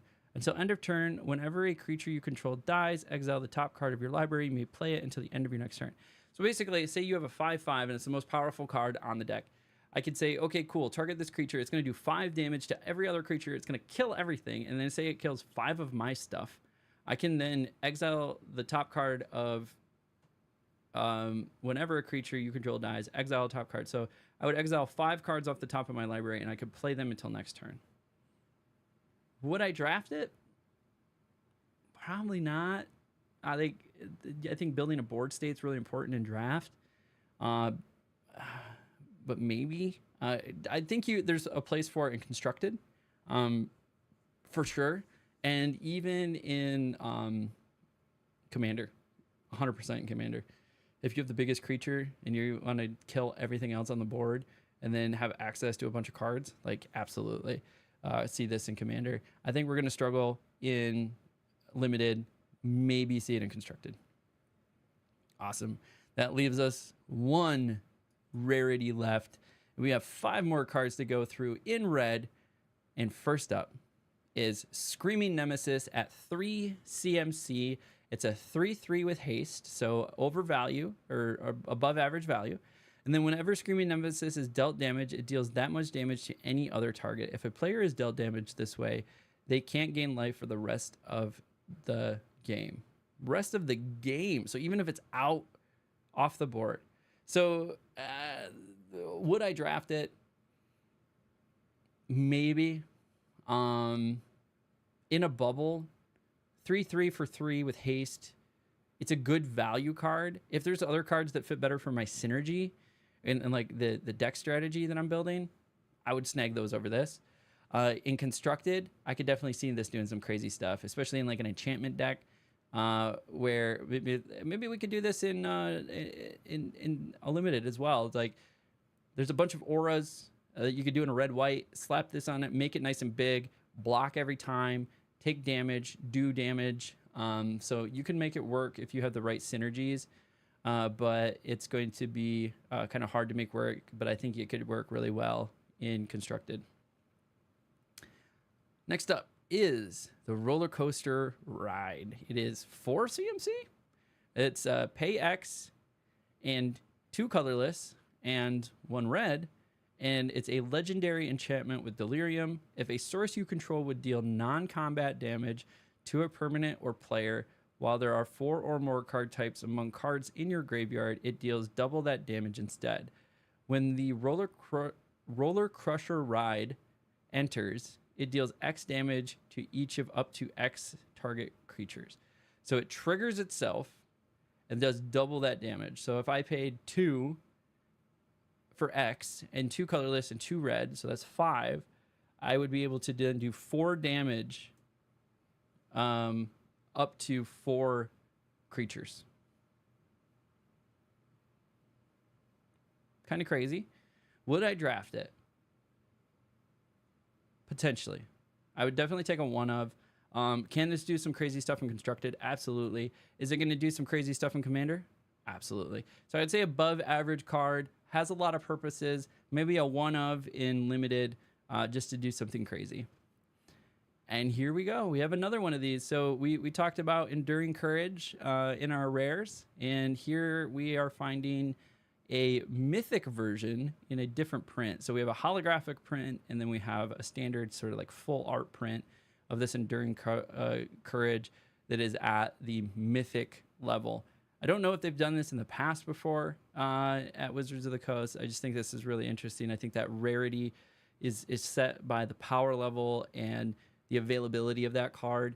It shouldn't be by like the print, but that's my opinion. I don't know. I don't have enough history with like studying this game. That maybe they've done this in the past. Maybe this is common thing to do. But for me, I think it seems a little weird. Next up is Overlord of the Boiler Bilges. That's a mouthful.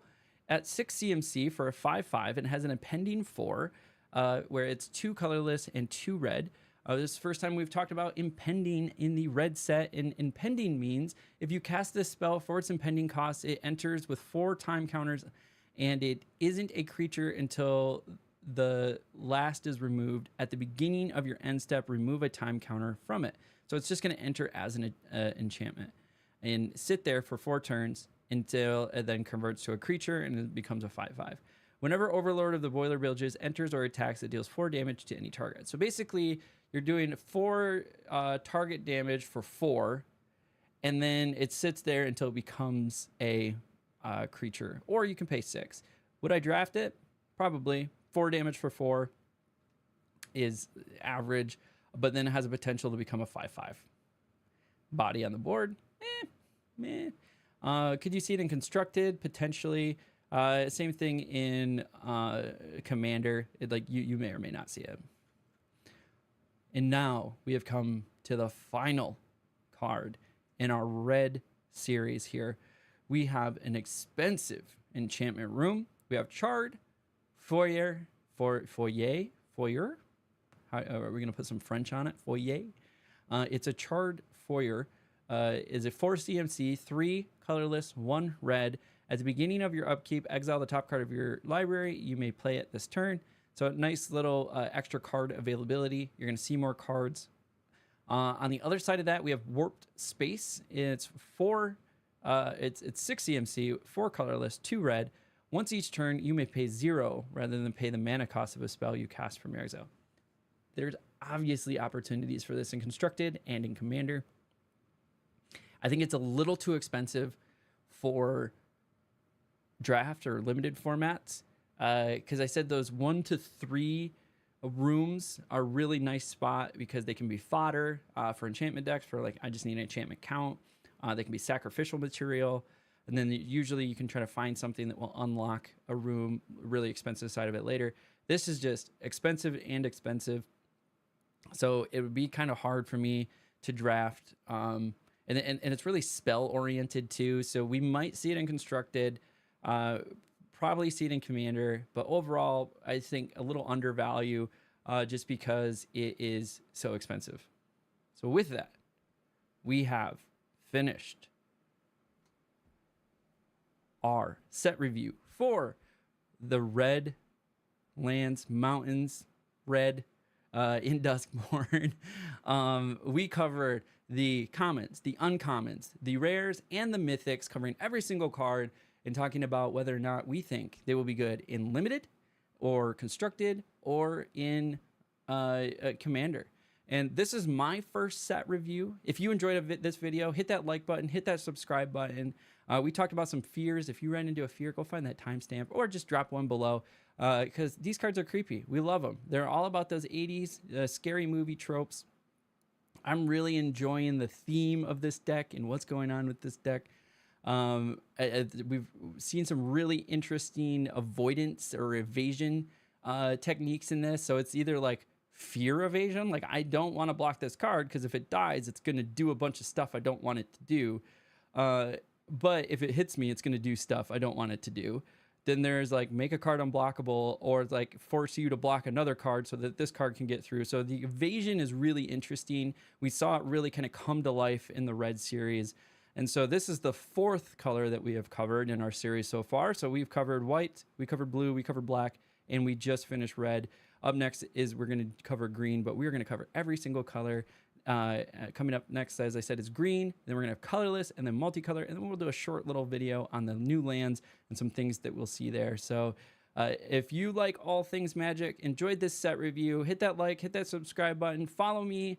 You can go to my website at halfpump.com. You can follow me there on my Twitch, my Twitter, my Instagram, and my YouTube, where I am currently on a path to pro for Magic the Gathering. I have been playing this game since the 90s, but haven't taken it seriously until the last year or so. So I have become a student of the game, and you get to watch a guy try to live out his dream and become a pro Magic the Gathering player. So as we close out everything, until next time, we'll catch you at the table. Whoo! Got another one done. These are an absolute burner on the throat. So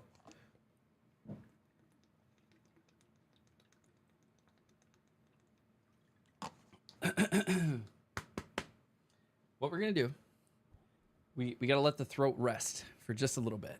So I'm gonna take another bio break. I'm gonna go to the bathroom and let my throat rest, and then we're gonna come back and we're gonna do green. So green is gonna have the same thing. It's gonna have 38, 43 cards in green. And then we'll go into colorless, which has 10, 13, 13 colors. So that one should only take like 15 minutes. And then we'll go into multicolor, which we have 20,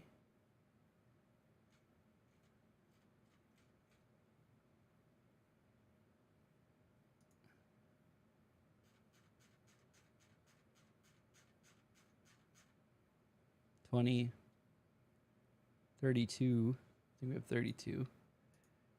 Multicolor.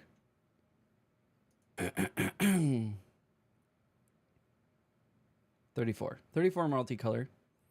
And then our 5 regular lands, and then our 17 new lands. So we got a little bit more time here. Let's go ahead and find our green, and a little bit more work to do. So I appreciate everybody hanging out. If you are new here and you are enjoying the stream, follow along if you're on Twitch, and subscribe if you're on YouTube. Hitting that thumbs up button on YouTube helps a lot. Shows people that you're liking it, then it's going well. And then for me, I'm gonna go take a quick bathroom break. So this now becomes a bio break.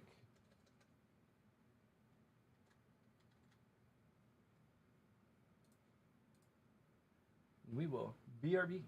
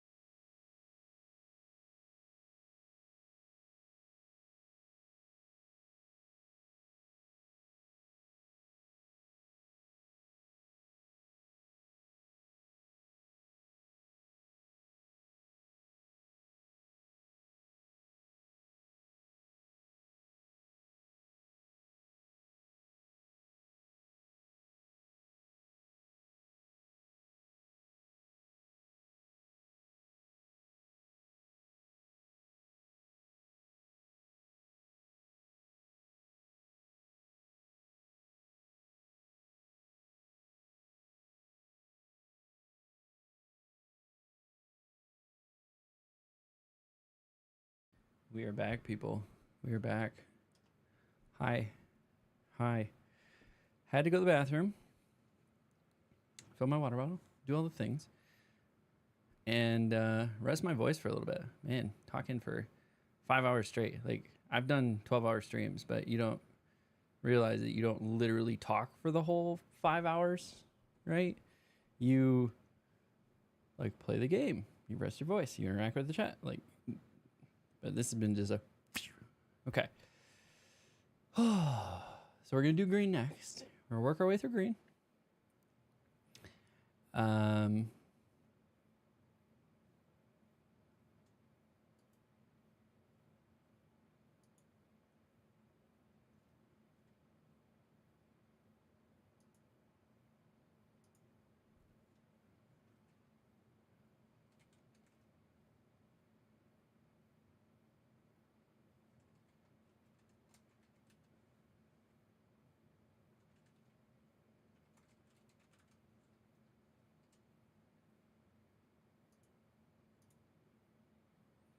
We are saving all of my tabs before something happens.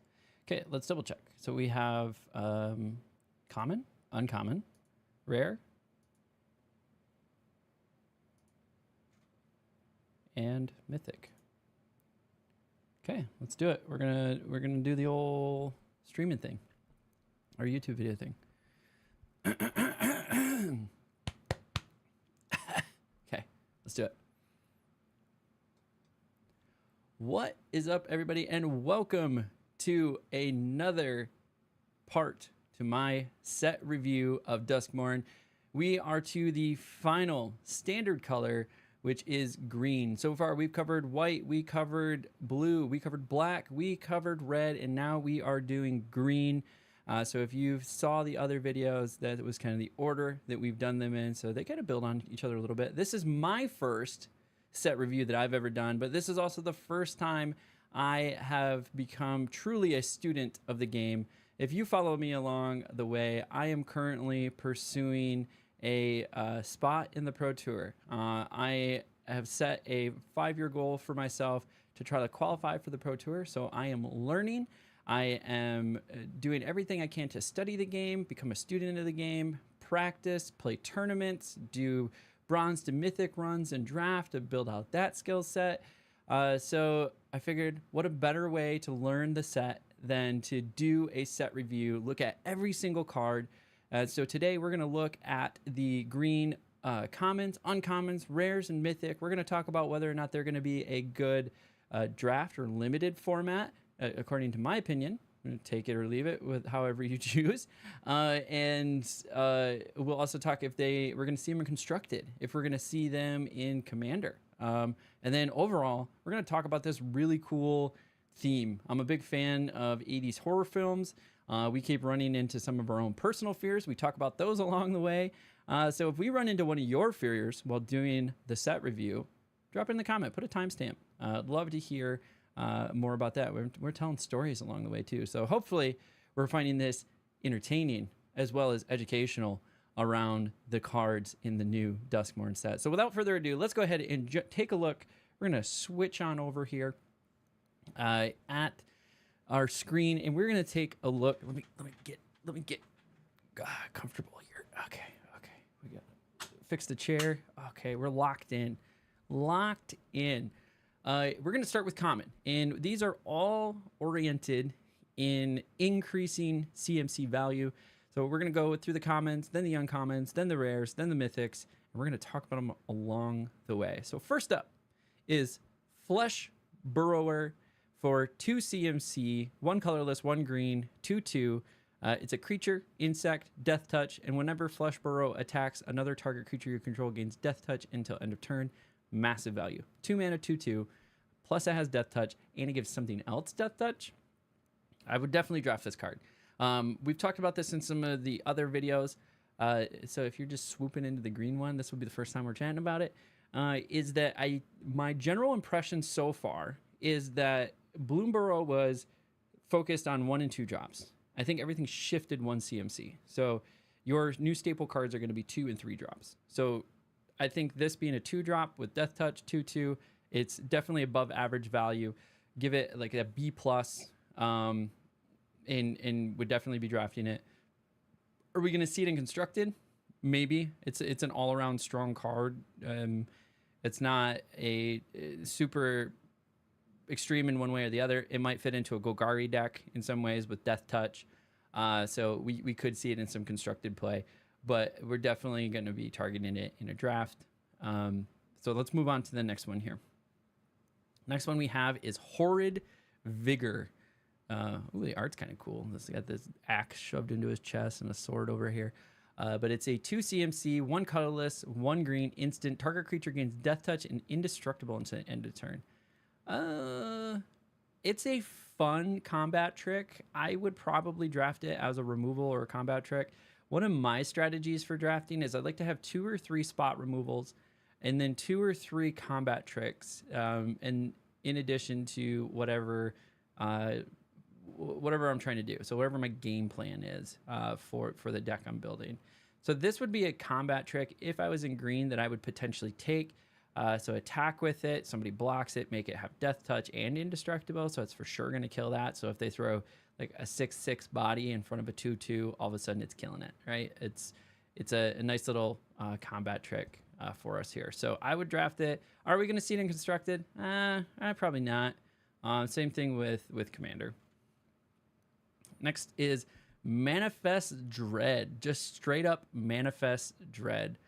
So this is the first time we're seeing it in the green deck. So this is a 2 mana sorcery. So 1 colorless, 1 green.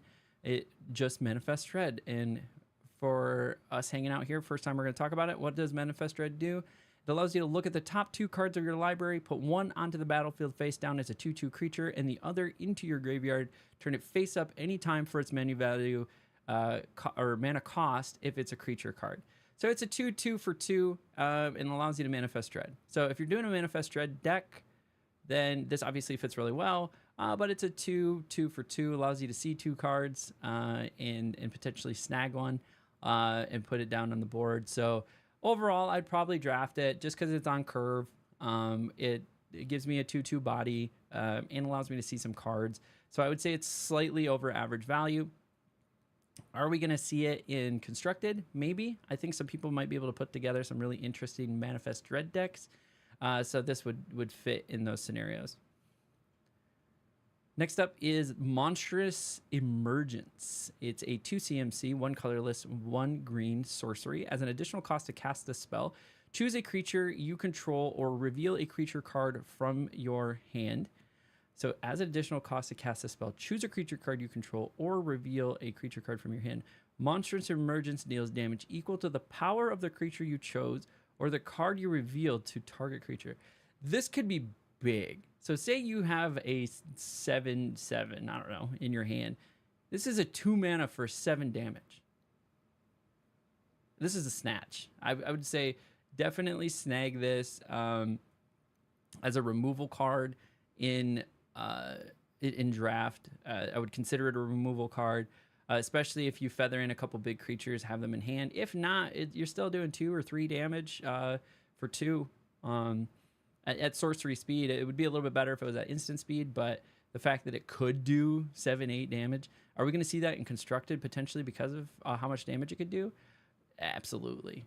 But it is only to target creature to balance it out a little bit too. I think we're going to see it in constructed.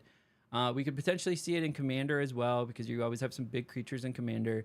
But I would snag it in draft or limited formats. Next up is Say Its Name. Oh, what was this? What was this movie? Was it Candyman? Yeah. I'm not going to say it any more times than that because you got to say his name like 3 or 7 times or something into a mirror and then he appears. Yeah, that creeps me out. That scared me. I played around with that idea when I was a kid. I saw that movie and I looked in the mirror and I said it and then I was like, nope, can't do it. Can't do it. It scared me too much.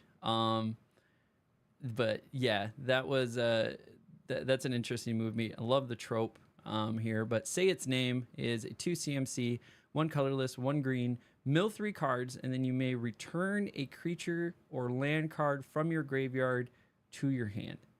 So it doesn't have to be of the ones milled. It could be any in your graveyard.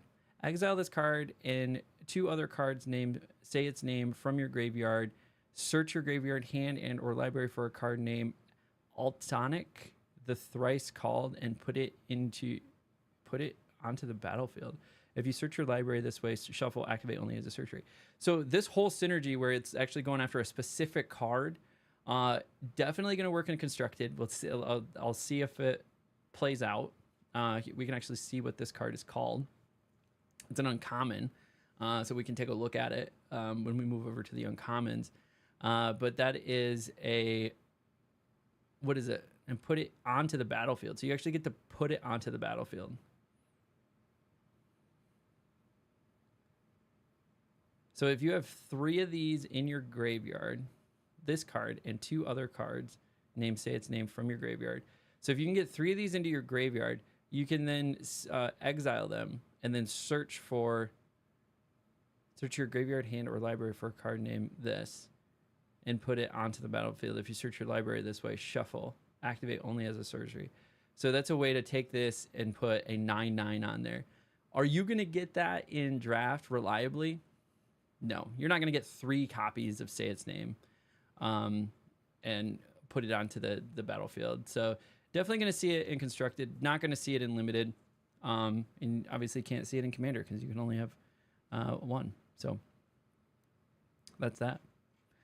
Moving on to Wary Watchdog. 2 CMC, 1 colorless, 1 green. It's a 3/1 creature dog, and then when it enters or dies, surveil 1. 2 mana for a 3/1 body. So it just, it punches over its weight class. It's going to take out a 3/3, a 4/3, 5/3, something like that. Having it on the board, a 3/1 is always nice. It's big body. You got to take care of it. If somebody doesn't block it and kill their own card, it's swinging through and doing 3 damage to your life total. So definitely a draftable card. I would say, are we going to see it in constructed? Probably not. Next up is Cryptid Inspector, 3 CMC, 2 colorless, 1 green. It is a 2/3 creature elf warrior. It has vigilance, so I would say it's slightly above average value. And whenever a face-down permanent you control enters, and whenever Cryptid Inspector or another permanent you control is turned face up, put a 1/1 counter on Cryptid Inspector. So this is going to work really well for Manifest Dread. So if you're Manifest Dread and turn a card face up, this is going to get 1/1 on it. So if you are building a Manifest draft deck or limited deck, this may work. Is it going to work a lot better in a constructed format? Absolutely. So I think we'll see it in a Manifest Dread constructed format, and then potentially a draft. If you can get a handful of Manifest Dread cards, it would synergize well with this. If you can't, it is an average value card. Maybe be worth drafting as a 2/3 vigilance, but it's not above value in any way. So you may or may not see it as just a standard value card. Frantic Strength is a 3 CMC, 2 colorless, 1 green enchantment aura. Has flash, which I'm always a big fan of. Enchant creature gets +2/+2 and has trample. So nice little combat trick. It's a little expensive, but it does have flash, so you can flash it in, give something 2/2 and trample. So you can definitely kill something in an exchange for that's already been blocked. It is an enchantment, so it can help with some of these enchantment decks that we might see. So overall, I would say slightly above average and a potential combat trick to draft. Grasping Longneck is up next, and this is a 3 CMC, 2 colorless, 1 green, 4/2. So I would say average CMC to power and toughness, but it has reach and is a 4 damage. So now it's punching way above its weight class, taking out 4 4s, 5 4s, 6 4s. Those big flyers, 3 4s that we might see up in the air. It's able to snag those out. Obviously, it's going to die, but it's going to be able to grab them. And then whenever it does die, you gain 2 life. So I would say above average, a solid B+ card. Definitely something I would draft. I would snag this to protect myself from things in the air. Now this is absolutely creepy. Who is this guy? Dave Kendall? Dude, what are you drawing, man? I'm freaked out. It's like centipede's got its feet in its back and got this weird hand tail that's touching him. It's like eating him. I don't know what it's doing. It's even got tentacles coming out of its skull-shaped eyes. I don't know. This whole picture got me grossed out, weirded out in all the best ways. Great job, Dave Kendall. You freaked me out. Spine Seeker Centipede. 3 CMC, 2 colorless, 1 green for 2/1. And when Spine Seeker Centipede enters, search your library for a basic land card, reveal it, put it in your hand, and then shuffle. It also has Delirium. I believe this is the first time that we've run into Delirium in the green set. So let's explain what Delirium is. It's as long as there are 4 or more card types among cards in your graveyard, then it gets an extra thing. And so in this particular case, Spine Seeker Centipede gets +1/+2 and has Vigilance. So it becomes a 3/3 for 3 with Vigilance if you have Delirium. So if you're building a Delirium deck, and it gives you a land card. So if you're building a Delirium draft or limited, this would definitely fit in there. I would say it's a high value card. It allows you to get another land and comes out as a 3/3 with Vigilance. Bonus points for creepy art. So definitely draftable. If you're constructing a Delirium deck with green, this is definitely a playable card as well.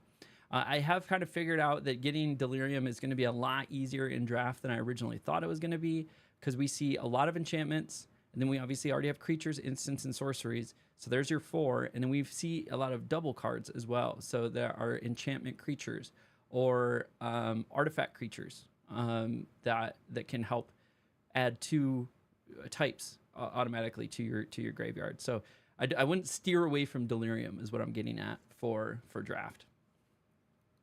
So green is definitely going to have a lot of centipedes, eh? That's going to creep me out the whole time. Anthropede is a 4 CMC, 3 colorless, 1 green, 3/4 with reach. And when Anthropede enters, you may discard a card or pay 2. When you do, destroy target room. So it gives you a way to destroy a room. So if you're going up against somebody that has a room deck, this is definitely valuable as an extra ability. And you can do it by discarding a card instead of paying the 2. So you can do it on turn 4. And then it is a 3/4 with reach. So it's got a little bit of a booty on it. So it can protect you from things in the air. I would say slightly above average card, probably like a B- card. So I would say draftable, maybe like a 1 of. Again, so what we're kind of seeing is that shift of 1 CMC. So I think 2 and 3 drops are going to be the core of your build in limited. And then 4 and 5 drops are going to be synergistic cards that are going to support those 2 and 3s. And then you have your game enders in like the 5 through 7. So this is a synergistic card.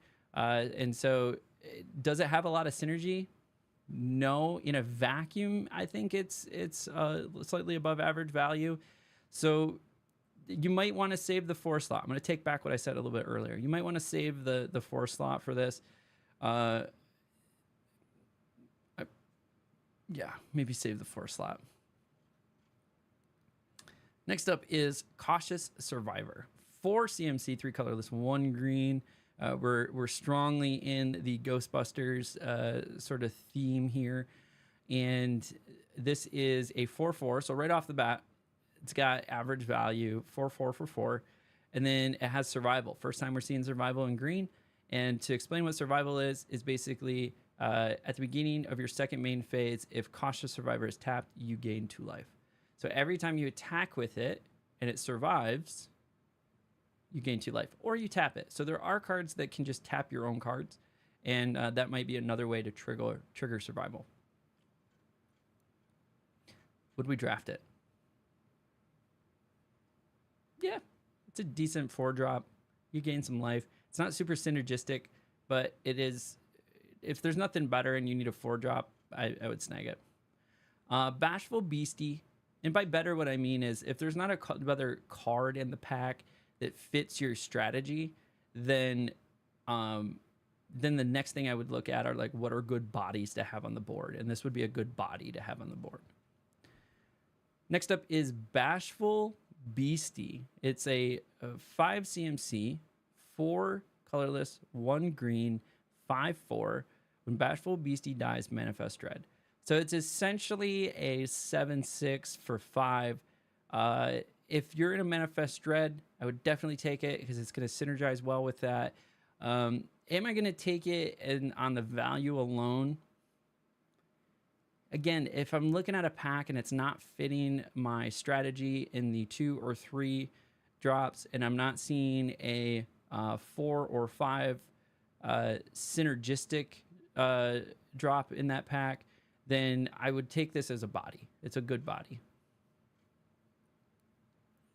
Slavering Branch Snapper. Well, this is it's just a fun art. I like the art on this one. Is a 6 CMC, 4 colorless, 2 green, 7/6. So already outsized value. Then you add Trample, more outsized value, and now it has Force Cycling. So I think some other folks have said this, and I'm repeating it, is that some of these cards are going to fit really well in more of the older formats. So your Legacy or Vintage. You might even see it in Modern. I've seen a lot of these Forest Cycle, Island Cycle type cards that would work well in like a Living Dead or Living End type deck, where they're just big cards that you can cycle for cheap into your graveyard and then hope to break them out later. So anything that can bring things out of the graveyard, these are great to get these expensive cards into the graveyard and then finding a way to pull them out. We ran into our first room in green. So if you have not caught any of the series, you don't know what's going on in Duskmourn. What is a room? So a room is a 2-sided card, and you may cast either half. That door unlocks on the battlefield as a sorcery. You may pay the mana cost of a locked door to unlock it. So essentially the way to think about it is you have 2 cards in one. Both of the doors are locked, and then you can pay either side. So I can pay the Moldering Gym side, or I can pay the Weight Room side to play the card onto the field, and then at any time I can unlock the other side as I see fit. So we'll talk first about the Moldering Gym side. It's a 3 CMC, 2 colorless, 1 green. It's when you unlock this door, search your library for a basic land card, put it onto the battlefield, tap, then shuffle. And then on the Weight Room side, we have 6 CMC, 5 colorless, 1 green. When you unlock this door, manifest dread, then put 3 1/1 counters on that creature. So essentially paying 6 CMC for a 5/5 in a manifest dread. So it's in a weird spot. I've been saying anything in that 1 to 3 CMC range for a room is a decent range to consider for an enchantment deck, because it's cheap enough to get it on there just to give you an enchantment count. And then there's plenty of cards that will help you like unlock a room for cheaper than its CMC cost, because it would just like enters battlefield, unlock a room, those type of cards, right? But if you can never play that other side, at least you have a cheaper room to get down on the board, and it's a dead card for sacrifice material. So there are cards out there that say sacrifice a creature or enchantment, and this would be one maybe that you could sacrifice this card. If you don't need it anymore, you already got the ETB from the Moldering Gym side, and you're never going to unlock the Weight Room side, then that's something to consider.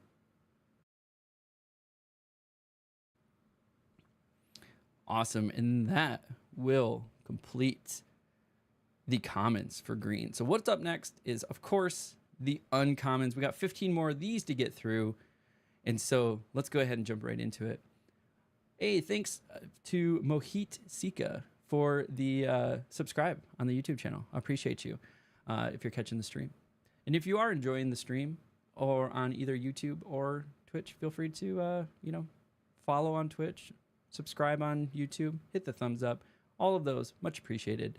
But let's go ahead and continue on here. We got some more cards to get through.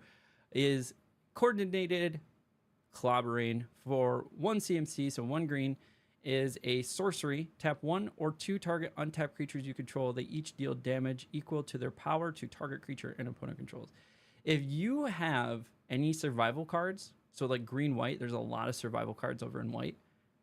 This is huge. I can tap the cards for free and get stuff. So there's one way that you get to choose different counters, where it was an experienced or veteran survivalist or something like that where if it survives once, you can do, well, anytime it survives, you can do like a 1/1 counter, a flying counter, and then like a vigilance counter. And so if you can just for free tap the card without actually having to attack it, like you can like give it 1/1 and then give it flying and then give it vigilance, right? So being able to tap your own cards, if you are in sort of a survival deck, this is huge. But then also it's removal. So I would definitely be snagging this in limited formats. Are you going to see it in constructed? Potentially. If maybe you make a survivalist deck or something like that, you could see it, or maybe you make a themed commander deck, you could see it there as well. Next up, another 1 CMC for 1 green is a 1/2 creature fungus. You have pay 2 colorless, sacrificing insidious fungus, choose 1. You can destroy target artifact, destroy target creature, or draw a card. Then you may put a land card from your hand onto the battlefield. So a 1/2 for 1 is good value just by itself, and then it has later value of giving you either card draw or destroying artifact or an enchantment. So overall, I think this is an above average value card, and definitely something I would snag at the very least for a body that's on curve. Next up is the Patchwork Beastie. The only thing I can think of this is like the Patchwork Banner in Bloomburrow. I wonder if this is some like mutation of that. I'll have to go back and look at the art for Patchwork Beastie, or for Patchwork Banner, and see if there's any crossovers. But this is an artifact creature, 3/3 for 1, which is interesting, but like what's the caveat here? And it has Delirium. So Patchwork Beastie can't attack or block unless there are 4 or more card types among cards in your graveyard. So you have to have Delirium in order for this to do anything. At the beginning of your upkeep, you may mill a card. So even if it's just out there as a without the ability to attack or block, you can mill a card. So it does give you the ability. So if you're thinking a black-green deck, to just put a card into your graveyard and then later pull a card out. So those graveyard recursion decks, this could play well in constructed format. If you can manage to pull off graveyard recursion in a limited format, then this would also work there. If you're in a Delirium deck, then that's another big strategy that you could use, is getting this on the board essentially as a 1 CMC for 3/3. Oh, and the other thing, it's an artifact creature. So that's going to help with Delirium count as well. So we talked about some enchantment creatures. Now we have artifact creatures. So those double ups help you get to Delirium faster. Next up for 2 CMC, we have 1 colorless, 1 green, Cathartic Parting. I like the art. It looks like Master Splinter with Cortana, but I think that's Tameo, if I'm being honest. But sorcery, it's the owner of target artifact or enchantment an opponent controls shuffles it into their library. You may shuffle up to 4 target cards from your graveyard into your library. This would definitely be good and constructed if you have a game plan. I think it would be hard to pull off in limited. It is technically a removal card for an enchantment. We are going to see a lot of enchantments in this limited format.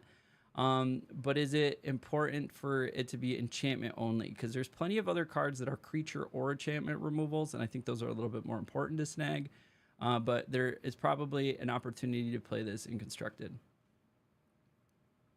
House Cartographer. This one's kind of interesting. So he's mapping the house and all like the secret portals and all that stuff. So this is a 2 CMC, 1 green, 1 colorless, 2/2. So off the bat, great, just average value. It's a creature, human, scout, survivor. And then it has survival at the beginning of your second main phase. If House Cartographer is tapped, reveal cards from the top of your library. So you reveal a land card, put that card into your hand, and the rest on the bottom of your library in a random order. So it does give you land draw for a 2/2 if it's tapped. So I think it's a good body with some extra value. You might see somebody draft it if they need a good 2-drop with some extra abilities, and maybe they have some cards like blue green. It really gives you some ability to like tap cards without having to attack with them, thus triggering survival. So something to be on the lookout for. But you're going to want some sort of synergy to make this happen. And again, if you're doing like a survival constructed deck, obviously that would make sense. So next up is Overgrown Zealot. Is 2 CMC for 0/4, and it's a mana dork. You can tap, add 1 mana of any color, or you can tap, add 2 mana of 1 color. Then this mana only to turn permanents face up. So it will only work with Manifest Dread, but it is worth 2. It's a 0/4 body to put on the board, and it's a mana dork. So it's okay. Like I said, there's this is what we're seeing in this format, is that sort of shift from like 1 to 2 drops to 2 to 3 drops. So for a 2-drop mana dork, I think that's pretty standard for this deck, and something to snag. Give you an 0/4 body for blocking plus a mana dork. So I would draft it for sure. Are we going to see it in constructed? Maybe in a Manifest Dread deck if you need some extra value. But I think there's other synergies that you would probably want to work for. Gotta love this. This is the old The Shining reference. Here's Johnny. Break down the door. 3 CMC, 2 colorless, 1 green, instant, choose 1, exile target artifact, exile target enchantment, or Manifest Dread. Again, obviously going to work well in a Manifest Dread deck. Giving you a 2/2 for 3 plus a Manifest Dread trigger if you need it. Gives you some removal. So it's a nice smoothing card. Am I going to draft it? Maybe in a Manifest Dread deck. I think there's enough synergy with Manifest Dread that you could snag it. It's going to be a little bit more on the expensive side than I would want for the 3-drop. We really want the 2 and 3 drops to be core to our build. With the for the 4 and 5 drops to be more synergistic. So I would like to see this actually be like a 4-drop, but do more, like choose 2 of these, and then I think it would work really well. And then worth taking 1 in the limited format. Next up is Defiant Survivor. I like the art style. This is just fun, whatever's going on. We got the bat with spikes and the axe going on. Yeah, I just like the art on this one. So the Defiant Survivor is a 3 CMC, 2 colorless, 1 green, 3/2 creature, human, survivor, and survival at the beginning of your second main phase if Defiant Survivor is tapped, Manifest Dread. So this one is a card generator. If you have ways to tap cards, so green, blue, I think is a good one to tap cards, then doing this without attacking, and then you're just manifesting dread, making 2/2s, and putting desired cards under there. So this could be a really good one. It's a 3/2 body. So this is, I think this is definitely something you're going to see in limited, especially if you have a Manifest Dread deck in any ways, or a token deck where you're buffing tokens or things that have power 2 or less. There's a lot of synergies with those type of creatures. So this is definitely one that would snag if you have synergies in a bubble. I think it's slightly above average. Are you going to see it in constructed decks? Potentially. Any Manifest Dread decks. Next up, Fear of Exposure. 3 CMC, 2 colorless, 1 green, 5/4. Off the bat, like, wow. Okay, cool. As an additional cost to cast this spell, tap 2 untapped creatures and or lands your control. What did I just tell you? Your survival cards, right? You pay 3. I get free 2 taps. So I could tap this and another card and trigger survival and a 5/4. So this is huge value on any survival card. For 3 mana to be able to tap 2 of your own cards, like, it seems like a cost, but then it just works perfectly into survival mechanism. And then it's a trample 5/4. Like, great. I would snag it if you have a survival deck. Like, 3 mana 5/4, huge value. I think this is a really good card. Under the Skin, and I definitely see it in a constructed survival deck as well. Under the Skin, 3 CMC, sorcery. It's just a Manifest Dread, and then you may return a permanent card from your graveyard to your hand. So it's giving you a card out of your graveyard back into your hand and giving you a 2/2 creature. I think that is outsized value for sure. So it's worth a draft. It's probably like a 1 of for sure. especially if you're looking for graveyard recursion or just extra survivability. So what I mean by survivability is like the game's going long, you need cards to play, pulling them out of the graveyard to be able to play them. So overall, I think a good card, especially for a one-of in the limited format. Are we going to see it in constructed? Potentially in a Manifest Dread deck is a way to Manifest Dread and pull cards out of the graveyard. Because you're going to remember, if you Manifest Dread, you are looking at 2 cards, putting one in the graveyard and then one face down on the battlefield. So being able to pull those cards back out of the graveyard is a really nice ability to have. So I definitely think we're going to see it in Manifest Dread constructed decks. And then obviously if you build something Manifest Dread commander deck, that should be in there. Threats around every corner. So 4 CMC, 3 colorless, 1 green enchantment. When threats are around every corner, enters Manifest Dread. So we get to make another 2/2. And then whenever a face down permanent you control enters, search your library for a basic land card, put it on the battlefield, tap, then shuffle. That's really strong. I think that's a really good card. Definitely in a Manifest Dread constructed deck, in a themed commander deck. Am I going to draft it though? Am I going to use it in limited in any way? If you do a Manifest Dread theme deck, this could be powerful for you. So this would be a one-of. It's in the 4 slot. It's a synergistic card in my opinion.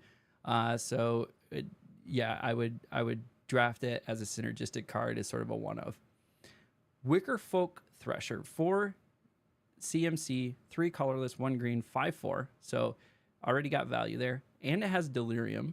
So whenever Wicker Folk Thresher attacks, if there are 4 or more card types among cards in your graveyard, look at the top card of your library. If it's a land card, you may put it onto the battlefield. If you don't put the card on the battlefield, put it into your hand. So it's essentially giving you card draw or land to play. And it's an artifact creature as well. So it's going to help with Delirium if it dies, and it's a 5/4. I would draft this, especially if I'm focusing on Delirium. I would draft this for sure. 4 mana, 5/4. It's good value for the card. It's going to synergize well with the Delirium deck and fits well in that, I think, that 4 slot for us. I always kind of really like things that punch above their weight class too. So it's going to take a 5/5, a 6/5, or it's easily going to block anything in a lot of the 1 to 3 slots, right? 1 CMC to 3 CMC slots, because most of those are going to be 1/1s, 2/2s, or 3/3s.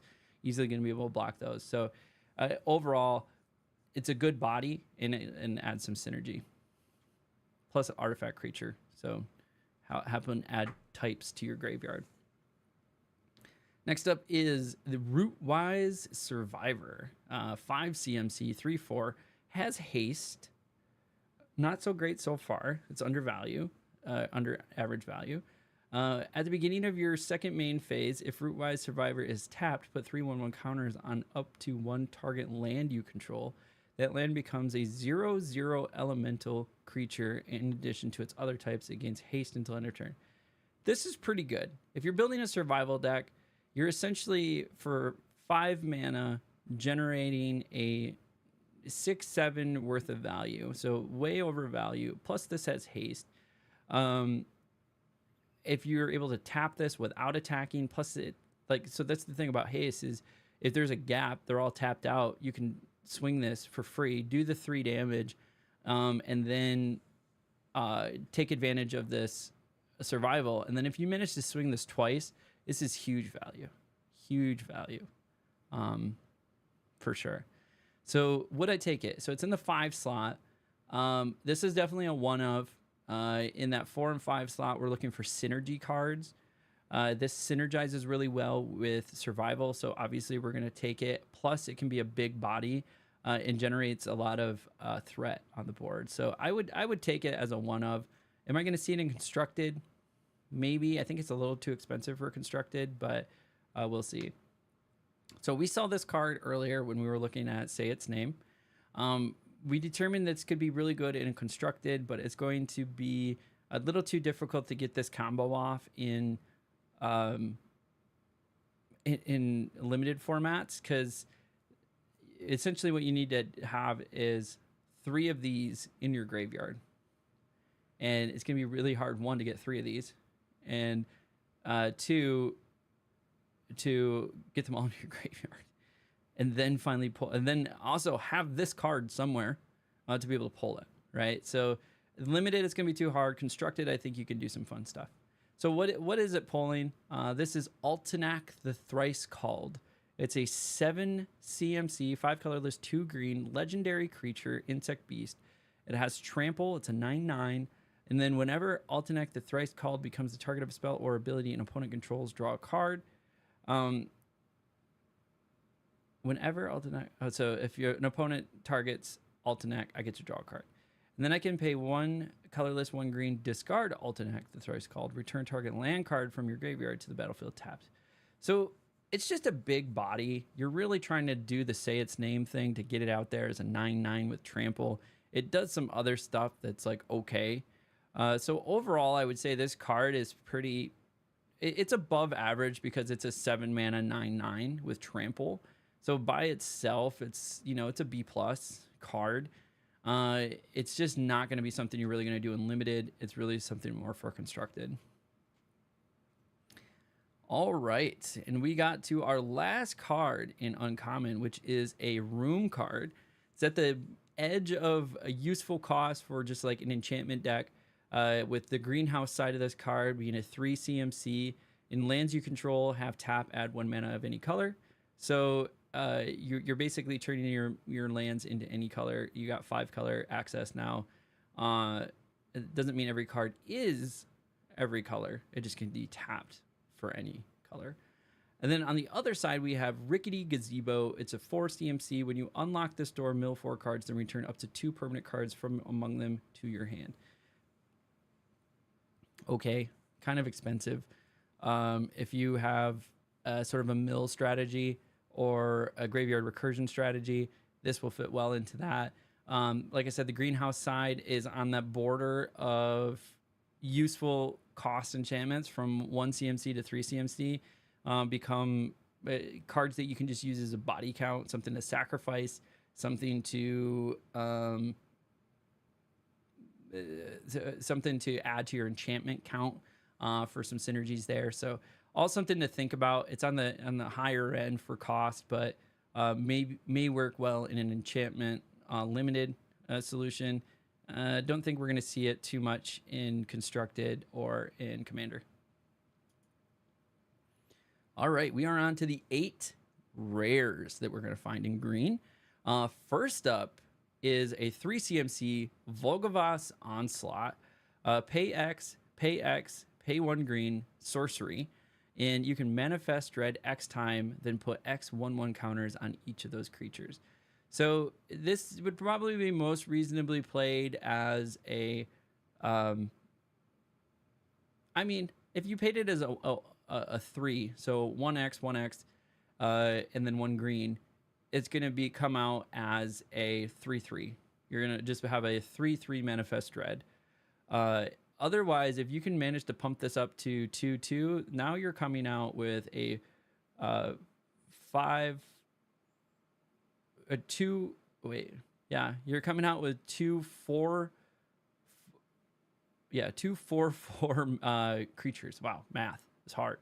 So that becomes really good. So if you have a manifest dread deck, this is definitely a great snag. At rare, I would definitely draft this. This is a one of. For sure. Maybe if I get it twice, sure, I would take it. Because at 5 mana, I'm generating 2 4/4s. So that's pretty nice. And then so yeah, I would say punching above its weight there. Probably a B+, A-. Are we going to see it in other manifest dread decks? Absolutely. I think this is going to be an all-around good deck, and that would even fit into a commander deck. Next up is Twitching Doll. Yeah, that's sufficiently creepy. And then there's like bugs for eyes. There's definitely bugs all over it. And then there's like spiders. I don't like how up in there the spiders are. Yep, I'm officially creeped out. Oh, it's a spider toy even. Okay. Twitching Doll is a 2 CMC, 1 colorless, 1 green, 2/2 artifact creature. And it's add 1 mana of any color, put a nest counter on Twitching Dow. I can tap it and sacrifice Twitching Dow, create a 2/2 green spider creature token with reach for each counter on Twitching Dow. Activate only as a sorcery. This is really good. So you're 2/2 for 2 mana dork, and then every time you use it as a mana dork, you put a counter on it, and then you can sacrifice this thing and create 2/2 green spider creature tokens for every counter that you put on it. Like, we can only activate that as a sorcery, but still, that's pretty good. That's pretty good. Would I let's look at the spider token. Yeah, that's officially weird. Why does it have eyes? Why? What's with the big eyes on its back? I don't. It's grossing me out. Like I don't actually have a problem with spiders. Like, I think spiders are pretty harmonious for nature. They kill a lot of nuisance bugs. You know, they keep the other critters out, and you're just hanging out with a house spider that's harmless, right? Unless you live in the South, then they're creepy and poisonous. So are they poisonous? Yeah, they'd be poisonous, not venomous. And when they're big enough that you can hear them move, it's a problem. Like, I don't know. Can you hear that? Like that? You hear them scurry? Yeah, fuck that. Yeah, I'm out. I was at a basement one time, had a bunch of wolf spiders, and it would scurry across the linoleum, or not the linoleum, but like the vinyl wood planks, and you could hear them just like just take off running. Yeah, that was the only time, and that's like our heaviest spider that we have where I live. But in the South American, like south of North America, you get the bigger spiders. Creeps me out. This card really good. Snatch Draft in limited, and it's a creature artifact, so it's helping with Delirium. Definitely, I think you're going to see it in Constructed as well. This is a good one for going wide, creating tokens, doing all the things. So that was my story about spiders and being freaked out. Next up is we have Enduring Vitality. 3 CMC, 1 colorless, 2 green for 3/3. Already great value. Plus it has Vigilance, more great value. So we're up to that B minus B territory. Creatures you control have 1 tap and add 1 mana of any color. So it makes everything a mana dork even better. And then when Enduring Vitality dies, if it was a creature, return it to the battlefield under its owner's control. It's an enchantment. So when it dies, becomes an enchantment and still gives all of your creatures the ability.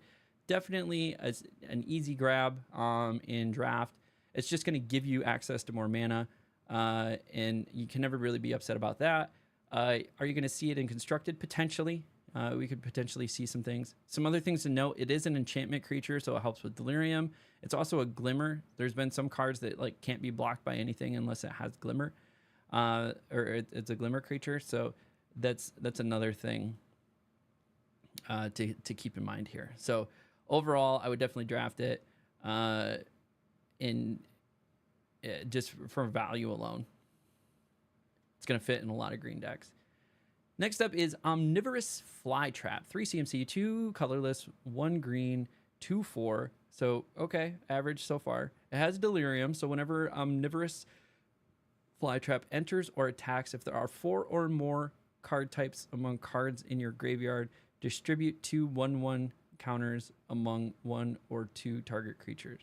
So you can just dole out 1/1 counters whenever this enters or attacks. So when it enters, it's just, and you have Delirium, it's actually worth more like a 4/6. So huge value there.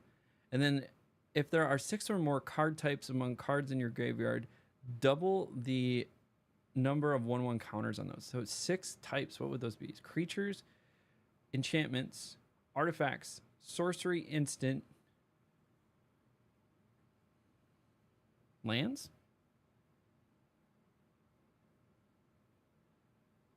Maybe. I mean, you might be able to do that in draft. I don't think you're going to get that in limited formats.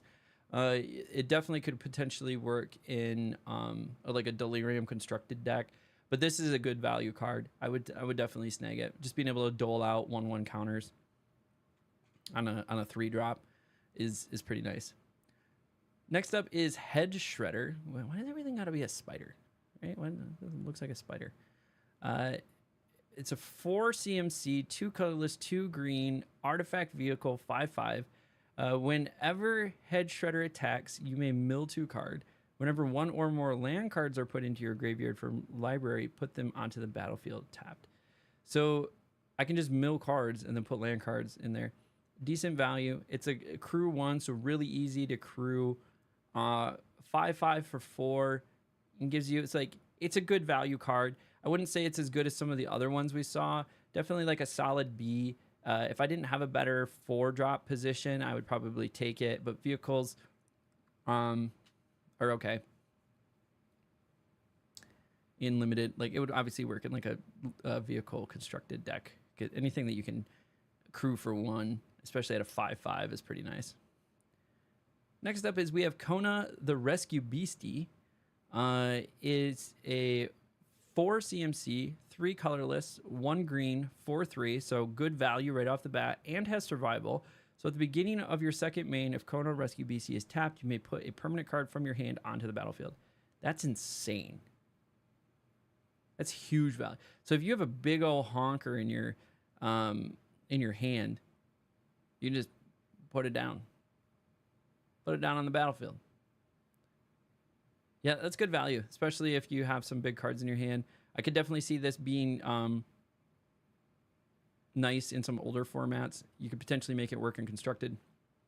It is a legendary creature, so you can only have 1 of it on the battlefield at a time. But that ability to potentially drop a big guy is great for synergy. So if there's a synergy play, I would definitely snag it in limited. If there's not a synergy play, I think it would be kind of hard. Oh, I read that wrong. I read that as 3 CMC. This was 4 CMC, so the value is a little low. I don't think I would snag it if I didn't already have some big bodies like in my hand for some reason, or know that a big body is going to table, so I can grab it and start using it with this card. Next up is we have the Leyline of Mutation. So this is green's Leyline. It's a 4 CMC, 2 colorless, 2 green. And as is true with all Leylines, if it is in your opening hand, you may put it into the game, or you may begin the game with it on the battlefield. You may pay 1 white, 1 blue, 1 black, 1 green, and 1 red. I said that out of order. Rather than pay the mana cost for spells that you cast. Weird. There's probably some synergy there to make it cheaper. So there's already some cards that like say, hey, your lands will tap for any color. So I guess if you have a big expensive card, now you can just pay 1 of each color to cast it instead of paying the 6+ mana to cast a card, thus making it cheaper. This also just says spells. So maybe you have a big room that you want to unlock and you have the ability to get 1 of each mana. You could potentially just unlock or cast the unlock side of a big room for 1 of each color. So this definitely has play in constructed. I don't think it's going to have much play in limited formats.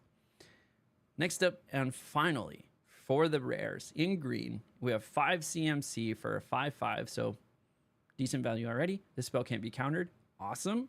Trample and haste.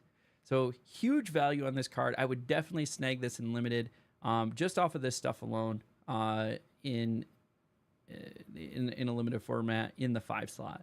It also has a Delirium. I can pay 2 colorless and 2 green. Return Balustrade Worm from your graveyard to the battlefield with a finality counter on it. Activate if there are 4 or more card types from cards in your graveyard and only as a sorcery. So it does have a finality counter on it, meaning if you're not familiar with finality counter, means if it dies again, it's exiled. So that's what that means. So you can recur this back for a cheaper cost. So I could pay 5. It's already pretty sweet. And then if it dies, pay 4 and bring it back again. So that is a definite grab in the 5 slot for the limited format.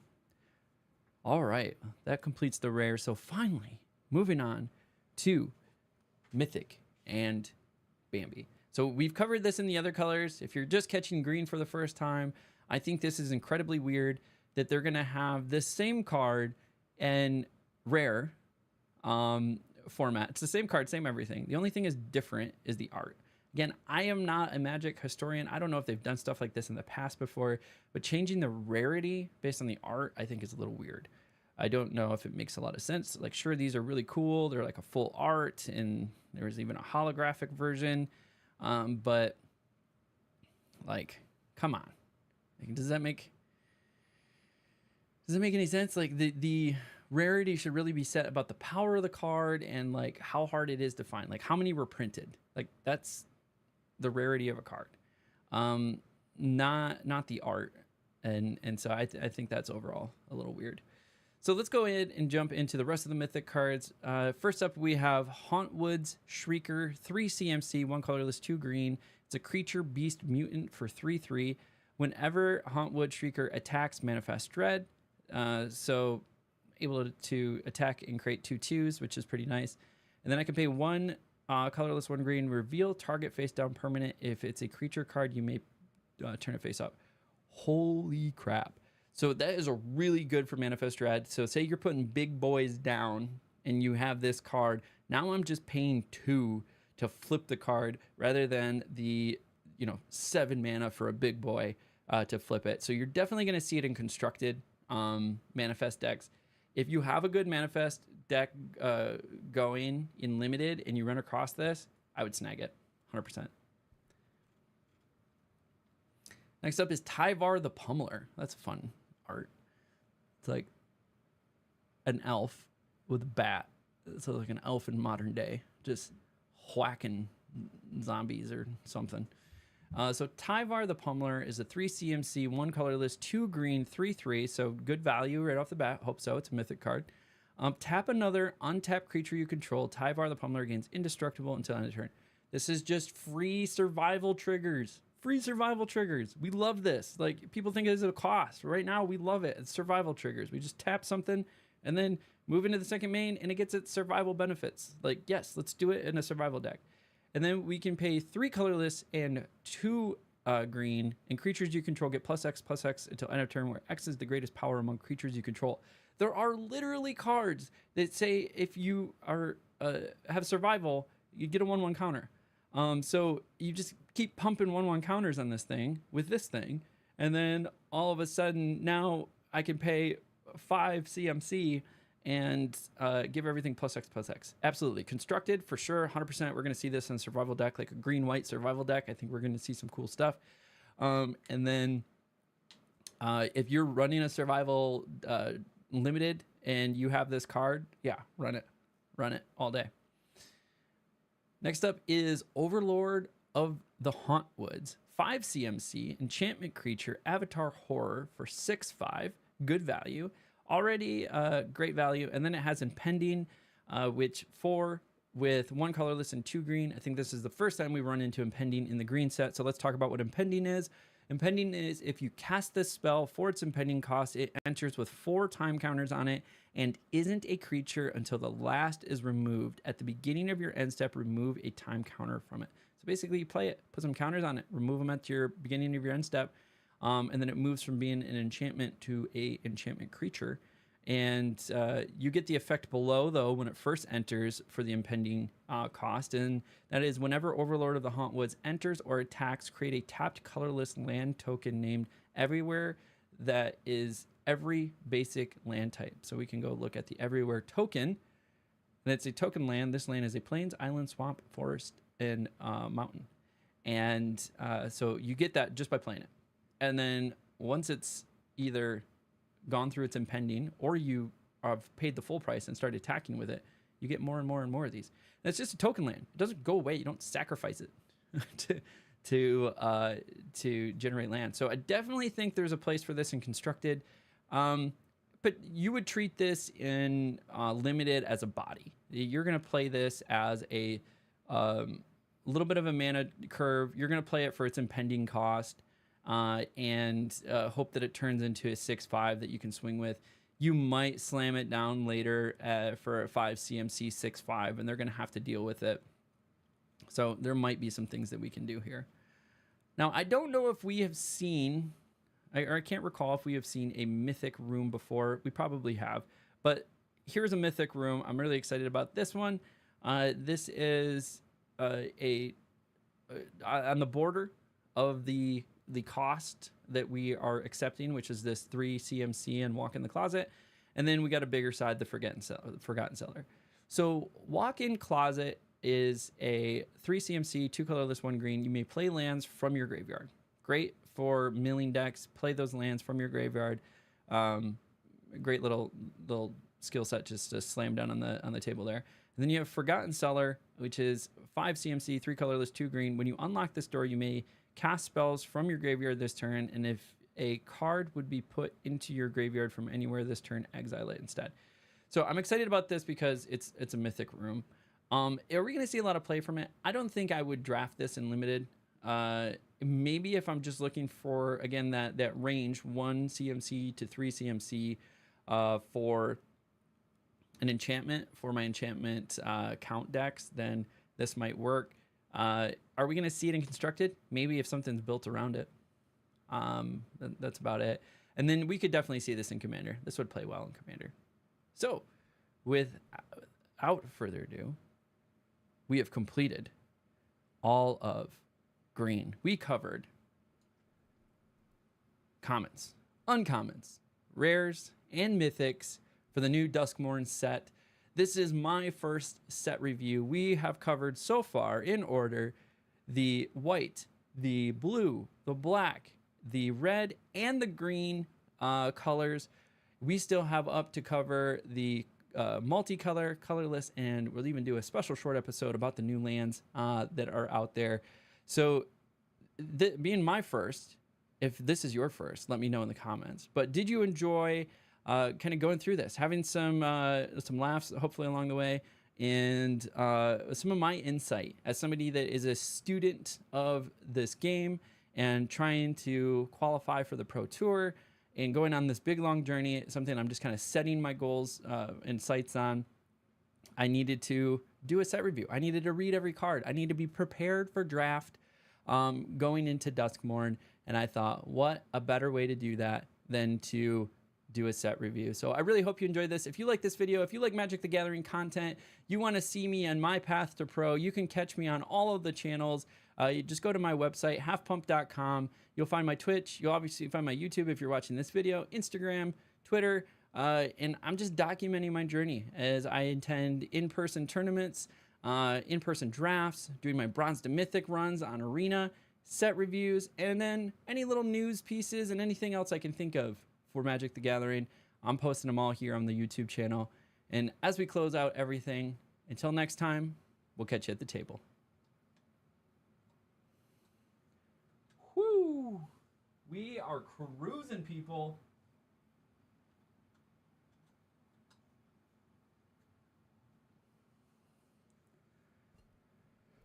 Oh, okay.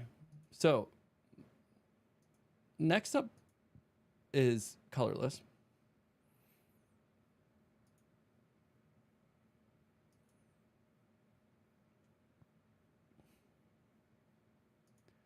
Then we have, maybe we should do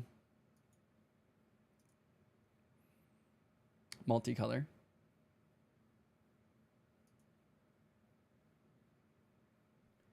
Maybe we should do multicolor.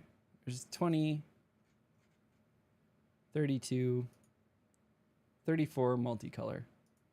Let's do multicolor next, and then we'll do colorless, because then that's shorter, and then we'll do lands. So we're just doing most to least and getting this done. My whole goal is to get this done tonight, and we're going to make it happen. We're going to make it happen, people. So hopefully this one only takes like 35, 40 minutes to get through 34 cards. And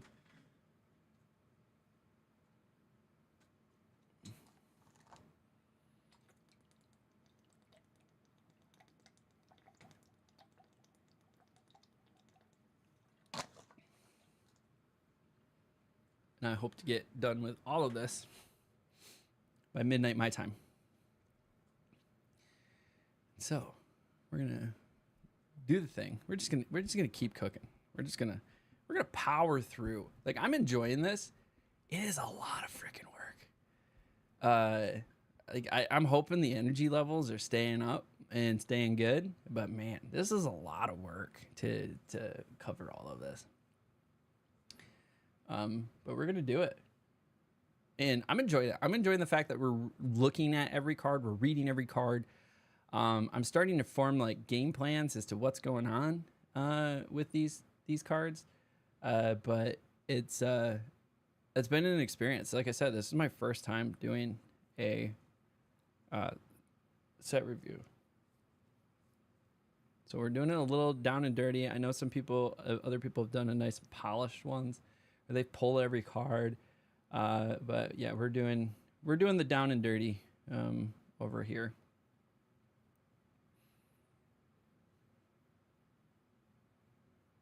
All right, I'm just giving my voice a second here. All right.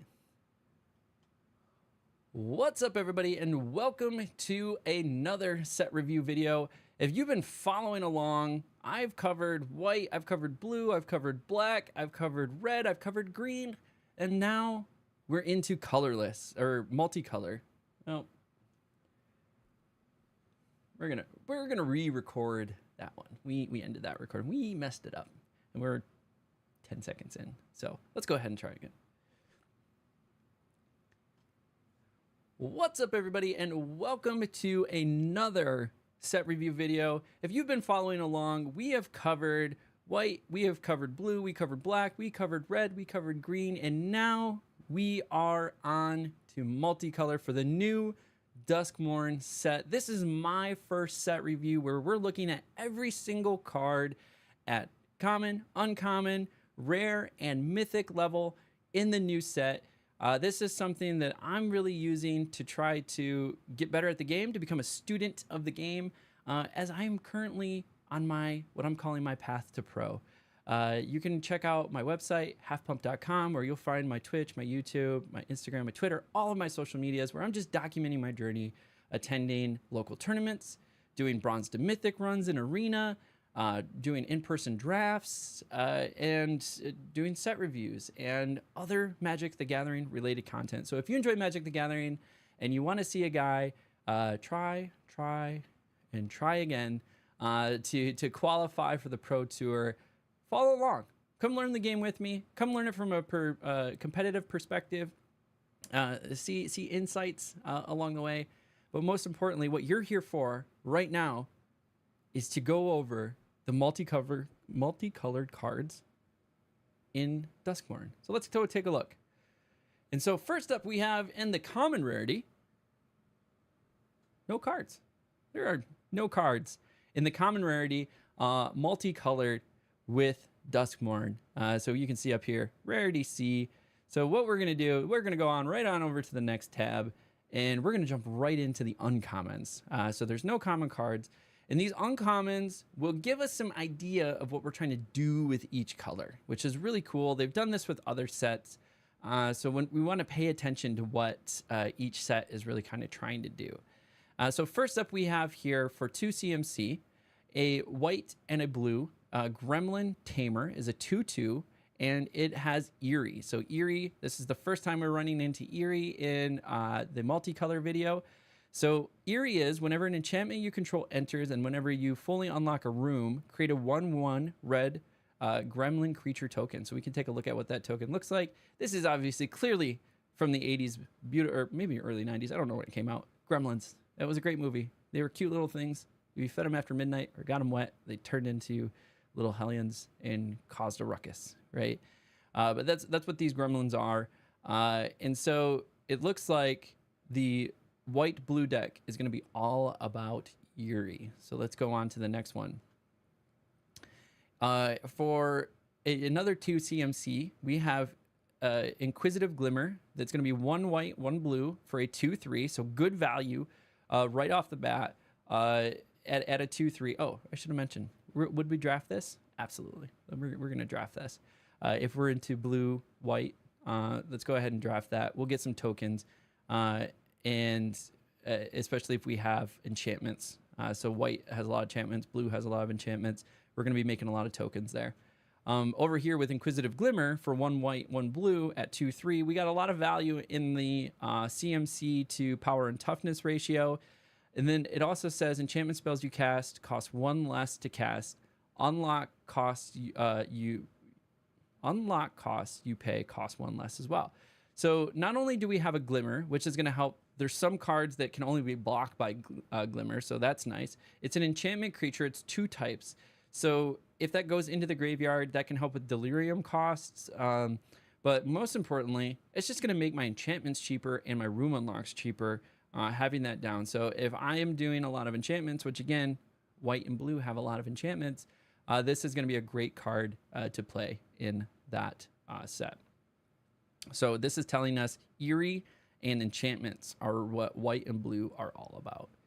So next up is blue and black. So we have Fear of Infinity, which is 3 CMC, 1 colorless, 1 blue, 1 black, 2/2. It has flying lifelink, and Fear of Infinity can't block. It also has Eerie, so that's what blue is really trying to do, is that Eerie mechanic. And whenever an enchantment you control enters, and whenever you fully unlock a room, you may return Fear of Infinity from your graveyard to the hand. So just recursion. It's a flying lifelink, and whenever I play an enchantment, or unlock a room, I'm just putting it back into my hand, and I can play it again and keep playing it and keep playing it, which is a pretty cool little thing to do. This is what you look for in limited formats, is like 1 or 2 card combos that just can do stuff for you. So blue black, I would definitely draft this card. It's a little expensive, but the keywords help it out with flying and lifelink. And it's in the air, but it can't block for you. So, but if it dies, you can just keep pulling it back. So it's a body for you that you can just keep pulling back and sending, pulling back and sending, pulling back and sending, which I like. So I would definitely draft it if I was in blue black. Next up for blue black is Skull Snap Nuisance. 1 blue, 1 black, 1/4. So good value off the card right away. It's got flying, other good value, and it's got an ass on it. 1/4, it's blocking stuff, right? In the air for you. I love it. And also has Eerie. Whenever enchantment you control enters, and whenever you fully unlock a room, surveil 1. So it gives you some surveil triggers, allows you to put some stuff in the graveyard, which is going to be really helpful. In the blue-black combo, there are some good ways to pull things out of the graveyard once they've been put into the graveyard. So that surveil ability, just to pull things out or put things into the graveyard so that you can later pull them out. Are we going to see it in constructed? Potentially. Especially in those graveyard recursion decks, this is a good little thing to put in there. There might be some better cards overall, but something to keep an eye on. This is one of the more disturbing images that we see in this set. This is Disturbing Mirth, just to go with the name. And it is a 2 CMC, 1 black, 1 red. And it's an enchantment, and when Disturbing Mirth enters, you may sacrifice another enchantment or creature. If you do, draw 2 cards. When you sacrifice Disturbing Mirth, manifest dread. So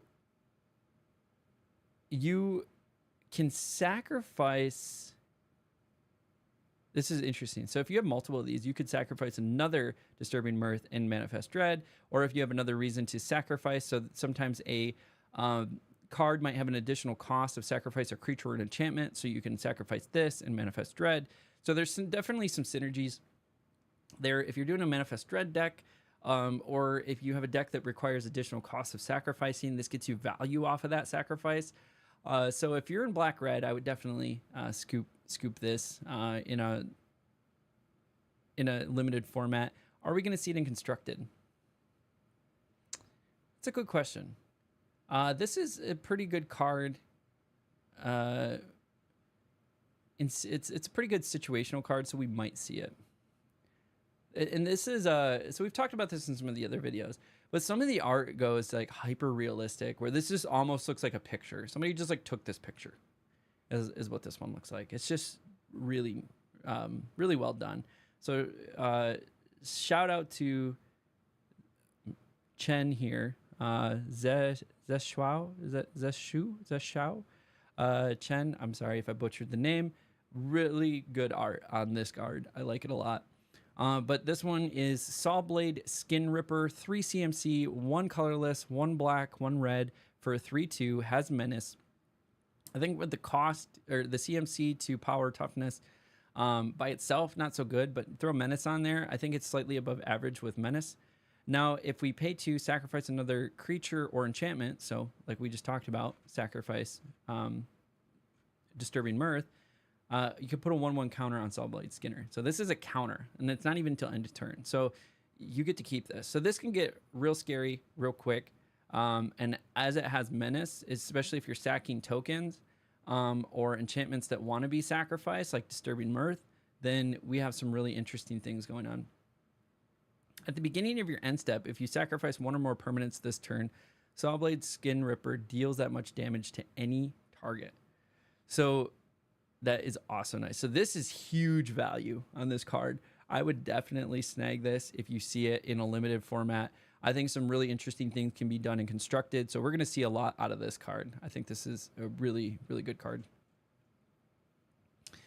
Beastie Beatdown. We got our good old Gruul colors here. I'm really bad at remembering the names for like the multicolor stuff. What is black red is Rakdos. Black blue is Dimmer. This is Azorius. All right, maybe I'm a little bit better than I thought. So Gruul here, Beastie Beatdown, sorcery is 1 red, 1 green, and choose target creature you control and target creature an opponent controls.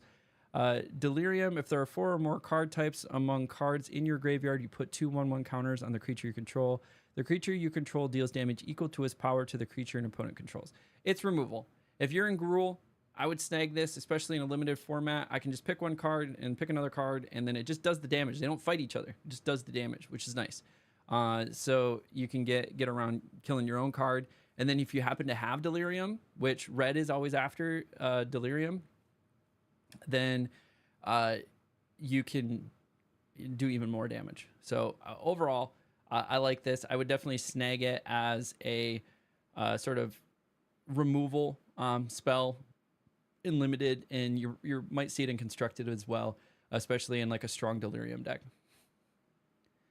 Next up is in Gruul colors, we have Wildfire Wickerfolk. It's 2 CMC, 1 red, 1 green for a 3/2, so good value, and has haste. I like it already. Plus Delirium, and Wildfire Wickerfolk gets +1/+1 and has trample as long as there are 4 or more. So this thing really, if you have Delirium, is coming out as a 4/3 with trample. I think that is really good value for 2 CMC. If you have a Delirium focused deck, which it looks like Gruul is going to be really focusing in on that, and in draft, it should be pretty easy to get Delirium because there's a lot of enchantments, access to artifacts pretty regularly, but then you have your creature, sorceries, and instants. It's mostly going to be filled with enchantment, creature, sorcery, and instant to get that Delirium. It seems pretty attainable to do even in a limited format. And so that's going to be a spicy meatball right there, and I'll go ahead and snag that in limited. And then again, in a strong Delirium Gruul deck, this could be valuable as well. Next up, we have green white. Yeah, I don't recall what green white is. Yeah, I don't know the fun name for green white, so sorry folks. Baseball bat, 1 green, 1 white. It's an artifact equipment. When baseball bat enters, attach it to target creature you control. Equipped creature gets +1/+1. Whenever equipped creature attacks, tap up to 1 target creature. So this is a great survival combo card. So I can tap 1 target creature. So I can get free taps on a survival card and then give another card +1/+1 and its equipment. So even if the creature dies, I can equip it to something else. I can even... well, yeah, I can equip it to something else, attack with that creature, and then just keep this survival character over here and keep buffing them by turning them sideways and letting them get to that second main. So if you have a survival deck or you have an equipment deck, so this would work well, obviously, in a commander deck. But I think this would also work well in a limited format, especially if you're looking for ways to turn cards sideways in sort of a survival strategy. Next up is the Shrewd Storyteller. So 3 CMC, 1 colorless, 1 green, 1 white for 3/3. So decent value right off the bat. It has survival. At the beginning of your second main phase, if Shrewd Storyteller is tapped, put a 1/1 counter on target creature. So again, you could just combine this, like take baseball bat, attach it to something else, attack with it, tap this, and then put 1/1 creatures on things, or 1/1 counters on things. Like, that's crazy. So obviously, if you're doing a survival deck, green-white, grabbing Shrewd Storyteller is just going to harmonize really well with that whole solution. Next up, we have, we're moving on to white-black, which is Rite of the Moth. And this is absolutely creepy. This moth is just getting all up in that mouth. And yep. Officially weirded out. I've been officially weirded out by several cards in this deck. This is one of them. Rite of the Moth is going to be a 4 CMC, 1 colorless, 1 white, 2 black. It's a sorcery, and that can return target creature card from your graveyard to the battlefield with a finality counter on it. And it also has flashback. So if you're unfamiliar with flashback or a finality counter, if a creature with a finality counter on it would die, exile it instead. And then flashback is you may cast this card from your graveyard for its flashback cost, then exile it. So white and black are all about putting things into the graveyard and then taking them out. So just that graveyard recursion. So having a reliable way to do that of Rite of Moth, it's pretty expensive. I don't know how reliably you're going to be able to pay for this in limited, but if you have a strong graveyard recursion strategy and this comes up, like, I would snag it. It's going to fit. Like, you'll definitely get to pay it once. Like I said in some of the previous videos, I think everything sort of shifted 1 CMC upwards, according to Bloomborough, or compared to Bloomborough. So Bloomborough, you had a lot of really strong 1 and 2 drops. And I think in this set, what we're going to see is that the focus is going to be on 2 or 3 drops. And then your 4 and 5 drops are going to be your synergistic cards. So things that really complement your 2 and 3 drops really well. And then your like 5 through 7 drops are just like bombs that you might drop or snag. Just like in Bloomborough, it was more like your 5 or 6 were like the big cards. So I think we're going to see just that sort of like one shift up in CMC. So this being at 4 cost, I think is a good synergistic card for your 2/3 drop strategy, which is going to be putting stuff in the graveyard and trying to pull it out. And this will help with that. I just don't think you're ever going to get to the 6 drop flashback, but you might. Next up in the white-black color scheme is the Shroud Stomper. Is a, doing some math here, 7 CMC, so 3 colorless, 2 white, 2 black, 5/5 with Death Touch. And whenever Shroud Stomper enters or attacks, each opponent loses 2 life, you gain 2 life, and draw a card. This is definitely it's a big, scary card to deal with, but I think it's so expensive. Even though it's on like the end, I don't think it's big enough.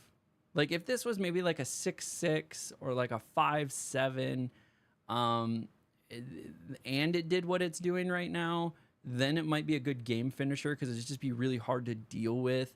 But I don't think it's a big enough game finisher to want to draft in limited.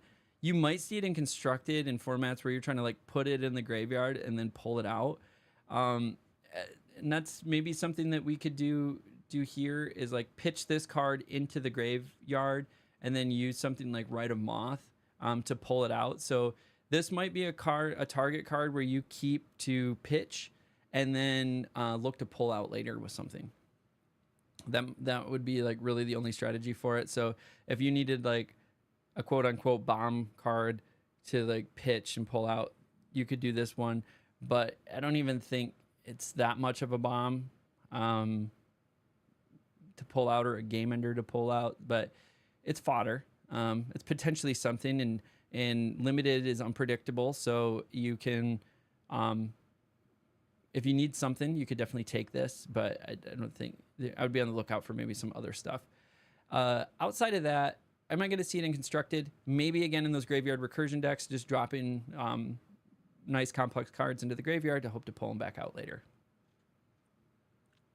Next up is blue-red. I know this one. Is it? And the first one we're going to take a look at is Intruding Soul Rager. It is a 2 CMC, blue and red 2/2, so decent value. Vigilance right off the bat. So 2/2 vigilance for 2. Like, I like it. And then it has another feature here where I can tap it and sacrifice a room. Intruding Soul Rager deals 2 damage to each opponent. Draw a card. I definitely see this in sort of a commander room deck that you might put together. Am I going to see it in draft or limited? Maybe. Blue-red is about rooms and doing stuff with rooms. Like I said, there are some dead rooms that just sort of have like ETBs, and then you do something with it, like sacrifice it to something. So this could be a good sacrifice engine for the room and do 2 damage to each opponent. I think it's a little too weak, so I'm not the biggest fan of this one for limited. Maybe in a purpose-built constructed deck, you could do something interesting here. But for the most part, I think that's an under value. It has a value less than average, really, is what I'm trying to get at. So the next up is the Smoky Lounge. So this is our first room in multicolor. If you're not familiar with rooms, it's a new mechanic in the DUSKMOURN set. And the way it works is you can cast either half. The door unlocks on the battlefield. As a sorcery, you may put the mana cost of a locked door to unlock it. So you can pay either side of this. You can pay the Smoky Lounge side or the Misty Saloon side, or Salon, not Saloon, Salon, to put it onto the battlefield. And then at a later time, at sorcery speed, you can unlock the other side. So this is an interesting red side and blue side. It's on the edge of, I think, what are like usable throwaway CMC costs with the Smoky Lounge. Is 3 CMC, 2 colorless, 1 red. At the beginning of your first main phase, add 2 red. Spend this menu only to cast room spells and unlock doors. And then on the other side of this card, you have Misty Salon, 4 CMC, 3 colorless, 1 blue. When you unlock this door, create an XX blue spirit creature token with flying, where X is the number of unlocked doors among rooms you control. So what this is telling us is it all about rooms and playing as many rooms as you can. So if you can, if you're building your deck in a limited format, you're looking for rooms and room synergy. So this could potentially help you. It gives you a sacrifice. It gives you an extra 2 mana to put towards unlocking a room. So this could work well. I would only grab this if I'm trying to build a rooms deck. And again, it might see it in constructed if we're doing something crazy with rooms. Next up is, I know this one, Golgari. Black-red, or black-green. This is Brood Spinner. I don't know why all the spiders have to have so many freaking eyes on them, but they do, and making them even scarier than they were before. But it's a black-green 2/3 with reach, and then when Brood Spinner enters, Surveil 2. So off value alone, it's decent, but then it has a really interesting mechanic at the bottom here. I could pay 4 colorless, 1 black, 1 green, and sacrifice Brood Spinner, create a number of 1/1 black and green insect creature tokens with flying equal to the number of card types among cards in your graveyard. So this could be, you know, if you have Delirium, it could be 4. It could be 5, it could be 6, right? I think you can reliably get to 4 in the limited format. And then we could take a look at the insect of flying 2/1 token. Wait, it's supposed to be a number of 1/1 black and green insect tokens. Ooh, that's not the correct insect token. Look at that. Skyfall, you got some work to do. So that could be interesting. So black and green are going to take advantage of Delirium as well. Next up is Drag to Roots. So this is a 4 CMC, 2 colorless, 1 black, 1 green instant. It has a Delirium effect. This spell costs 2 less to cast as long as there are 4 or more card types. So you could cast this for 1 black, 1 green, destroy target non-land permanent. So good removal if you have Delirium. So focus on Delirium with green and black. Next up is red-white, which is Boros. Boros, Arabella, Abandoned Dow. So this reminds me of like that Anna doll from that movie. And this is a 2 CMC for 1/3, so sort of an average cost. But let's see what it does. It's an legendary artifact creature toy. And whenever Arabella, abandoned doll, attacks, it deals X damage to each opponent, and you gain X life, where X is the number of creatures you control with power 2 or less. So if you've built a nice wide board, this is a great card for you to start attacking with, and just dealing damage. So Boros is all about going wide. And so that's something, it's creating tokens, going wide, doing crazy stuff. So if you're into that in your limited, then this is definitely a card I would snag to augment that. Also, it's just creepy. Look at why do they got like teeth on the bear, teeth in the chest? Yeah, it's just creepy.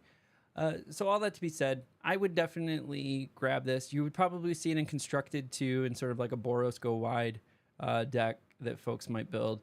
So it definitely has some value in play there. This also would work really well in Commander, because there's a lot of Commander decks that will just build super wide, like soldiers, like we get Boros soldiers or knights a lot of time, and going super wide with like 1/1s or 2/2s, and then having something like this in the mix there would definitely do some work for you. Next up is Midnight Mayhem in Boros colors. Is 2 colorless, 1 red, and 1 white. Is a sorcery. Create 3 1/1 gremlin creature tokens. Gremlins you control gain menace, lifelink, and haste until end of turn. This is correct. Create a bunch of these. Give them lifelink and haste and menace until end of turn. And then you could buff them and do some other crazy stuff. So go wide deck is what that Boros is all about. So next up we have, I don't know what blue-green is called. Should I know what blue-green is called? I just want to call it frogs. It's frogs. Everything is going to now be oriented around Bloomborough, because that's when I first started taking drafting seriously. But nonetheless, we're into the green-blue, and first card we have up here is Growing Dread for 2 CMC, 1 green, 1 blue. It's an enchantment with flash. I love that. When Growing Dread enters, manifest Dread. So we get to look at the top 2 cards, put one face down as a 2/2, and the other one in the graveyard. Then whenever you turn a permanent face up, put a 1/1 counter on it. So it's basically turning all of your manifest Dread cards into 3/3s, or allowing you to flip any of those manifest Dread cards and adding 1/1 counter on it. So it's a nice just little buff to everything about that. So next up in blue-green, and the final multicolor card that we have at the uncommon rarity, is Oblivious Bookworm. 1 blue, 1 green, and it's a 2/3, so good value right off the bat. And at the beginning of your end step, you may draw a card. If you do, discard a card unless a permanent entered the battlefield face down under your control this turn, or you turned a permanent face up this turn. So this card, again, synergizes really well with the Manifest Dread mechanic. So if you're in blue and green, you're really trying to manifest Dread and looking for synergy cards like this. And so this just allows you to have card draw, unless, and you don't have to discard anything if you've played or if you've manifest Dread, so you've played a card face down, or I've flipped a card this turn. So it's a good way to have card draw without any penalty if you're doing the mechanic of your deck. Okay. Up in multicolor rare land, we have 12 rares in multicolor. The first one that we're going to take a look at, though, is going to be a blue-white room, actually. Both very expensive. So on the left side here, we have Restricted Office, which is 4 CMC, so 2 colorless and 2 white. And it's when you unlock this door, destroy all creatures with power 3 or greater. So it is a board wipe for 4. It actually makes it a lot more reasonable than I thought, just looking at the cost. So nice board wipe, especially if they're going wide. In like, this is going to counter the Boros decks pretty hard. But to be fair, a lot of the cards are under 3 toughness that you're building in a limited format. So this is going to be a pretty solid board wipe. It's going to get rid of a lot of the undergrowth, if you will, and then might leave something else available. So say they had a 5/5, you took 3 out from underneath it, and then you ping it for 2 with something else, right? The only downside with this is that it's also going to wipe your board. So you got to figure out something to do there. Next up on the right-hand side is a room called Lecture Hall, I guess is how I would say that. A room called Lecture Hall with 7 CMC, 5 colorless, 2 blue. Other permanents you control have hexproof. So this doesn't have hexproof, but other permanents you do. Overall, pretty expensive. I don't know if I would draft it. Maybe for the restricted office side. Lecture Hall is so-so, but it would be pretty difficult, I think, to get to the Lecture Hall side. But if I'm looking for removal, restricted office might be something to consider in draft.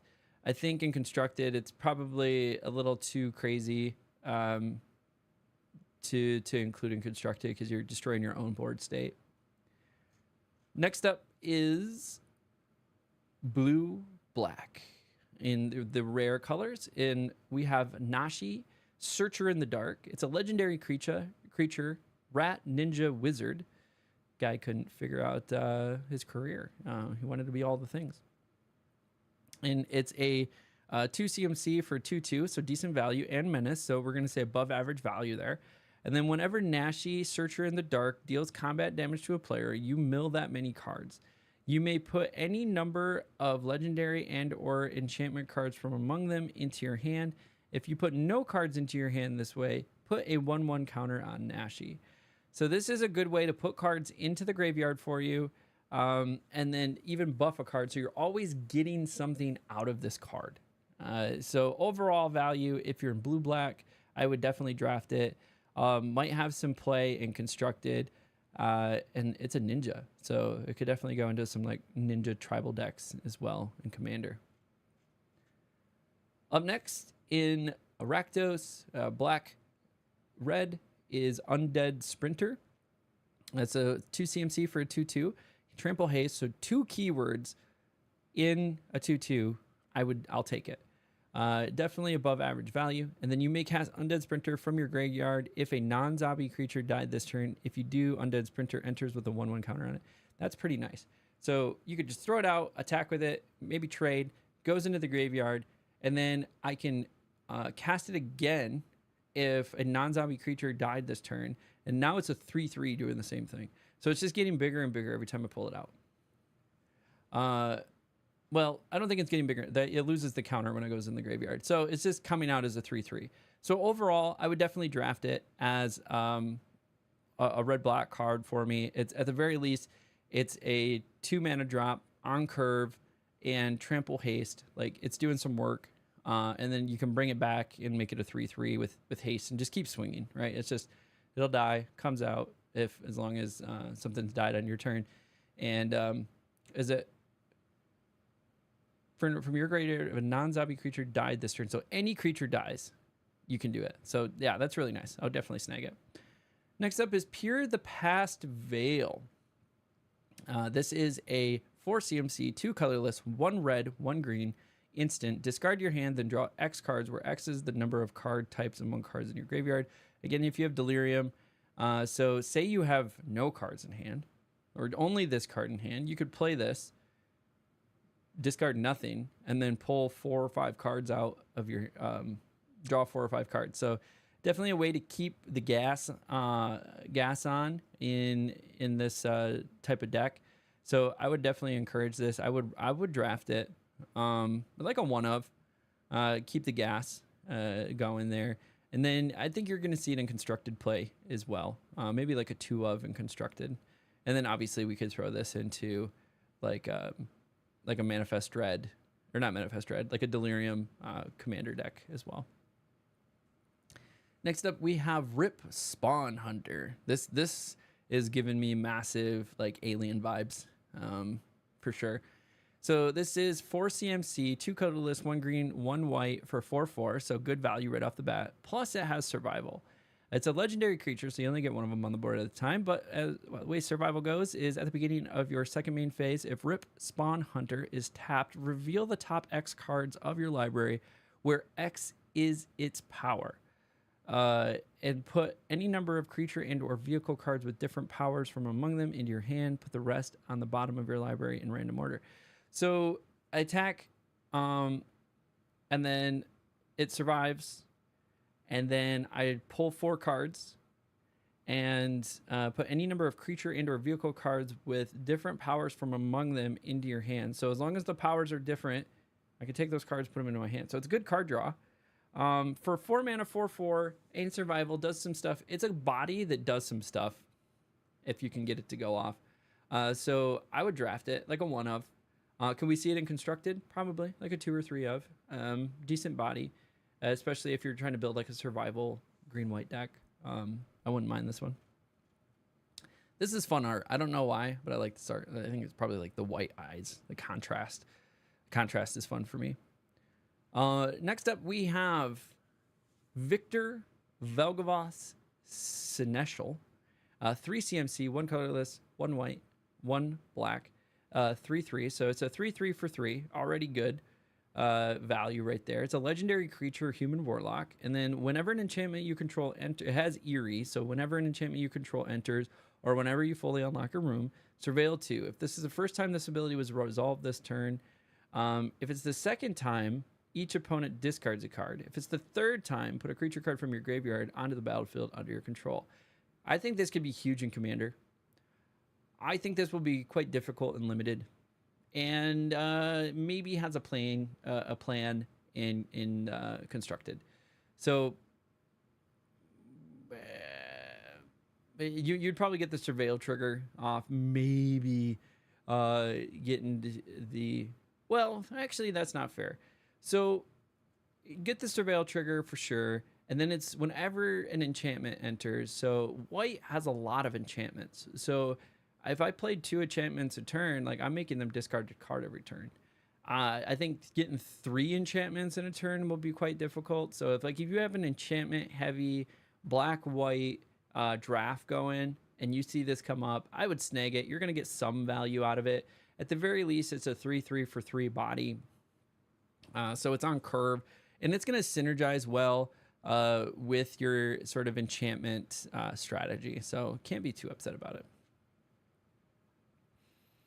Next up is Roaring Furnace and Steaming Sauna. Like to see the cheaper rooms here.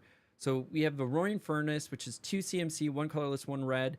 And then when you unlock this door, this room deals damage equal to the number of cards in your hand to target creature and opponent controls. So essentially removal for 2. I like it. Next up is Steaming Sauna, which is a 4 CMC, 3 colorless, 2 blue. You have no maximum hand size. At the beginning of your end step, draw a card. So massive card draw for you. And it's actually reasonably cost. 5, like you're likely going to get to 5. If you're running an Izzet limited deck, I would definitely slide this in here. You got some decent removal, especially early on. So you say it's turn 2. You essentially have 5 cards. So you could do 5 damage to something in your hand if you didn't play anything else. Like basic math, 4 or 5 damage. And for 2 mana, I would definitely take it just for that. And then the other side of it is just extra card draw. Keep your foot on the gas while you're moving through your cards pretty fast, which you're going to tend to do in blue and red. Next up is the Swarm Weaver. It is a 4 CMC, 2 colorless, 1 black, 1 green, 2/3, so kind of expensive. When the Swarm Weaver enters, create 2 1/1 black green insect creature tokens. Is this the correct insect token? It is. 1/1 black and green insect creature tokens with flying. Gross. Yep, those are remarkably gross. And it also has Delirium. As long as there are 4 or more card types among cards in your graveyard, insects and spiders you control get +1/+1 and have Death Touch. So this is coming out essentially as a 4/5 with 2 insects, with the insects generating them having Death Touch. So it's coming out as a 2/3 and then has 2 1/1 insects with Death Touch. Yeah. Absolutely. If you're making insect tokens, which there's a lot of ability to do that in black and green, or spider tokens, because there was that one spider card that we were talking about, and now they have death touch. Like, I would snag this. This is good value in limited. I think you can build some really interesting decks with it in constructed. So we might see something go on there. And then obviously, if you have an insect spider deck in Commander, this would go in there for sure, 100%. Drop it in there. Well, this is creepy. The Jolly Balloon Man, blowing up heads here and putting them on chain hooks. Yep, that's sufficiently creepy. Like, the art in a lot of these is like, the longer you look at it, the weirder it gets. So this one is going to be one where it kind of creeps me out the longer I look at it. This is the Jolly Balloon Man. It is a 3 CMC, 1 colorless, 1 red, 1 white, legendary creature, human clown, and is a 1/4 with haste. So it's got some value in the CMC to power and toughness ratio, but it has an extra ability, and that's pay 1, tap it, create a token that's a copy of another target creature you control, except it's a 1/1 red balloon creature in addition to its other colors, types, and it has flying and haste. Sacrificing it at the beginning of the next end step. Activate only as a sorcery. Do I get... Oh, it's just a copy token. I was hoping it would get like a 1/1 red balloon token or something. So this could be interesting with cards that have additional effects on them, or like death touch or something. So like there's definitely some interesting strategies you could do here. Would I snag it in a limited format? Potentially. Just because I'm able to create tokens, and there's some triggers off of like creating creatures that are less than 2 power. So there's definitely some things that you could do here. And then it's a 1/4 body just to sit there. Maybe get it in early for some damage. And then outside of that, just using it for tokens generation. So this would be a one of in limited. I think you could do some really interesting things in constructed, and obviously Commander with it. You'd have to build around it though. But in limited, maybe like a one of if we ran into it. Next up is DUSKMOURN All Questioning, a 3 CMC, 1 green, 1 blue for 1/1. And at the beginning of your end step, if a land entered the battlefield under your control this turn, and you control a prime number of lands, create Primo, the Indivisible, a legendary 0/0 green and blue fractal creature token. Then put that many 1/1 counters on it. 2, 3, 5, 7, 11, 13, 17, 19, 23, 29, and 31 are prime numbers. So if you control a prime number of lands, create Primo. So if I have 2 lands, well, no, I would have to have 3 lands. So at 3 lands, I play this on curve. I get a 0/0 green and blue fractal creature token, then put that many 1/1. If you control a prime number of lands, create a Primo. What's that many? So like put 3 1/1 counters. So you get 3 1/1 counters on this. And then on turn 5, if I lay, or we'll say I lay a land on turn 4, a land on turn 5, then I get to do it again. I think you can get some good value out of this. This would be a one of in limited. I think you could build an interesting deck about this. We got Primo, the Indivisible. I think you could build, a really interesting like deck around this. And then this could also be really interesting and like a Commander deck too. You could do some really fun stuff with this, especially some of those decks that just pull so many lands. You could get really high in these numbers and start doing some crazy stuff. So DUSKMOURN the All Questioning. I mean, this could actually be a good Commander, if I'm being honest. Yeah, could definitely be. All right, next up we have Winter, the Misanthropic Guide. 4 CMC, 1 colorless, 1 black, 1 red, 1 green, 3/4, Ward 2. It's a legendary creature, human warlock. At the beginning of your upkeep, each player draws 2 cards. And then, interesting, he's just giving everybody cards. So this is going to Okay, everybody's getting cards. Delirium, as long as there are 4 or more card types among cards in your graveyard, each opponent's maximum hand size is equal to 7 minus the number of those cards. What? Each opponent's maximum hand size is equal to 7 minus the number of those cards.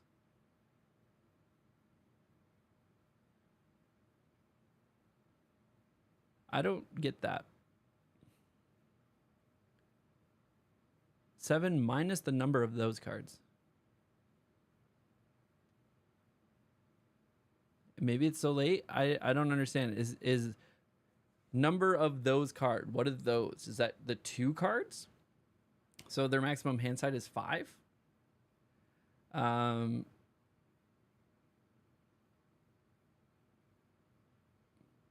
or 4 or more card types. So it's okay. 7 minus the card types. So if you have Delirium, their maximum hand size is 3. That's actually pretty interesting. Would I put this in limited? So the fact that it's 3 color, I think there's more opportunity to do 3 color, and there's specifically some green cards that allow you to tap for other colors or generate tokens that allow you to tap for other colors. So that took me way too long to figure out what this card did. And so potentially if you have some ways to generate additional land colors and like splash, so if maybe you're like green black or green red and then splashing black, then you could throw this color in there. But generally multicolor is pretty hard. Like you could probably make 3 color work, and this is a pretty powerful card, so if you can snag it and then make the 3 color work, now that I can read it, it would be definitely something I would consider in limited. In constructed, yeah, you can do some crazy stuff with this. Let's go ahead and throw that in constructed, and same thing with commander.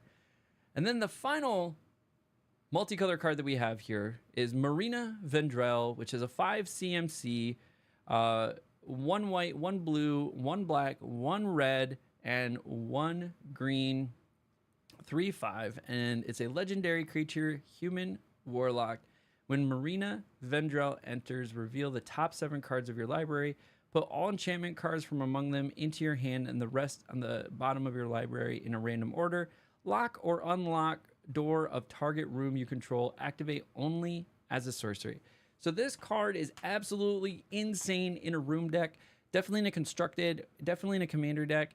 You could just sit there and just unlock and unlock at sorcery speed a card, a room. So if you have ones that are like, as soon as you unlock this, do this. As soon as you unlock this, do that. So essentially you could pay for a card, a room, go down, it comes down, it's unlocked, and then at sorcery speed, you play this and then lock it. And then, well, you're not going to be able to lock it at the same turn. So next turn when you can tap it, so you can tap it, lock it, and then you could probably use a green card to untap your Marina and then lock it again. Like you just go back and forth. There's probably some crazy stuff that you can do that I'm not thinking of. So I think in constructed, this definitely has a place. I would not play this in limited. It's too hard to get 5 colors. It's hard enough to get 3 colors. Sometimes it's hard enough to get 2 colors. So it's really difficult to play. So this is one I would skip over in draft. In person draft, I might pull it just to have it. All right, so that completes the rares. Up next is the mythics, the ones you've all been waiting for. There are only 2 mythics in the multicolor. The first up that we have here is Nico, Light of Hope, which is a 4 CMC, 2 colorless, 1 white, 1 blue. It's a legendary creature human wizard for 3/4. So it's a 4 CMC for a 3/4. All right, not the greatest so far, but let's read into this further. When Nico, Light of Hope, enters, create 2 shard tokens. What's a shard token, everyone? A shard token is pay 2, sacrifice this enchantment, scry 1, then draw a card. So I can pay 2 to draw a card and scry, which is pretty nice. And then the next thing is I can pay 2, tap this card, exile target non-legendary creature you control. Shards you control become copies of it until the beginning of your next end step. return it to the battlefield under its controller at the beginning. So this is just an ETB monster. So you put this in, you have cards that are just doing ETB effects. You can keep making it doing ETBs. You're creating shards that are a copy of it that might take advantage of any abilities or triggerable abilities that this thing has. And you get card draw off of those as well. So, and then you get the card back. So you're pulling it off the field. Maybe you're like scared somebody's going to kill it. So you just pull it off the field for a while. So this card is really interesting, really powerful. Would I draft it? Would I put it into a limited deck? I mean, it's good. Are you going to be able to take advantage of all of the features of this? I mean, a lot of the features are pretty cheap. It's a 4-body, 3/4, where I get to create some tokens that allow me to draw cards. And then I can make copies of cards. Yeah, I'm going to draft it. I'm going to put it into a limited deck if I pull one of these. Are you going to see this in Constructed? Absolutely. I think this thing can do some gnarly stuff in Constructed. So we're going to see that card around. And then we get Kaido back. Kaido, Bane of Nightmares, is a 4 CMC, 2 colorless, 1 green, 1 black, legendary planeswalker, Kaido. And it has 4 loyalty counters on it. It has ninjutsu. So 1 colorless, 1 blue, 1 black. And so you can pay 1 colorless, 1 blue, 1 black. Return an unblocked attacker you control to your hand. Put this card onto the battlefield from your hand, tapped and attacking. And that's what ninjutsu does for you. During your turn, as long as Kaido has 1 or more loyalty counters on him, he's a 3/4 ninja creature and has hexproof. So during your turn, he's a 3/4 creature and has hexproof. And then you can put more counters on him. You get an emblem with ninjas you control, get +1/+1. So this is going to go great in like a ninja tribal deck. You have Surveil 2, then draw a card for each opponent who lost life this turn. And then you have a -2 on loyalty as tap target creature, put 2 stun counters on them. So very interesting card. If I would see it, I'm going to snag it. It's just an in-person draft. It's a value card of, just great for the collection type thing. Like I would, what is it called? Rare draft it or something like that. I don't know. I'm drafting it for its cost and coolness factor. But all that to be said, would you put it in a limited deck? Does it have a lot of value? So blue does have a lot of ways to get cards in without being blocked, and then to be able to swap this in for less than its cost. So you're paying 1 CMC less and doing 3 damage. So maybe you have like a 1 damage that's unblocked and it's nonchalant, and you're like, oh, I'm not going to try to do anything. I'm not going to blow it up or anything. Then you can just ninjutsu this in, hit it for a 3/4, and then now you have a planeswalker on the board. There's not a whole lot of ninjas to get benefit from this. There's a couple ninjas. So if you can get the couple ninjas, you might get some added value out of the +1ing it. But the big thing that you're going to get out of this is that you can essentially take a card out for 2 or 3 turns with the 2 stun counters, depending on how you would count it. And then have a 3/4 body on the board. So all in all, if I saw it in person, I would draft it. If I see it online, would I draft it in Arena? If there's nothing else better that's really fitting my strategy at the 2 or 3 drop, or is a good synergy at the 4 or 5 drop, then yeah, I would snag it. But in person, I would snag it just because. So that, my friends, is the end of the multicolor cards. We covered the no commons, but we covered the uncommons, the rares, and the mythics for the multicolored cards in the new set, Duskmourn. This series is my first time doing a set review, so I really hope you're appreciating this. If you like these type of content, if you want to watch a person pursue their dream of going pro in Magic the Gathering, follow along on all my channels. You can find them on halfpump.com. If you like this video, like it, subscribe it, comment, Tell me some of your fears. This wasn't as scary as some of the monocolored cards, but we've been talking about our fears in all of these. And go check out some of the other videos. Go check out the white video, the black video, the green video, the red video, and the blue video. And then there's a colorless video. And then we're going to do a short video on the lands as well. But I really appreciate you and your support. And as we close out every video, until next time, we'll catch you at the table. Woo! Got that one done. All right. So we got colorless done.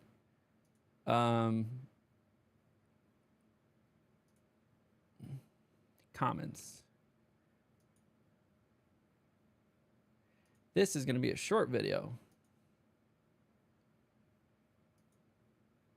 So we have commons, uncommons, and rares, and there's no mythics. We're just gonna cruise, friends. We're trying to cruise through this.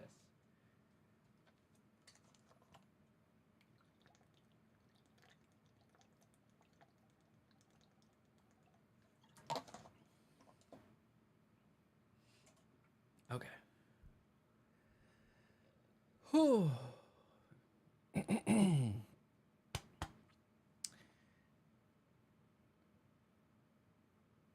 Well, this has been a fun thing for me to do. I'm happy for those that are hanging out here still. But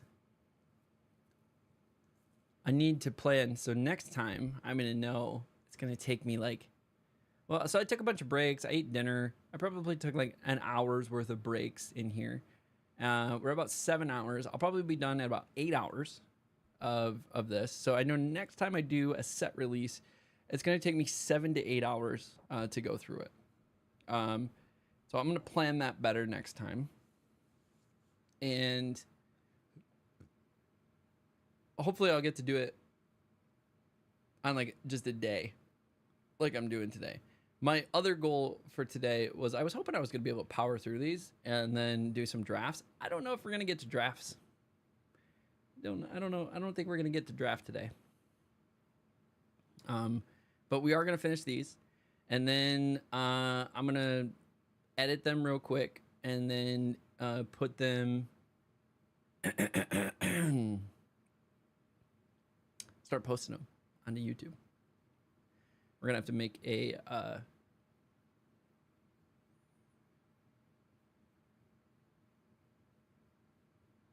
thumbnail. Okay.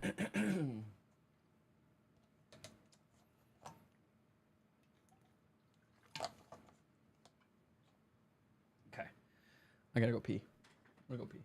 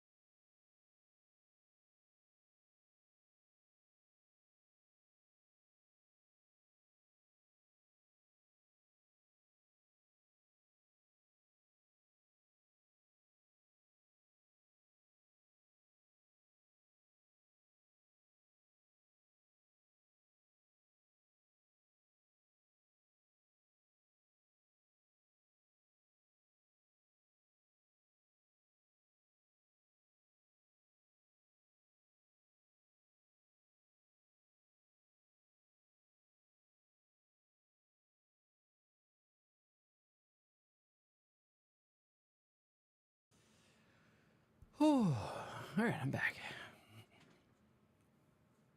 You guys ready? I'm gonna do one more. We got 2 more to do. I'm gonna lie. We got 2 more to do. What's up, and welcome to another DUSKMOURN set review. This time, we are all about the colorless cards. If you've been following along, we've done white, we've done blue, we've done black, we've done red, we've done green, we've done multicolored, and now we're on to colorless. Then we'll have one more special showcase after this where we'll cover the lands. I'll actually put these in order in the playlist, so if you want to watch them in order, they kind of build on each other. I'm learning the set as we go. We're reading the cards together sometimes on some of the cards. I've seen obviously some of the preview cards, and we're kind of piecing together strategy around the different cards. And so if this is the first video you're catching this series, welcome. I am a aspiring pro Magic the Gathering player, starting at the very bottom and having to learn things like draft, having to learn things like different formats of constructed. I've really only ever played standard. So I've been doing modern RCQs and in-person draft events, as well as my bronze to mythic run here on my YouTube channel, as well as, you know, I live stream that whenever I'm doing those. So if you want to follow along on something like that, hit the like button, hit the subscribe button. You can go visit my website, halfpump.com. You'll find the links to all my social media. But here on YouTube, it's free to just like and subscribe. It helps the algorithm. If you like Magic content, that's what this channel is all about. We're just going to be playing Magic the Gathering and having a good time doing it. But I've never done a set review before. So I figured, why not start with DUSKMOURN, the next set released.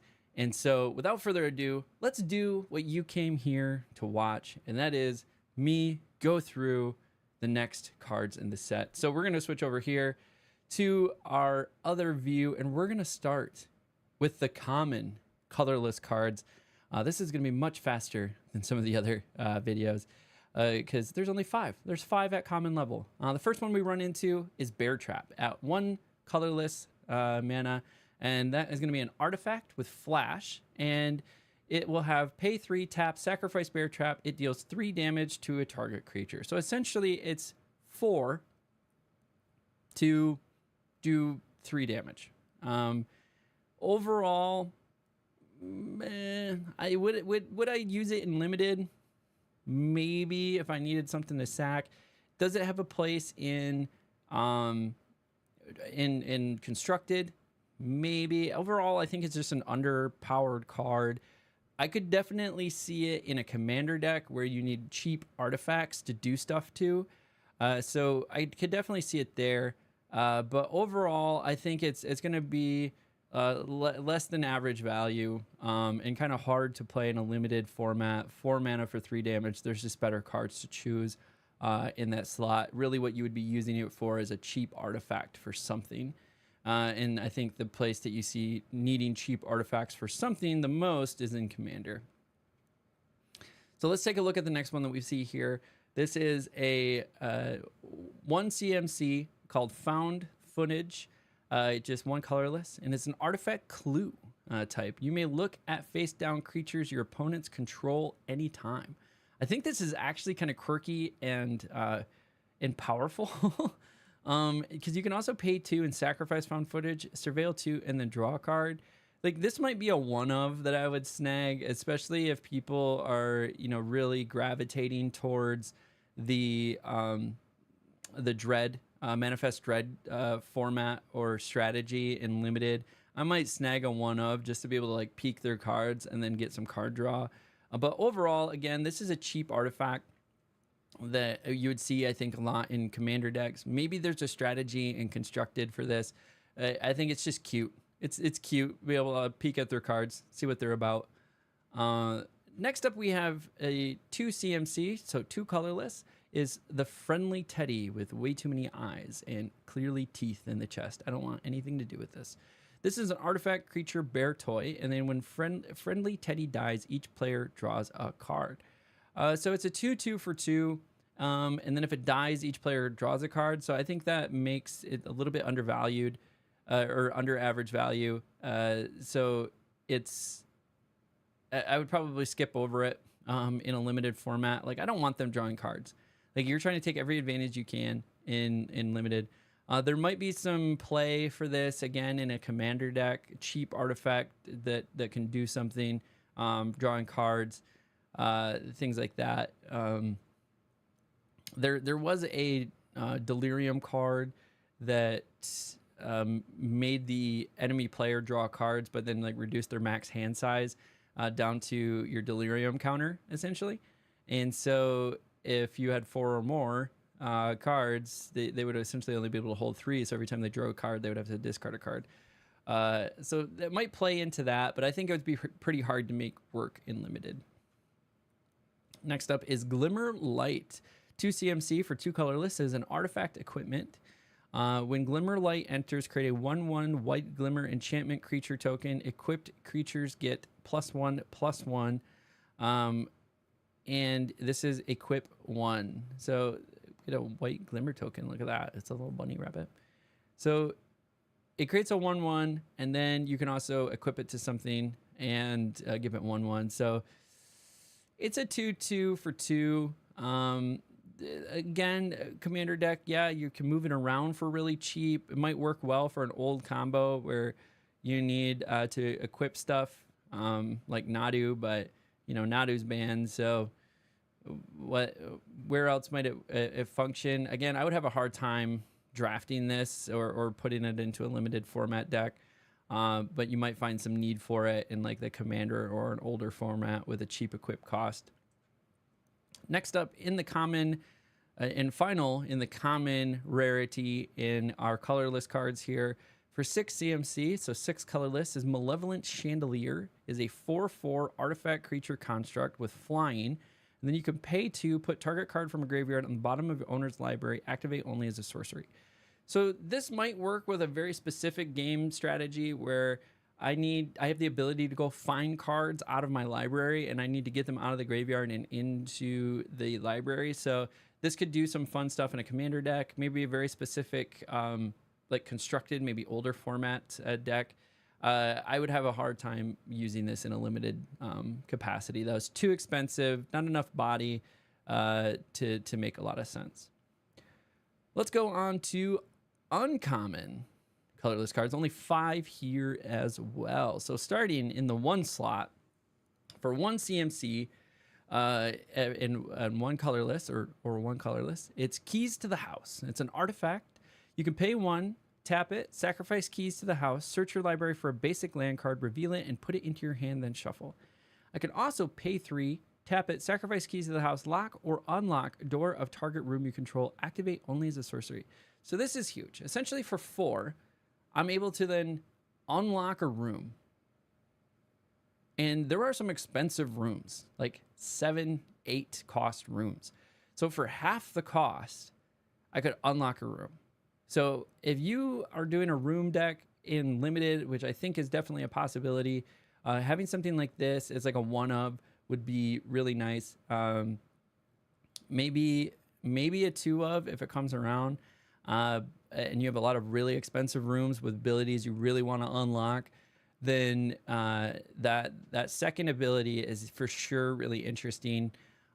You could build a room commander deck and do some really interesting stuff with that. There's something where you're definitely gonna have more land on the table because you're alive longer. So that is all something that you can consider.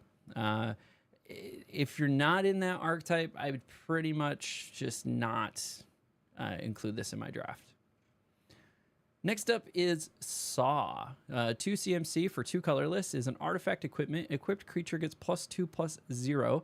Whenever equipped creature attacks, you may sacrifice a permanent other than that creature or Saw. If you do, draw a card. So 2 mana to give something +2 as equipped 2 cost, and it's just card draw for sacrificing a. You may sacrifice a permanent other than the creature you do draw. Is it sacrifice one of your permanents? Just says sacrifice. Yeah, I guess to sacrifice it has to be yours. It's obviously getting late for me. So yeah, sacrificing one of your creatures or permanents. Maybe if you need a way to get things into the graveyard, or you have a bunch of cheap tokens that you're willing to get rid of and you need card draw. But overall, I don't think this was going to be high on my limited list. Maybe some edge cases for constructed, and then cheap artifacts always can find a place in commander decks. Next up is Attack in the Box for 3 CMC, 3 colorless mana. Is a 2/4 artifact creature toy. Whenever Attack in the Box attacks, you may put or have it get +4/+0 until end of turn. If you do, sacrifice it at the beginning of your next end step. So you could essentially swing with it twice as a 6/4. I don't mind that. I mean, I would put that in the draft list. It's a nice body at 2/4, and then I can put it down 1 turn. Next turn, have it swing as a 6/4, and then next turn have it swing as, so I get 2 turns to swing as a 6/4.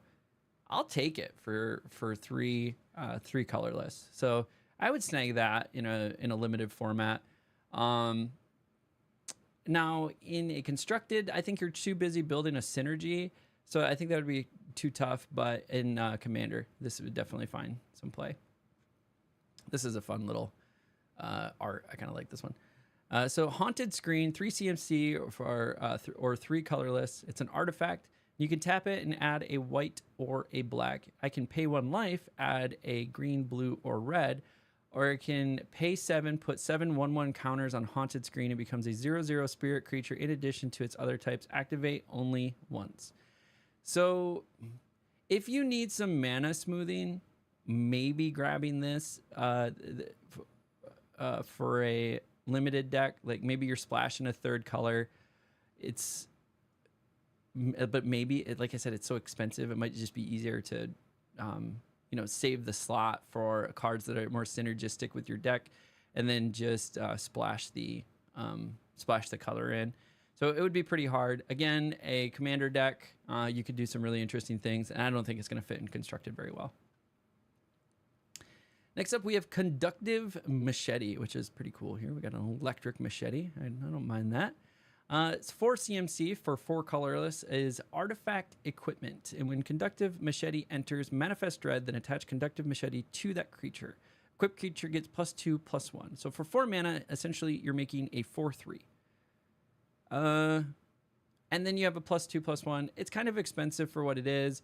It might go well as like a 1-of in a Manifest Dread limited deck that you might be making. It might fit into a Manifest Dread constructed deck. But for the most part, I think this is a little too expensive for what it is.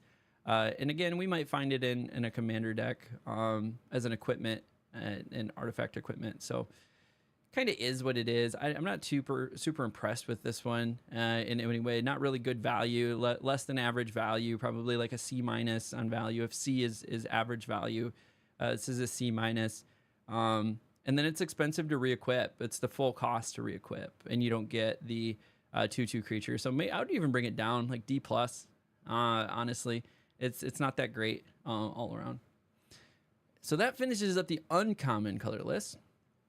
Let's go ahead and take a look at the 3 rare cards that we have here. So first up is Ghost Vacuum at 1 CMC for 1 colorless. It's an artifact, and you can tap it, exile target card from your graveyard, from a graveyard. So it can do your opponent's graveyard. I could pay 6 and tap and sacrifice Ghost Vacuum. Put each creature card exiled with Ghost Vacuum onto the battlefield under your control with a flying counter. Each of them is a 1/1 spirit in addition to its other types. Activate only as a sorcery. So I wouldn't see myself using this in limited. I think this could be fun in commander. Again, you're just exiling cards from graveyards. It's an artifact, so it's a bit hard to remove. And so it's getting nice and big. You're taking creatures with fun keywords or triggerable abilities or things like that. And then turning 6 and now you have 6 interesting creatures on the board. So I definitely see a place in Commander. I think it's not going to be a good place in constructed or in limited formats. Good old Marvin the Murderous Mimic. Oh, God, the Puppet Master movies. Anything with these toys and Puppet Masters creeps me out. So 2 CMCs, so 2 colorless, is a 2/2 legendary artifact or creature toy. So it's an average cost. It's a 2/2 body for 2. But let's see what it does. Marvin the Murderous Mimic has all activated abilities of creatures you control that don't have the same name as this creature. So I would definitely draft this in a limited format or play it in a limited format if given the card. And I want to copy the abilities, activated abilities of other cards I control. At the very least, it's a 2/2 for 2, so it's a curve out on the bodies. If I'm low on 2/2s, definitely snagging this, or low on 2-drops, I would definitely snag this. If I have a lot of really interesting activated abilities, this is just a way to like aggregate those into a single card and be able to continue to use them. So I think it's situational, but it does have a place in limited formats. Obviously, Commander is going to fit well. It's a cheap artifact creature toy, so we can do stuff with that. Plus, it's copying everything. This thing is just insane. It's just copying everybody's activated abilities. So definitely going to see it there. Constructed, I don't think we're going to see it. Maybe in the older formats where you're trying to do something, but that's neither here nor there. Next up is Dissection Tools. So 5 CMC for 5 color. This is an artifact equipment. When Dissection Tools enters Manifest Dread, then attach Dissection Tools to that creature. Equipped creature gets +2/+2 and has Death Touch and Lifelink. Equip, sacrifice a creature. So 5 mana for a 4/4 with Death Touch and Lifelink. Okay. Because it automatically attaches. And then it can be re-equipped by sacrificing a creature. So this is something that, obviously works well in a Manifest Dread deck, but could also work well in a token deck where you're going wide with tokens and you need to sacrifice a creature.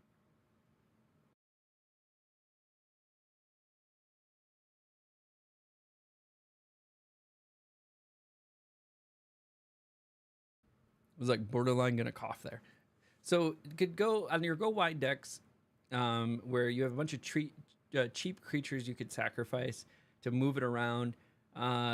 It could have some value. So maybe like this would definitely be a one of like a synergistic card. I've already built a solid Manifest Dread strategy. And I want just a little bit more Manifest Dread and some tools to use. Like I could see sort of a one-off, maybe taking this in a limited format. Again, Commander, I definitely think you could do some interesting things with it, but it is kind of expensive. Generally, you want like cheap artifacts. But the fact that you can give things Death Touch and Lifelink, Commander loves keywords, so I could see a place for that. I think it's going to struggle in Constructed, though, for sure. All right, let's go take a look at the Mythic colorless. Oh, wait. There is none. And so with that, we have completed our set review for Duskmourn's colorless cards. We covered common, uncommon, and rare. There was no mythic level cards in the colorless color scheme, I guess. Colorless scheme. So I hope you appreciate this video. This is my first time doing a set review. I wanted to share my thoughts on whether or not it would fit into limited, whether or not it might fit into constructed or commander, whether or not I would play it. And then we talked a little bit about the art. We talked a little bit about the cards. Maybe shared some fears along the way. But if you're appreciating content like this, hit that like button, hit that subscribe button, follow along in my journey as I try to become a pro player. You can go to halfpump.com, catch all of my links. All the support is much appreciated. And as we close out every single video, until next time, we'll catch you at the table.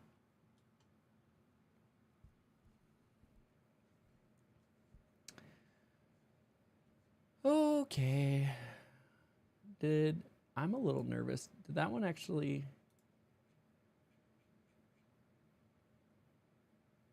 Yep. Did record. I was like, did I record that one? Did I do all of that and I had to do it again? I would be upset.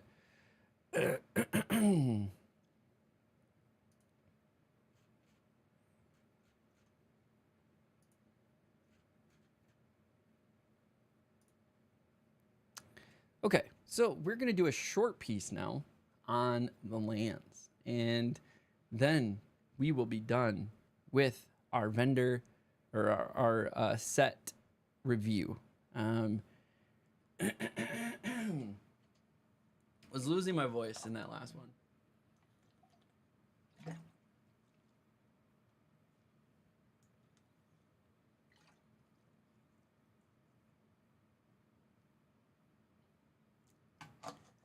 Okay.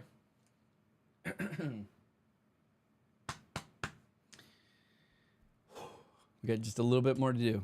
A little bit more to do, and then we're there. We're there, friends. This was an absolute grinder. Absolute grinder. Okay. If you're hanging out on the stream, I appreciate you. This has been fun. If you like what you see, follow on Twitch, subscribe on YouTube. It's all appreciated. But without further ado, I'm going to break the fourth wall and open up this final set review video for the DUSKMOURN set. So let's do this.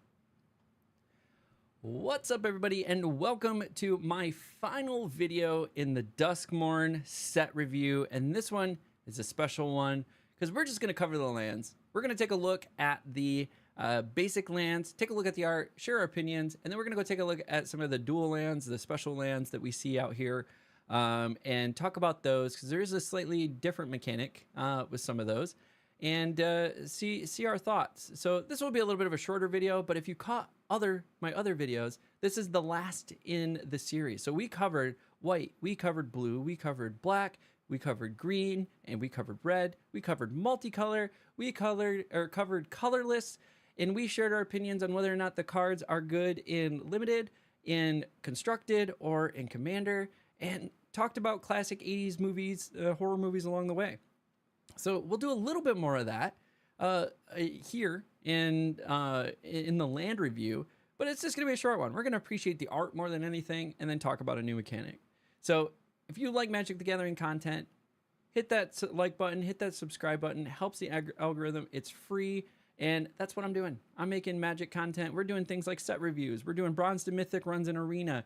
We're doing vlogs about our tournament runs at regional championship qualifiers, trying to qualify for Pro Tour, all in what I'm calling my path to pro. So if you want to see that kind of stuff, follow along in my journey. But without further ado, let's go take a look at what we came to take a look at today, which is the lands of the DUSKMOURN set. We're going to start with the tried and true, right? We're going to talk about the basic lands, and mostly we're just going to talk about the art. So this is cool little, like, what's that called? Like nursery, like creepy nursery with eyeballs in the flowers, and we got hands holding various lights. So overall, kind of creepy. I don't know. They have some alternate arts. We could take a look at the alternate arts. Actually, we'll just hover over. We have some alternate arts. Like this one is actually a pretty cool art. I like the dynamic range of that.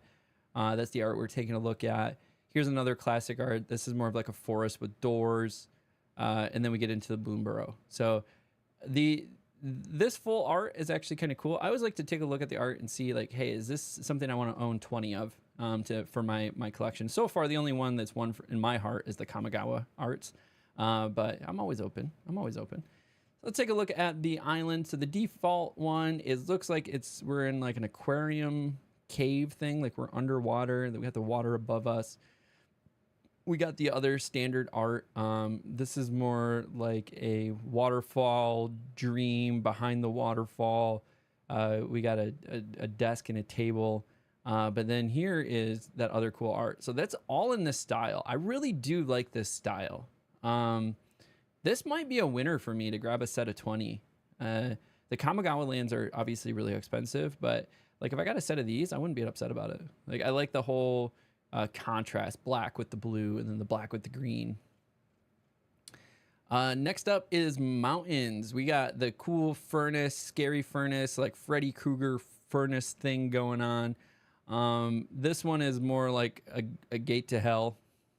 That would be how I would describe that one. And then look at this. I like this one. So this is again sort of like, I don't know. This is like a hellish dimension with like a butcher table, and we got like 2 survivors there.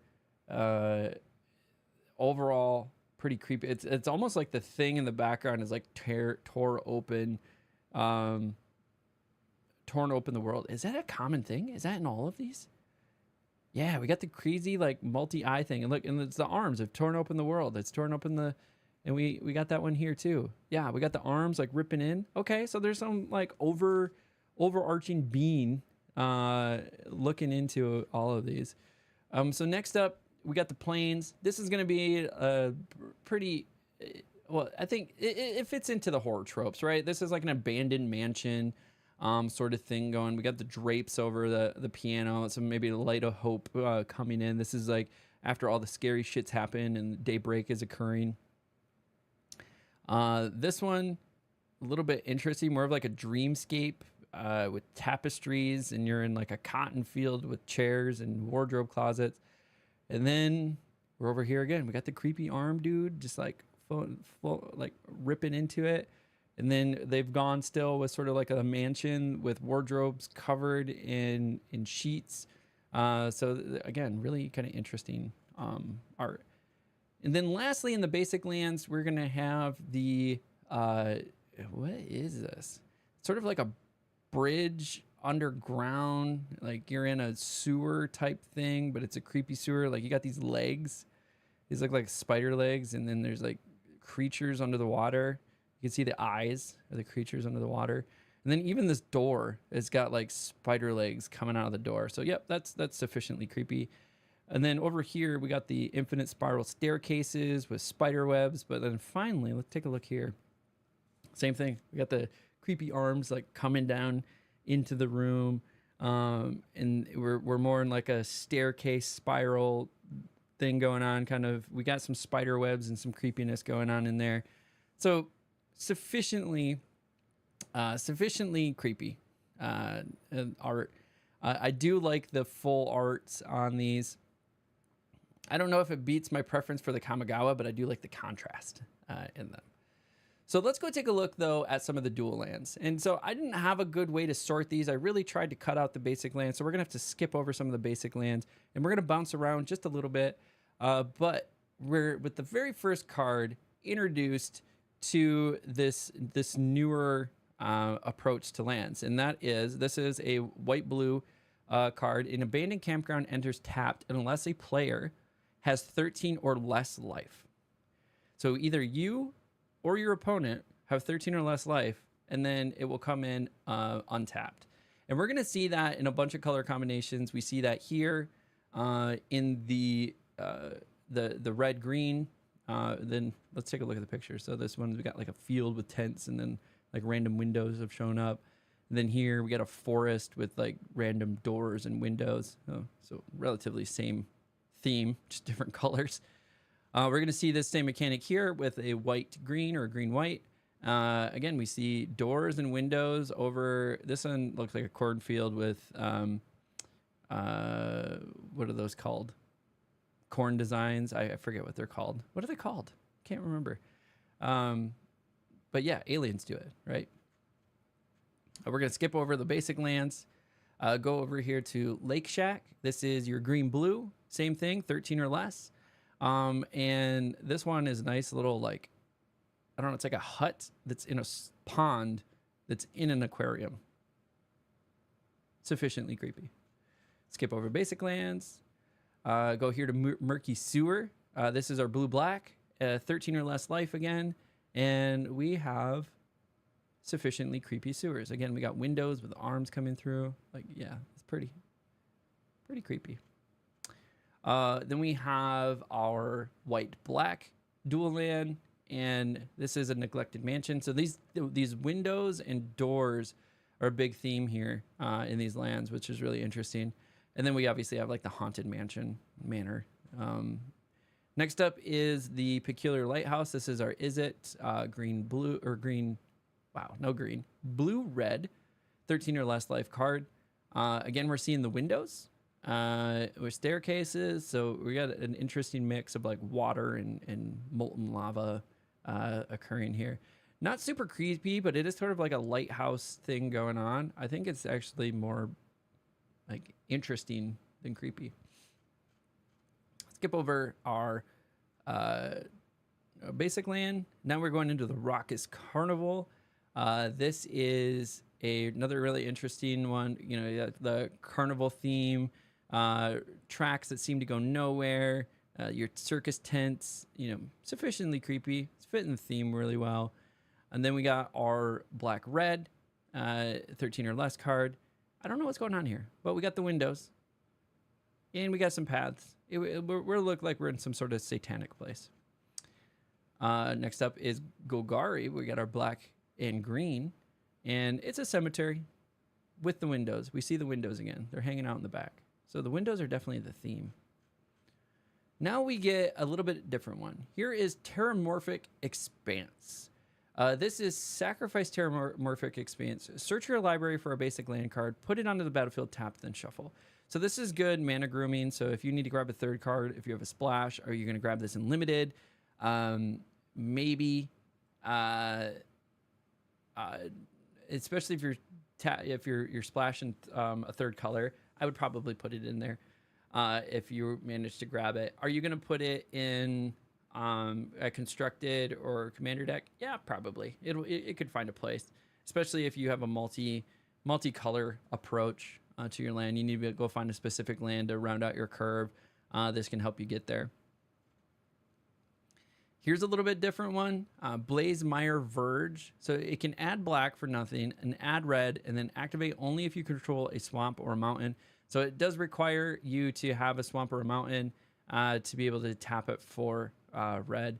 But this one is like, we got this like satanic mouth open thing going on, but then the roof is the creepy thing. It's a bunch of like baby doll heads and spider webs, and I'm not about that life.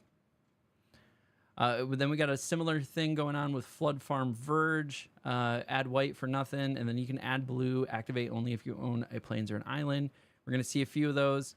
This one is like a fever dream. That's like a field with a waterfall coming down onto it. And then we got like farmhouses in the back. Interesting. Gloom Lake Verge, same thing. You get blue for free, and then you get black if you have an island or a swamp. This one reminds me of like Stranger Things type, like alternate universe type thing going on. You got like a floor overhead, but then the floor that you're walking on, I don't know. That's creepy. It's like ice, like you're in like an ice cavern, but hellish. It's like a hellish life or ice cavern. Hushwood Verge, again, green for free, white if you have a forest or plains. And then we're obviously just in a creepy jungle. Why is eyeballs? Why is there eyeballs? There's eyeballs in the plants, and there's a big old eyeball right here. And then weird sack pod things. I'm out. I'm not going into that nursery. Go to our second page. Thornspire Verge. Here is our red for free and green if we have a mountain or forest. And this just looks like hell broke out of the middle of a field somewhere. It's like a volcano. And this looks like it was like a farmhouse or something. A lot of farm themes. And then finally, we have Volgavoth's Lair. It's hexproof. And Volgavoth's Lair enters tapped. As it enters, choose a color. And then tap, add 1 mana of the chosen color. So prevents from land destruction, which is really nice. And it can be any color. You can already see like some people looking at the cost of it already. Oh, this is the alternate art. Oh, there's an alternate art. It looks like it's in a TV. That's actually pretty cool. And that's already has a heightened price to it. I don't know if those are the static prices or people like already want those, but I do like the art for that. But having a hexproof land that can be any color that you want, like, are you going to draft that?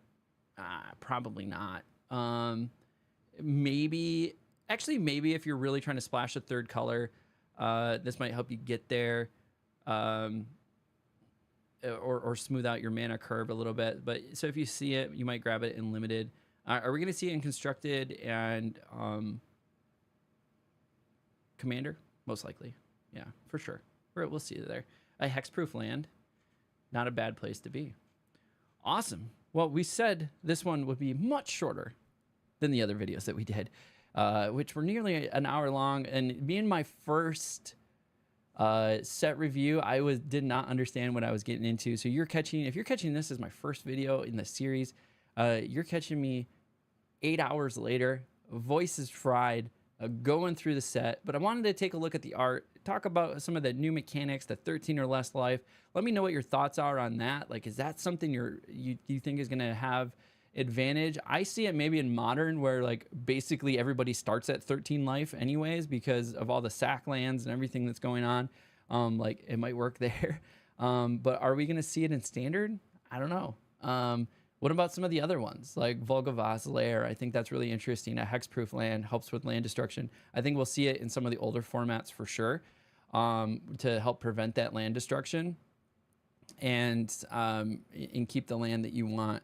Only downside is it's not against things like Blood Moon, because all lands just become moon or become red, for instance. So that would still affect that card. But it would help with the land destruction that we see from time to time with like Field of Ruin. So let me know your thoughts on the new lands. Did you like the art? Are you going to be picking up a set of 20 of these? Are these going to be your primary land pieces in your decks going forward? And overall, if you like Magic the Gathering content and you want to see a guy start from the bottom and try to make it into the pro series, follow along. Hit that like, hit that subscribe button. Find me on all of my socials on halfpump.com. And as we close out everything, until next time, we'll catch you at the table. Ooh. Ooh. What a day, friends. 8-hour stream. Haven't done a long stream like that in a long time. And I'm spent. I'm spent, friends. So if you're catching this stream, I appreciate you.